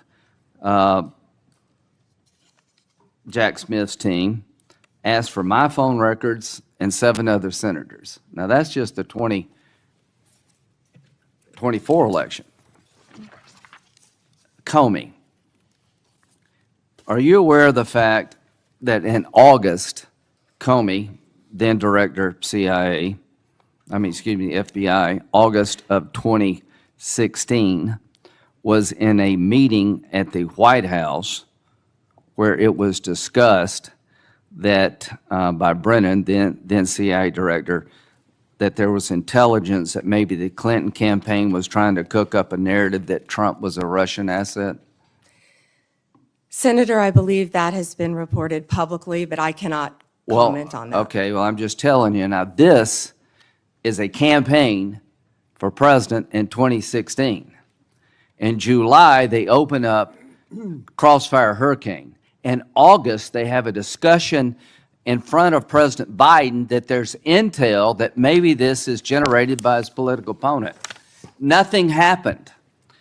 In September, are you aware of the fact that the intelligence community sent a memo to the FBI director detailing intelligence that suggests it's Clinton's campaign is behind the idea that Trump is colluding or cooperating with the Russians? Senator, I believe that has been reported. And that was addressed to the FBI director and Mr. Strzok, this memo. Are you aware that he told this committee, I don't recall that, the FBI director? Senator, I can't discuss anything. Well, I can tell you this. What the hell would you recall? You're the sitting FBI director. There's a campaign for president going on. You've opened up an investigation believing that the Republican candidate may be a Russian asset. And now all of a sudden, less than a month later, 2 months later, you have 2 inquiries, 2 events to suggest it may be his political opponent. Did anybody in the FBI inform the FISA court or anyone else about this activity that you know of? I can't discuss that matter, as you know, Senator Graham. Should they have? Is there a requirement by law enforcement to tell the court if their warrant is being sought or a defendant that there's exculpatory information out there about you? In general, of course, Senator. So, to the country, the FBI director gets a memo from the intel community. This may be all a political plot by his opponent. They didn't do a damn thing. Are you familiar with the Steele dossier? Yes, Senator. That was a dossier prepared and paid for by the Clinton campaign. Are you aware that it was that document was used to get a warrant on 5 different occasions against Carter Page, an American citizen? Yes, Senator, and that has been Are you aware of the fact in February 2017, after Trump is president, the person who gave Christopher Steele the information, the Russian guy, told the FBI the information I provided you was all bar talk, hearsay, and not reliable? Are you aware of that? Yes, Senator. Was there ever an effort by the FBI to tell the FISA court about evidence that the man who helped prepare the document retracted his statement? I can't discuss that, Senator. Should there have been? Can't discuss that. You wonder why we're looking at Comey? Give me a break. Why are we looking at Comey? Because he ran an FBI and personally knew about exculpatory information and let it slide. How in the hell can 2 FBI agents interview a man who says the document you're using against a sitting president to suggest he may be a Russian agent or Carter Page that is now no longer reliable? How does that not get to the court? Can you tell me how that doesn't get to the court? You can't, can you? I can't, Senator, and I Can can't you tell me discuss it. why my phone records, when I'm the chairman of the Judiciary Committee, were sought by the Jack Smith agents? Why did they ask to know who I called and what I was doing from January 4th to the 7th? Can you tell me that? No, Senator, and there were 8 senators in total. Do you think that was an abuse of power? Senator, I cannot discuss whether there is or is not an ongoing investigation. If I may add one thing, they also wasted $50 million on what you just described, trying to put President Trump in jail prior to the election. Before Senator Whitehouse, I want to introduce into the record what is called the Durham Annex. The annex is a declassified appendix to John Durham's report about Crossfire Hurricane. The Durham Annex contains information exposing a reported Clinton campaign plan to falsify and tie President Trump to Russia.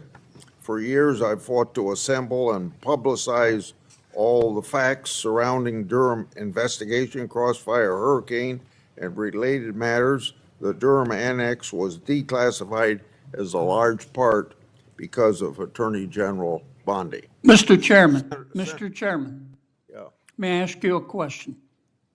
if I can answer it, yes. Go Thank you, ahead. Mr. Chairman. Are you going to hold a separate hearing on your whistleblower account of the FBI investigation of 8 United States senators? I think we need, my answer to your question is, I think we need to wait until we see what the FBI can report and whether it's necessary to have a hearing. Right now, I haven't ruled one out, but I haven't made a decision. And what year do you think that will happen in? I want the FBI to be a thorough investigation of it and report to us what information they can give us, and I don't know how long that'll take them. With respect, are you giving them a certain period of time? I have not given them a certain period of time. I'll discuss that matter with my staff and see if that needs to be done. Okay, if civil suits are filed against the perpetrators at the FBI, will that facilitate your investigation? Well, what's the question again? If the 8 senators who were spied upon sue the hell out of the Department of Justice and the perpetrators involved, will that facilitate their investigation and/or yours? I guess what I'm getting to is, I don't understand why we don't have a separate hearing. I find this breathtaking. Yeah. It's just been 24 hours since the FBI investigated on it. Please give me an opportunity to sort through all this. Fair enough. I just don't want to wait 24 years to get an answer. Yeah. We do have an active investigation going on through my staff. I want to make that very clear. Mr. Whitehouse, or Senator Whitehouse. Thank you, Chairman. Ms. Bondi, good morning. Good morning. What became of the $50,000 in cash that the FBI paid to Mr. Homan in a paper bag, evidently?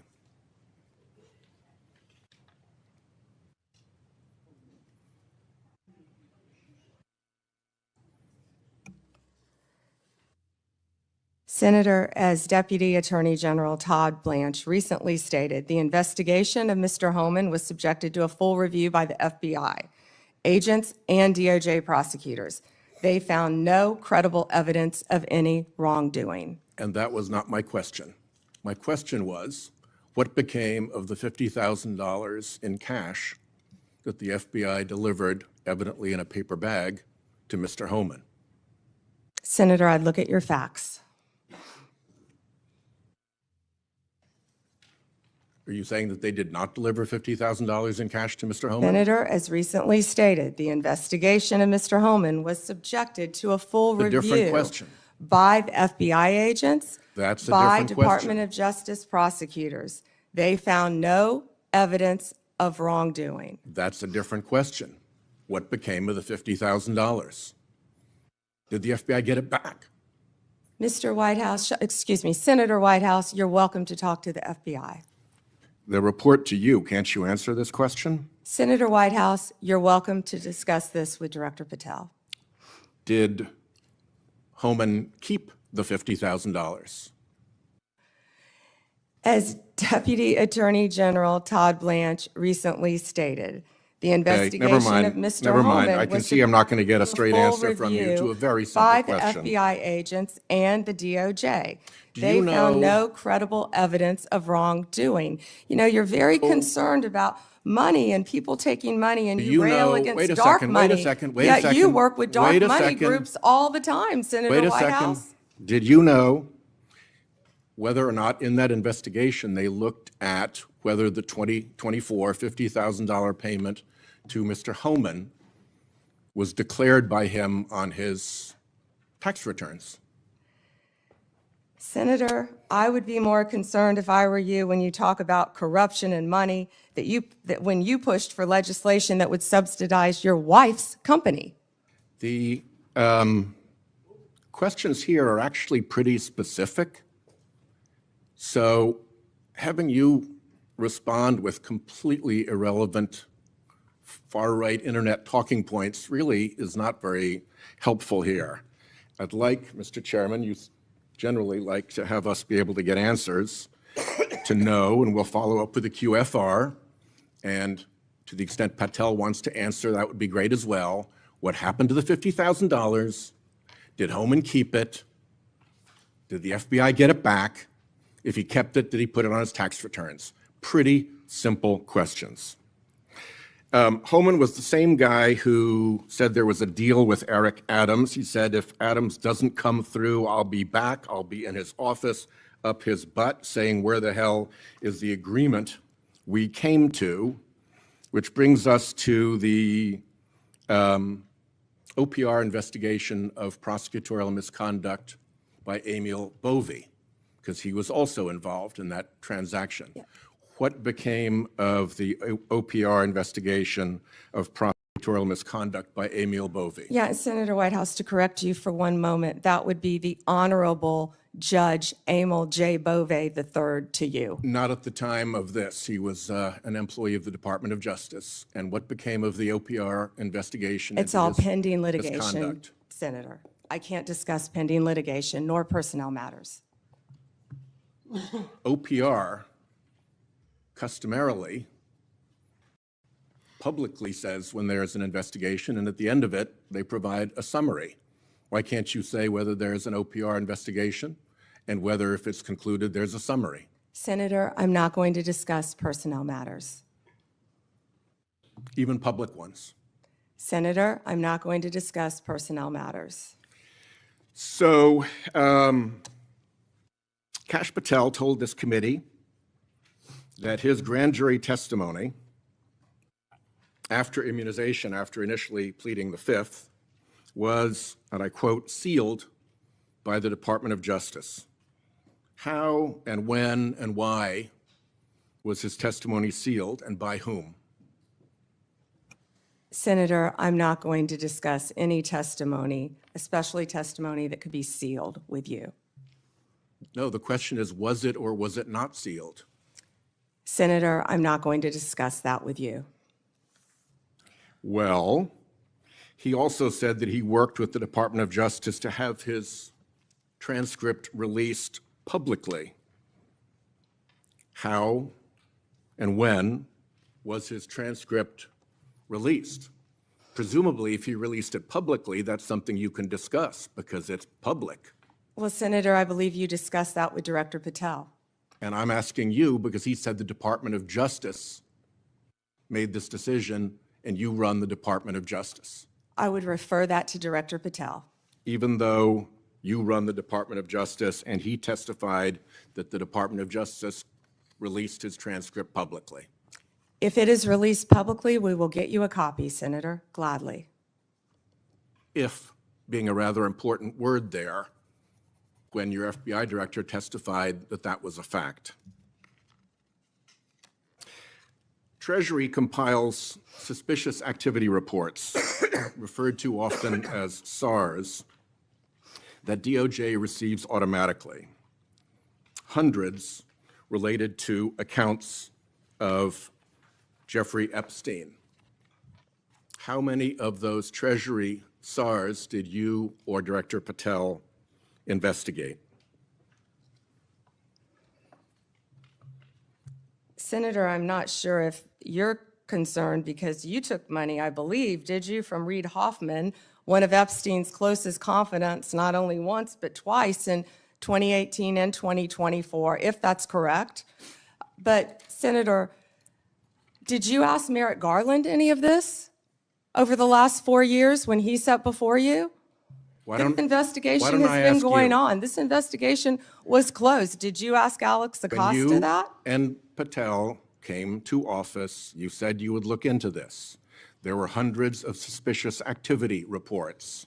Some people would deduce from the fact that they are called suspicious activity reports that there might be suspicious activity. And yet you seem to have looked at 0 of those suspicious activity reports involving Jeffrey Epstein accounts. Let me ask you something else. There's been public reporting that Jeffrey Epstein showed people photos of President Trump with half-naked young women. Do you know if the FBI found those photographs in their search of Jeffrey Epstein's safe or premises or otherwise? Have you seen any such thing? You know, Senator Whitehouse, you sit here and make salacious remarks, once again trying to slander President Trump left and right, when you're the one who was taking money from one of Epstein's closest confidants, I believe, I could be wrong, correct me, Reid Hoffman, who was with Jeffrey Epstein on multiple occasions. And the senator sitting right next to you tried to block the flight logs from being released. Yet you're grilling me on President Trump and some photograph with Epstein? Come on. The question is, did the FBI find those photographs that have been discussed publicly by a witness who claimed Jeffrey Epstein showed them to him? You don't know anything about that? Okay. Here's what well, no, we cut to something else. The Marshal Service is supposed to protect our federal judges. I have asked repeatedly for the Marshal Service to let me know if they are investigating or being inhibited from investigating whether or not there is orchestration of threats against federal judges, whether under either conspiracy laws or racketeering enterprise laws or aiding and abetting laws, whatever. But as you know, there's the person who says the threat, and then there may very well be somebody orchestrating the threat behind them. Is the Marshal Service allowed to investigate orchestration of threats, and do you know if they've taken one step to do so? May I answer the question, Chairman Grassley? The time has expired. I think it's the convention of the committee that if I've started my question in my time, you may answer the question. I was asking the chairman. Okay, before I go to Cornyn. She wants to answer the question, Chairman. Oh, please go ahead. I thought you said you didn't want to answer it. I'm Yes, sir. sorry. Thank you. Senator Whitehouse, I would be happy to sit down with you regarding any threat to any federal judge in this country. We take threats very seriously. I will set a meeting with you, with Director Serralta of the U.S. Marshals, and I will be there. And we will talk about any threats on federal judges, including orchestration. Who threatened them or who orchestrated them. Bingo. Thank you. Okay. Before Cornyn speaks, I get kind of amused about my Democratic colleagues bringing up Treasury suspicious activity reports regarding Epstein. When Senator Johnson and I issued our Biden family reports in 2020, we used information from these very same type of documents. And you know what? We were criticized by our Democratic colleagues for doing so, and for years they ignored the evidence of the Biden family criminality. I don't think my colleagues can have it both ways. Senator Cornyn. General Bondi, 6 out of 10 Americans say they live from paycheck to paycheck. And I'm sure that includes a lot of federal employees, Border Patrol, FBI agents, people who support them, frontline prosecutors. Do you find it somewhat inconsistent that our Democratic colleagues claim to support law enforcement and the rule of law, but yet they vote to deny those same individuals the pay which they've earned? Yes, Senators, our law enforcement agencies, DEA, ATF, FBI, U.S. Marshals, and all the other federal agencies, Homeland Security, Treasury, all the agencies, all of my federal prosecutors, all of our employees are working tirelessly, national security, around the clock to keep this country safe and to keep this world safe. Yet, the Democrats voted to shut the government down, and they are out there working without a paycheck, with families at home, risking their lives every single day. Thank you for pointing that out, and thank you for caring, Senator Cornyn. So let's get back to some basics. The Constitution of the United States is the supreme law of the land, is it not? Yes, sir. Applies to all Americans, the entire country. Federal law, likewise, applies to the entire nation, does it not? Yes, Senator. And so when federal law enforcement agents go to cities like Chicago to enforce federal law, they are acting within their authority, are they not? Yes, Senator Cornyn. So on what legal basis would a governor or a mayor say, we're going to deny or prevent a federal law enforcement agent from enforcing federal law? What would be the legal basis for them to do that? You know, Senator, there's not one. And as I stated, there were 571 homicides in Chicago last year. And that's why right now, Director Patel and Deputy Attorney General Todd Blanche are on their way to Chicago. I've been to Memphis. They're in Chicago right now to protect the people of Illinois. And what Senator Graham, the point he was trying to make earlier, was that when you don't cooperate with law enforcement, if I was a TDA member, if I was a Sinaloa cartel narco terrorist, you know where I'd go? Chicago, because they're not enforcing the law. And they're running their operations, as I stated earlier, two of the biggest terrorists, narco terrorists, we arrested right in Chicago because it was a safe haven for them. And they're operating these networks around our entire country. So we are going to keep our entire country safe. We're going to protect all Americans. If these senators aren't going to vote to open our government, to let these people, our people, work with paychecks, they're going to do it anyway, whether or not the locals are cooperating with them. We're going to be there protecting all Americans in this country, Senator Cornyn.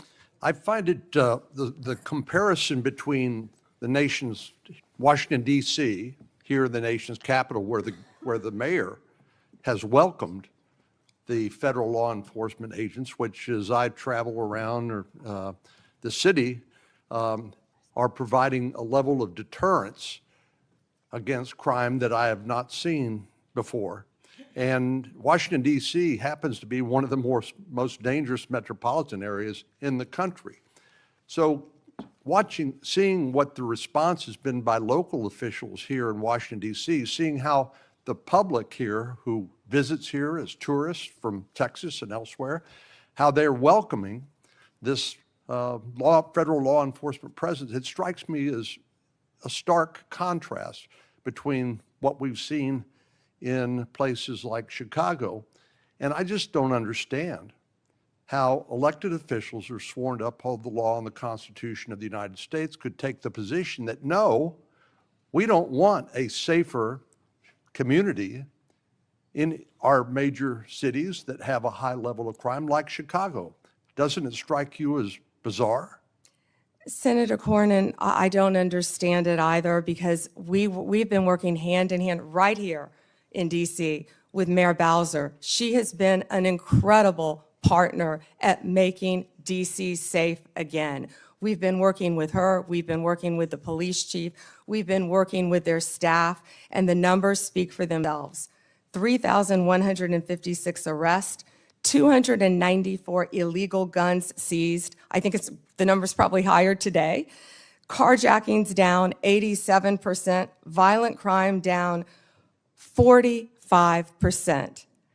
Right here in the nation's capital. I've been out there countless times before they go out on the streets, and I'm watching the DC Metro Police. I'm watching them with the Transit Authority Police, who of course keep our metros safe.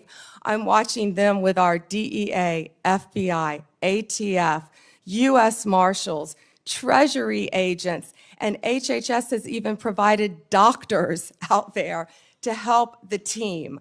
And what they are, they're a team, and they are working hand in hand. If you couldn't see their shirts on their insignia, you wouldn't know what agency they were with. I've truly never seen a partnership like that in my career, and it's working together, and that's what Illinois is refusing to do.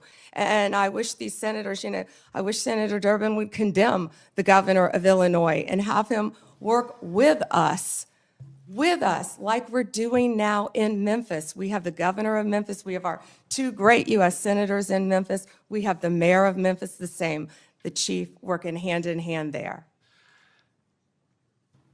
Last week, maybe the week before last, I lose track of the days, we had the head of the Metropolitan Police Union for the District of Columbia here, and I asked him about violent crime in our communities.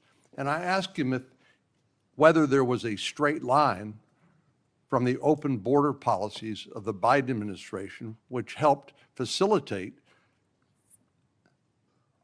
the cartels from exporting their poison to the United States, only to then find it distributed by criminal gangs who then engage in violence in our communities like Chicago to protect their territory and the profits that go along with that illegal drug trafficking. But I want to ask you about another aspect of the open border policies, and that has to do with one of the least reported tragedies and scandals associated with the Biden open border policies, and that has to do with the 500,000 children, sometimes called unaccompanied children, UACs, 500,000 children that the Biden administration allowed to be placed with sponsors in this country that were largely unvetted and subjecting them to who knows what, and then abandoning them by taking the position that it's not the federal government's responsibility, it's local child protective agencies that have to follow up on these kids. So they couldn't tell you whether they were being trafficked, recruited into gangs, whether they were going to school, whether they were getting the health care that they need. They couldn't tell you because they didn't care. So I know that President Trump's administration, the Department of Justice in particular, has located 22,000 of these 500,000 children. Could you talk to us a little bit about your efforts to rescue these children that have been abandoned by the Biden administration? Yes, and Senator, thank you for asking that question. President Trump cares deeply about our children of this country and children from around the world. This is horrific what has been happening in our country. Law enforcement has arrested approximately 458 sponsors. Now, what these sponsors are, they lie to ORR, many of them, to have an unaccompanied alien child. Some of them later exploit and abuse these children. They're not parents, they're not guardians. They're coming into this country, they were coming into this country without any ramification across the Mexican border until Donald Trump became president again, and that's when it stopped. We are doing everything in our power to find and arrest these people who are exploiting these children and find these children throughout our country. One of those cases, we charged a Guatemalan national unlawfully residing in Cleveland with lying to government because he became the sponsor of a young girl. And of course, we found he was later sexually abusing her. That's one of many cases, Senator Cornyn, that I can talk about. And Donald Trump will not rest until all of these sponsors are found and these children are found and protected. Thank you. Senator Klobuchar, you're recognized. Thank you. Attorney General Bondi, good morning. I'm going to start on a different subject. Good morning. On behalf of families in my state. And I wanted to thank the FBI and the local justice officials in Minnesota, the U.S. Attorney's Office, for the work that they did catching the murder, in the horrific murder of my friend, Speaker Melissa Hortman, and her husband, and the shooting of Senator John Hoffman. Just last month, my state was again shaken to its core when a mass shooter attacked Annunciation Catholic Church in Minnesota, shooting through the stained glass windows, injuring 21 people, including 18 kids, killing little Fletcher, little Harper, an 8, and a 10-year-old, murdering them when they're in mass praying, 12-year-olds protecting 8-year-olds. I know we've spoken about these tragedies, and we both agree that this kind of violence, whether in Minnesota or at a Mormon church in Michigan or the assassination of Charlie Kirk, has no place in our politics or in our democracy. In 2018, after the Parkland shooting, you were Attorney